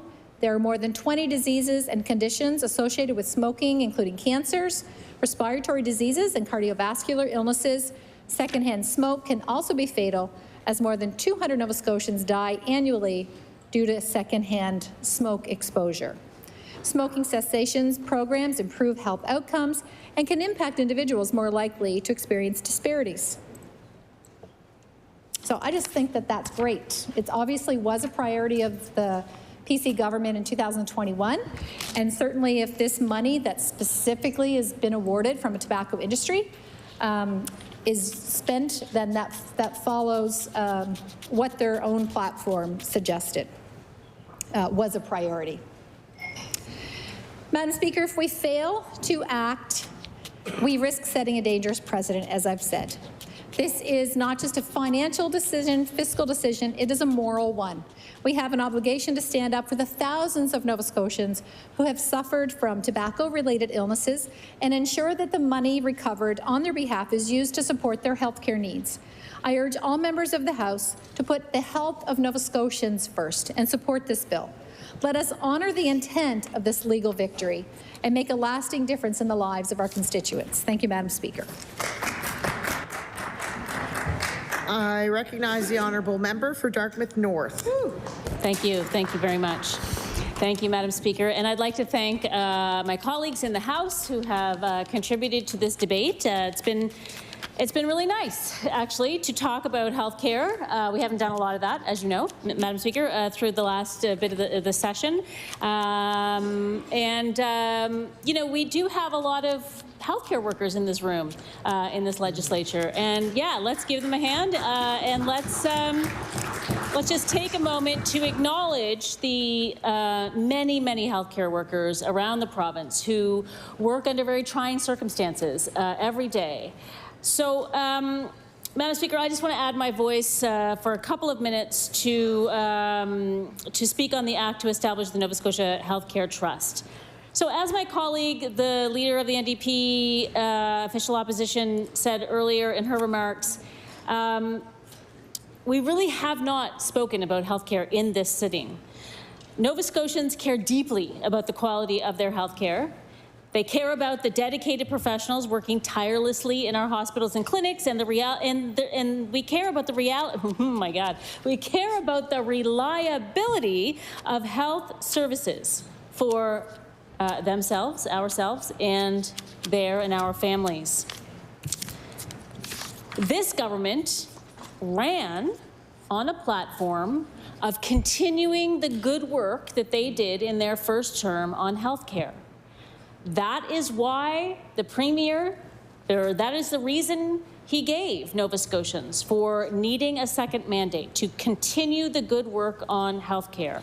And to date, in this first sitting of this new mandate of this government, we haven't really seen much. Nova Scotians expected this government to deliver a laser-focused approach to fixing our strained healthcare system. But instead, what we've seen is a government revealing a different agenda. Legislation endangering academic freedom, attempts to muzzle the Auditor General and Information and Privacy Commissioner, and even a bill, as we know, to allow the government to fire civil servants without cause. We've also seen, and the irony of this is terrific, Madam Speaker, we've seen a bill on lifting the ban on uranium exploration and fracking. And these two things, there are stacks and stacks of studies about how those two practices are linked to negative health incomes. So, Madam Speaker, the bill before us today aims to place health care firmly back on the provincial agenda. As my colleagues have mentioned, we all know somebody who lives with a smoking-related illness or has died from a smoking-related illness. You don't have to look very far to find the impacts of smoking on the health population in Nova Scotia, or the health of the population of Nova Scotia. And so this settlement that we're talking about is compensation intended specifically to address the immense damage smoking has caused to our healthcare system and to our people, the people that live in this province, Nova Scotians, who have been duped by big tobacco and who have suffered the consequences quite literally. And so all we're saying in this bill, Madam Speaker, is that we should take the money that we have been awarded for this in this settlement and put it in a little trust to make sure that it's spent on health-related expenses. That's all we're asking. The government is right. The healthcare budget has increased in the last couple of years, and that's good because things were really, really bad. But as my colleague said, what happens when the next government comes along? Although, Madam Speaker, let's be honest, the government in waiting is going to spend lots of money on healthcare as well. That's us. No. But what happens? Don't worry. Don't worry. But what happens if a new priority jumps in front of us? What happens if all of a sudden, you know, something happens, like the President of the United States begins a trade war? What happens when something else is more important than the health care of Nova Scotians? Then that money will get, it's in the general revenues and general coffers. It will be used for whatever needs to be paid for. We need to make sure that this money, which was debt, comes directly to us for the purposes of compensating for the health care damages that have been done to Nova Scotians. We have to make sure that that money is spent on that. So, Madam Speaker, I'll just give you some context of how this money could be spent. In the first year alone, Nova Scotia will receive $200 million. It's a lot of money. Substantial amount of money. To put it into perspective, $200 million is enough to hire more than 500 doctors or 2,500 nurses. It could fund the establishment of 25 fully equipped community care clinics throughout this province. Imagine if we had, like, based on what we already have, based on the amazing model of a community care clinic, a community health home, Madam Speaker, and I know how good this model is because there is one about to open in Dartmouth North on Wise Road that many folks from Dartmouth North have worked very hard on getting to this point for 9-10 years. Community health care clinics where everyone in the community can be attached to a family doctor or a nurse practitioner. They are what we need in this province, and we need them everywhere. And this money, for the first year of this money, we could fund 25 of them. How is that not a thing that should just happen as a matter of course, Madam Speaker? There should be no debate, or at least there should be no debate on reserving the money for healthcare spending. To highlight significance further of $200 million, we expect to receive, to highlight the significance further, the $200 million we expect to receive is nearly double what we typically collect annually in tobacco tax revenues. Just imagine the transformation in our healthcare system if these funds were truly and transparently dedicated to enhancing core health outcomes. Madam Speaker, it is not a secret that transparency has been an issue for this government. We don't know about those 8,000 people that have been taken off the need a family practice wait list. We don't know where they are. We don't know why they were taken off. We don't know if they become attached. We don't know if they've moved. We don't know anything. We don't know where, you know, what we've seen a bill tabled this sitting where we're going to take away the ER accountability report. So we need to be more accountable with our money. Nova Scotians deserve to know that this $800 million plus change is going to be dedicated to healthcare spending. Currently, our healthcare system is stretched to its breaking point. It is true that lots of money has been spent. But it is also true, two things can be true at the same time, that the system is not fixed. So, I urge the government to vote for this very excellent bill and to put our money from the tobacco settlement into a trust. Order. The time allotted for opposition business has elapsed. Pursuant to Rule 21.2, the debate is deemed to be adjourned.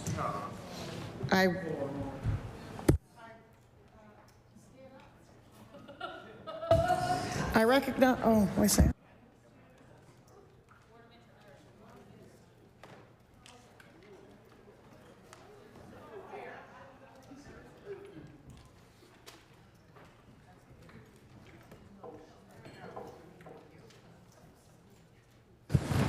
We have now reached the moment of interruption. The notice of the topic for adjournment debate was submitted by the member for Sackville-Cobequid.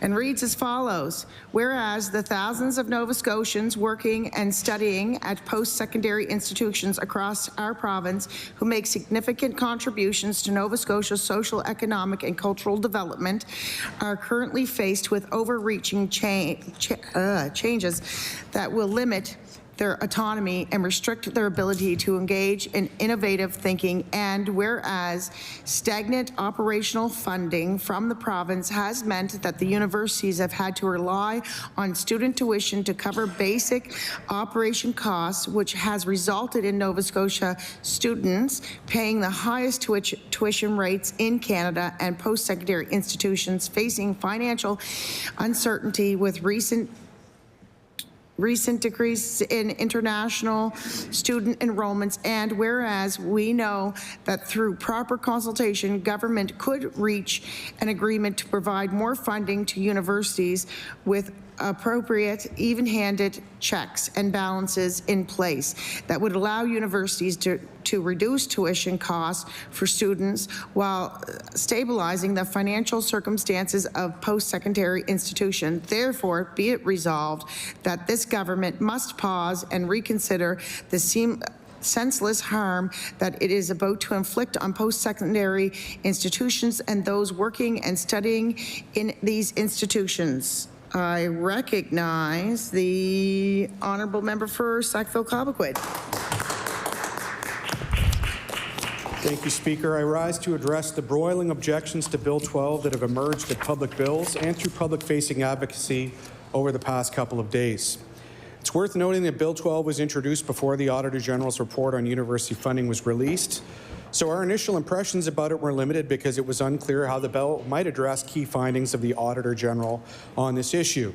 That said, now that the report has been received, it's clear that this legislation proposes solutions to problems that the Auditor General never identified in her report. The overwhelming theme of the report is that the Minister of Advanced Education and the Department of Advanced Education have failed to exercise their considerable powers of oversight to ensure transparency and accountability for public funds invested in post-secondary education for an extended period of time. It flags that government has utterly failed to develop a model of sustainable core funding that doesn't do better for some universities than others. The Auditor General goes so far as to suggest the government's funding of post-secondary institutions has been arbitrary, and this is borne out when we see that the government grants account for as little as 25% of operating funds for some universities to more than 30% for some others. The report also identifies that the government's practice of using non-restricted operating grants has been a foundational and structural shortcoming that has long contributed to the financial instability facing universities, despite the fact that government could have but did not institute parameters for how government funding could and could not be used. Speaker, the government claims Bill 12 is an answer to these concerns, and that the Auditor General endorses this legislation as the reasoned, comprehensive answer to them. To that I retort that this is the same government that shouted loud and long that its intended changes that would have given itself the power to fire the Auditor General without cause were put forward at her behest. We all know now that the Auditor General always opposed these changes and that she took exceptional public-facing steps to correct the narrative this government put forward. This government's credibility when it comes to accurately communicating what the Auditor General does and doesn't believe has more holes in it than Elon Musk's reputation as a competitive gamer. The minister would have us believe that Bill 12 is motivated by the findings of the Auditor General based on its sincere respect for her work and recommendations. Yet when we examine the content of the bill and hold it up against the Auditor General's findings, there are notable discrepancies. Largely absent from the bill are any provisions which mandate the minister to exercise their existing authority to greater effect than it has been exhibited to date. Instead, Bill 12 points the blame for the Auditor General's findings towards university rather than where it belongs, with the minister. Rather than take steps that are already within its power under existing statute to remedy the inadequacy of the minister and the department's oversight of post-secondary education, this government's response to the AG's report has been to propose sweeping legislative changes that give a minister that already doesn't exercise the fullness of their authority new and unprecedented powers over post-secondary education that exist nowhere else in our country. Nowhere did the Auditor General call for the Minister of Advanced Education to be granted overreaching powers to stack university boards with public servants employed without protection against termination without cause as an answer to any concern she flagged. But this is one of the key features of the bill. Nowhere did the Auditor General advocate for the Minister to be given ultimate power to determine which universities are insolvent, or to decide that universities must restructure without internal consultation, or to determine who can and cannot have input when reorganization occurs. But that's what this bill does.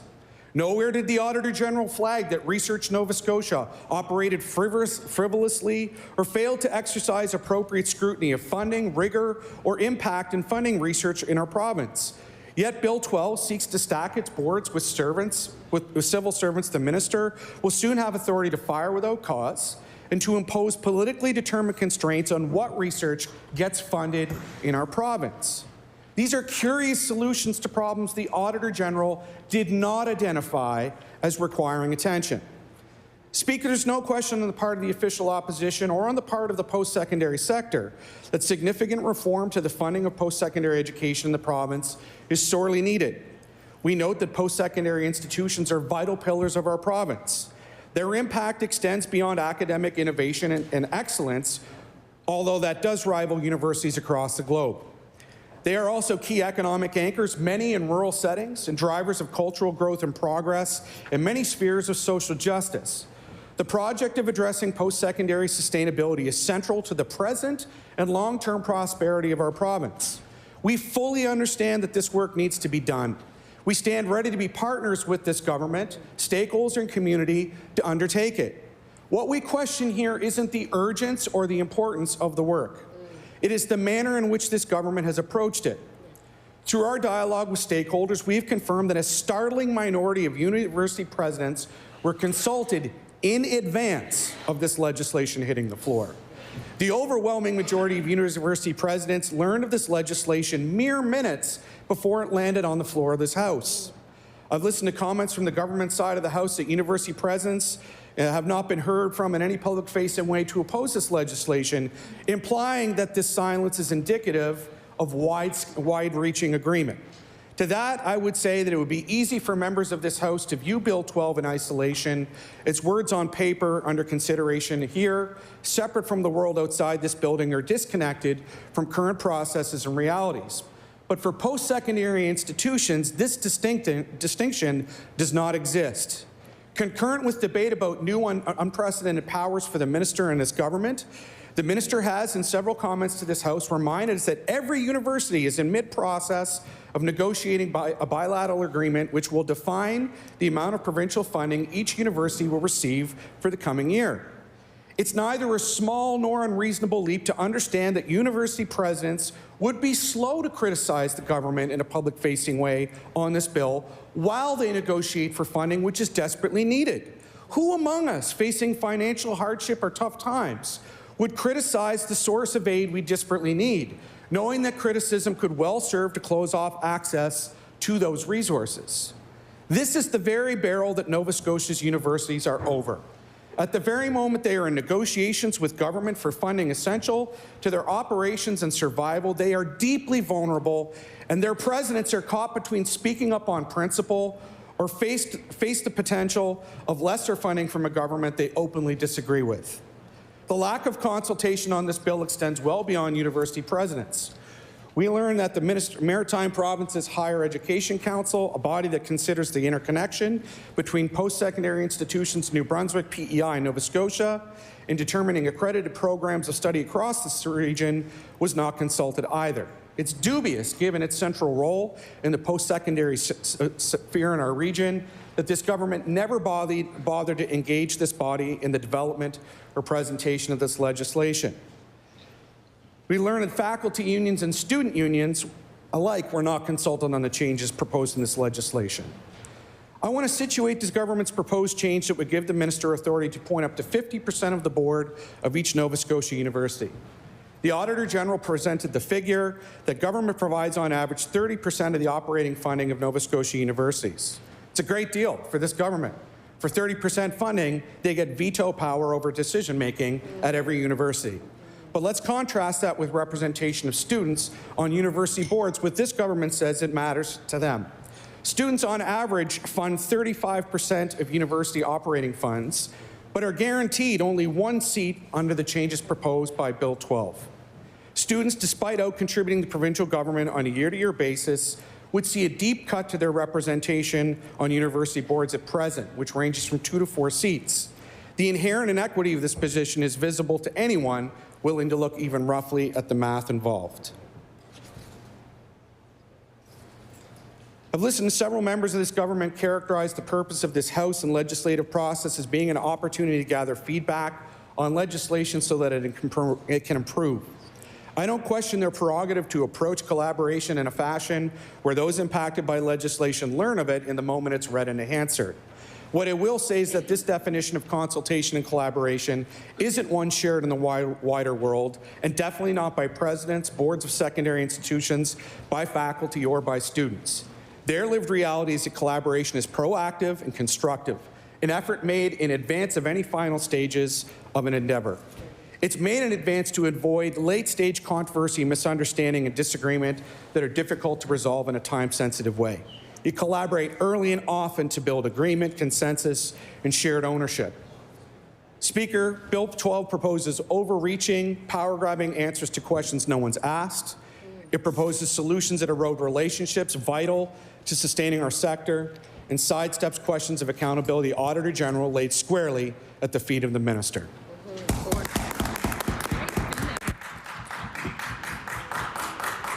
I recognize the Honourable Minister of Advanced Education.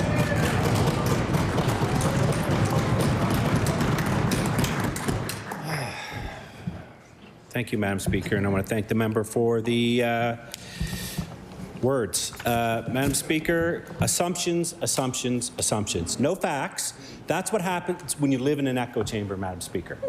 That's what happens when you live in an echo chamber. To say there's no consultation, there was no conversations, that the presidents only found out about it seconds later, guess what? I asked them. None of them talked to that member. So how would the member know that? He talks about bilateral agreements, has no clue what's going on in the bilateral agreements, saying that we're holding a gun to their head or whatever, over a barrel. Absolutely not, Madam Speaker. I sat here and listened to them say, listen to the Auditor General. Listen to the Auditor General. Now they're saying, only listen to the Auditor General if we like it, because that's what they're saying. They're saying, you're not giving any money. You're only giving 25%. I guess $400 million isn't much to the members across the aisle. They don't think there should be any strings attached to it.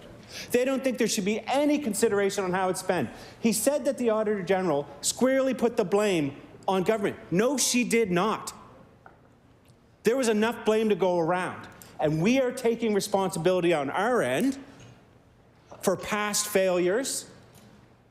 But how dare we ask anyone to be responsible with taxpayers' dollars, Madam Speaker? How dare we?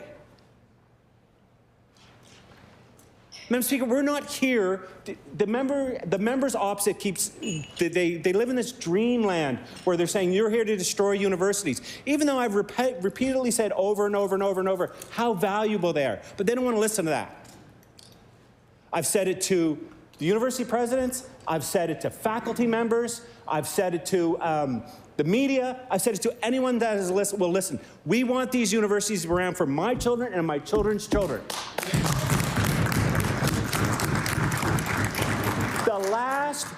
The last government, and they talked about, oh, they're going to consolidate, because that's the big scary word. Consolidation has not even left my lips until now. The last government that tried to consolidate universities was the NDP, Madam Speaker. And the actual person who spoke on behalf of this bill at Law Amendments was a former NDPer. Madam Speaker. And then they frame about we are going to control what we're going to control what science has done. Absolutely not. Absolutely not. Hundreds of millions of dollars pours into this province every year from federal grants, from private industry, from all kinds of places. We are giving $8 million, and we are saying we want some say on taxpayers' money, Madam Speaker. But here's the caveat. Here's the thing they're not speaking about, because they don't know. They don't know. We've told them we are going to sit down with you, have a conversation. Let's discuss how best to suit Nova Scotians. How do we get more Nova Scotians into healthcare? Madam Speaker, how do we produce more teachers? The members should be happy. They should be happy. We want to produce more teachers, Madam Speaker. The truth is they are looking down, if they had any conversations with the universities, they are looking down economic turmoil. There is a cap on international students, Madam Speaker. They have made bucket loads of money off international students. Nobody in this chamber can debate that. Because if they don't believe that, then they don't know what they're talking about. The truth is, the windfall's over. The universities know that, Madam Speaker. So we have to position the universities to compete not just in Nova Scotia, but right across this country and right across the world to make sure that kids want to come here to our universities. And Mount St. Vincent, Cape Breton universities, a lot of them have stepped up with the new BED programs. That's going to attract more kids into Nova Scotia and more Nova Scotia kids into education. That's how this works. Because I guarantee you, if the government in waiting, as they like to call themselves, was facing down $1 billion check to bail out the universities, they would do the exact same thing they did when they were last in power and not do it. So what we're saying to them is, let's work together, Madam Speaker. Let's make sure you never get into that position. We're Kings, we're Acadia, we're St. FX, we're NASCAD.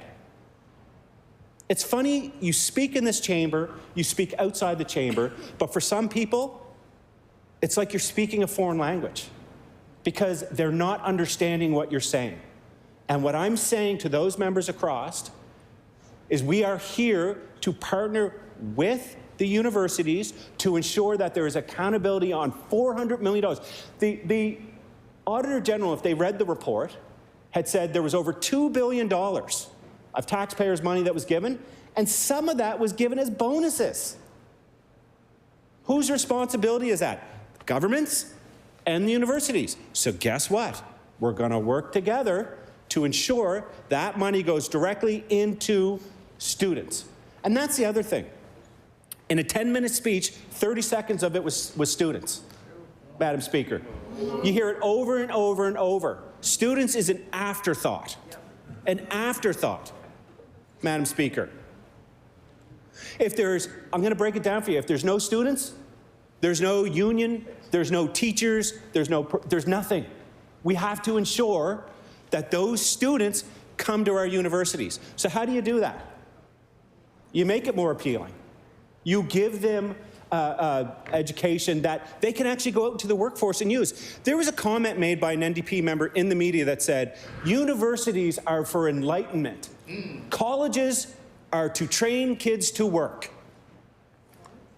And I took that as a bit insulting, Madam Speaker. As somebody who went to community college and who today was accosted in the parking lot saying, how dare you make decisions as a minister when you don't have a university degree? So you see what happens. Both institutions can be for enlightenment and job preparation. So I ask you, Madam Speaker, as a father of three, my oldest wants to be a lawyer. It's in the family, I guess, on my partner's side. He wants to be a lawyer. So if he goes to Dalhousie and they say to him, this is just for enlightenment and education, but you're not going to get a job afterwards. Or he goes to McGill and McGill says, oh no, you're going to get a job after this. Where do you think they're going to go? Where do you think they're going to go? It is a massive investment in their future. And every degree is important. And I've said this over and over and over again, but they don't want to listen. My sister-in-law is a lawyer. She's going to kill me for mentioning her. But do you know what she started with? A degree in Shakespearean literature. Right? That degree is just as important as any other degree. And that is the conversations we've had with our institutions. But when you hear things like this, it flames the fire as if, oh my God, they're going to shut down the arts. They're going to do this. This government, I was in 2 different governments. This government has invested more in arts than any government in my time.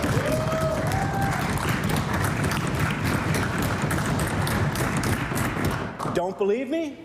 Knocked on a door in West Pennant. Person said, last time you knocked on my door, I said, bleep you, Liberal, because I'm in the film industry. Voting for you this time because you're running with the PC party.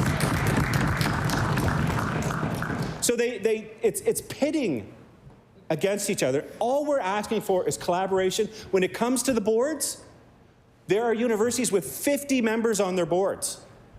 The Auditor General herself had talked about best practices. Best practices. I'm going to work with the university presidents who I have immense amount of respect with. I'm willing, I've said it all along, I'm willing to meet with the faculty, I'm willing to meet with the unions to give them the correct information.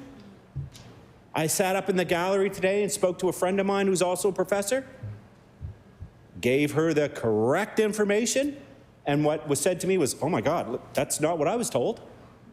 I said, well, you can't believe everything you read. Right?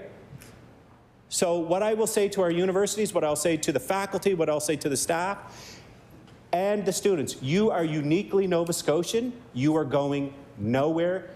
We appreciate you, and we will do everything in our power to make sure you're sustainable and here for the long run.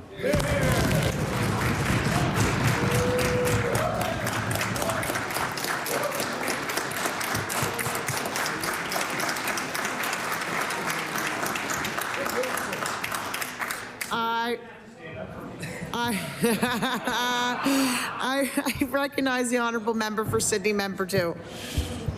I can't use that word. It's unparliamentary. No, in a joking way.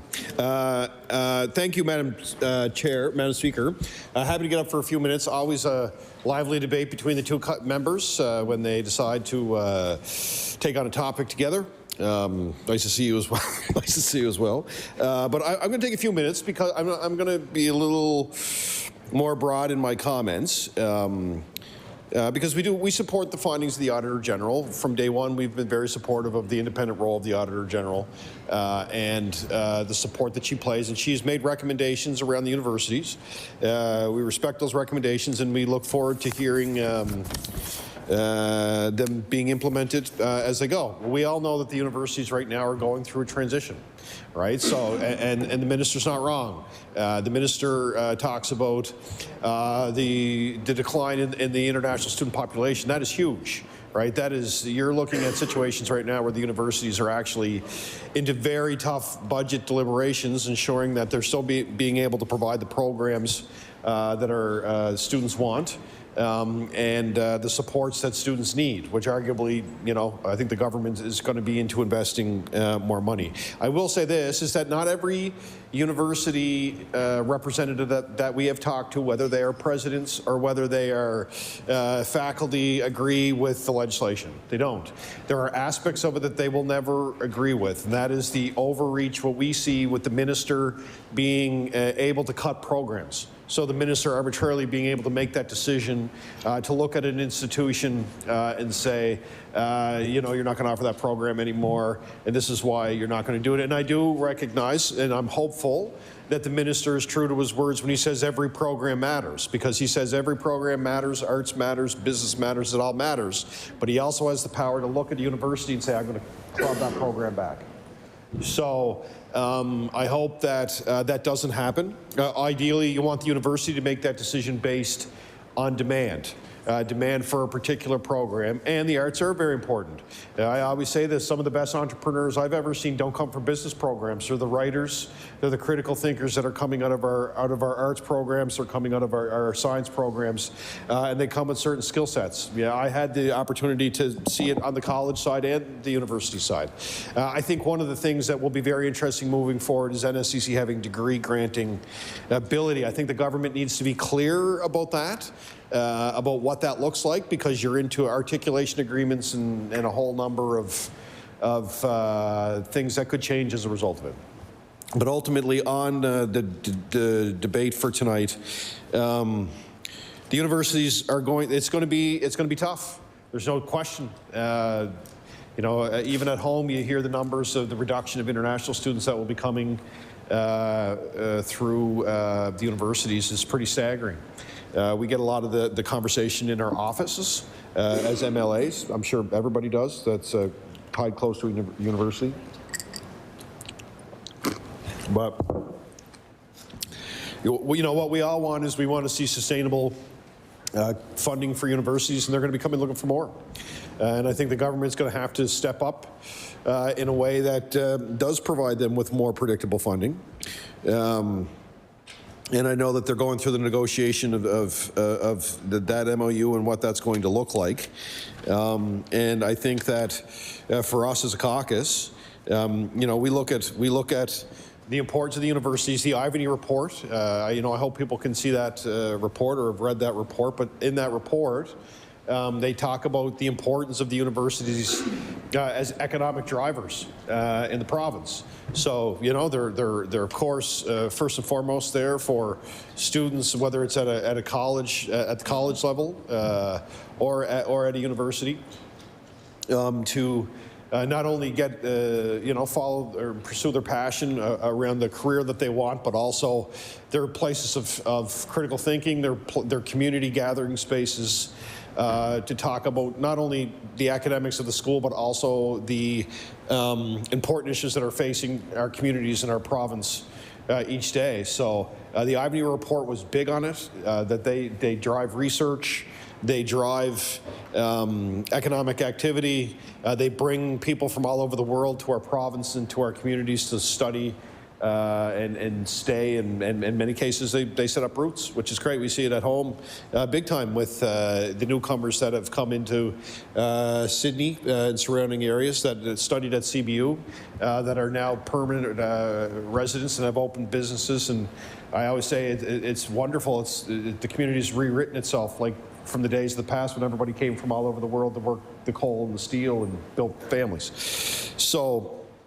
But I do want to say two points very quickly. Number one, there's a big concern around overreach. That's the big one. The minister having the ability to arbitrarily just go in and cancel a program. That needs to be done in collaboration with the university. That ultimately needs to be the university or the college's decision to do that. That is a big one for us. And there are academics in this room that would probably agree with that. I hope that never has to be used. The composition around the board, you know, the government appointing 50% of the board, that's also an issue for the people that we're talking to. Again, it goes to the independence of the institution and their ability to not only put people on the board that are supportive of the government or supportive of business, but, and I'll get into my last piece of this, as we go forward, because students have been talked about, but also the academic integrity of the university by building people within their Board of Governors structure. So the one point I do want to make in all of this, and I think it's lost in the conversations, we talk about the composition of the board, we talk about, you know, we've talked about overreach, we've talked about a funding formula that's stable and long-term, but we're not talking enough about these senates, or which I used to serve on the academic council way back when at UCCB, but the senates are really the board, you know, it's a bicameral system, so you have your Board of Governors and then you have your Senate. So those senates are comprised of faculty, they're comprised of students, internal to the institution for the most part. Hi? Order. Yeah. I wish to thank all members who participated in the adjournment debate. I know, they haven't done that.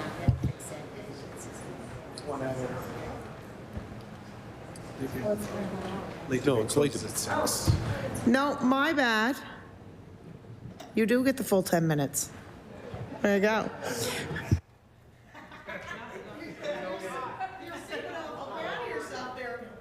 I recognize the honourable member for Sydney Member. My fight to be recognized continues, Madam Speaker. The Liberals will be heard. We will be heard. So just in the last, and I won't even take the last 2 minutes, but I think what's important in the conversation that's not being talked enough about is that role that the Senates play at the universities that are comprised of faculty and students, and they are really the heartbeat of the institutions. That's where your programs are designed. That's where your faculty really have their say in this. And that really is one of the big parts that represent the independence of a university as an independent learning institution that isn't tied to a particular government, isn't tied to, because it's really a funding, they're not fully funded by government. They're assisted. So that independence is important. And we heard from a lot of students. Students are concerned about this. They're concerned about the academic independence of what they're studying and the independence of their institutions. So I'm honored to get up for a few minutes, say a few comments in this debate. Our universities are so important. So is our community college. I had the opportunity to work at both. So I got to see wonderful staff on both sides. See students go down the journey of both. Getting a diploma, eventually we'll be able to get a degree, and of course went to university myself. So a lot is changing. You have a new landscape where the relationship between the college and the university is going to increase. You're seeing degree granting status coming in. You're seeing big changes in a very tough environment where the universities have generated tens of millions of dollars on recruiting international students. So I urge the government to, as they move forward, not everybody agrees with this. We're hearing it ourselves. We're hearing it from university administrators. We're hearing it from faculty. We're hearing it from students.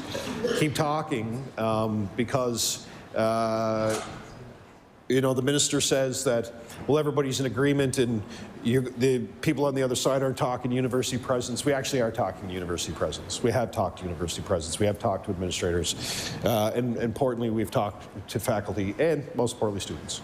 And people have a lot of concerns with this, and it's going to be very interesting to see how this all unfolds in the end. So thank you for letting me have the rest of my time. Appreciate it.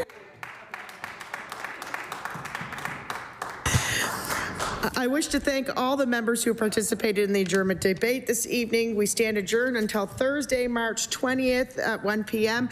Before I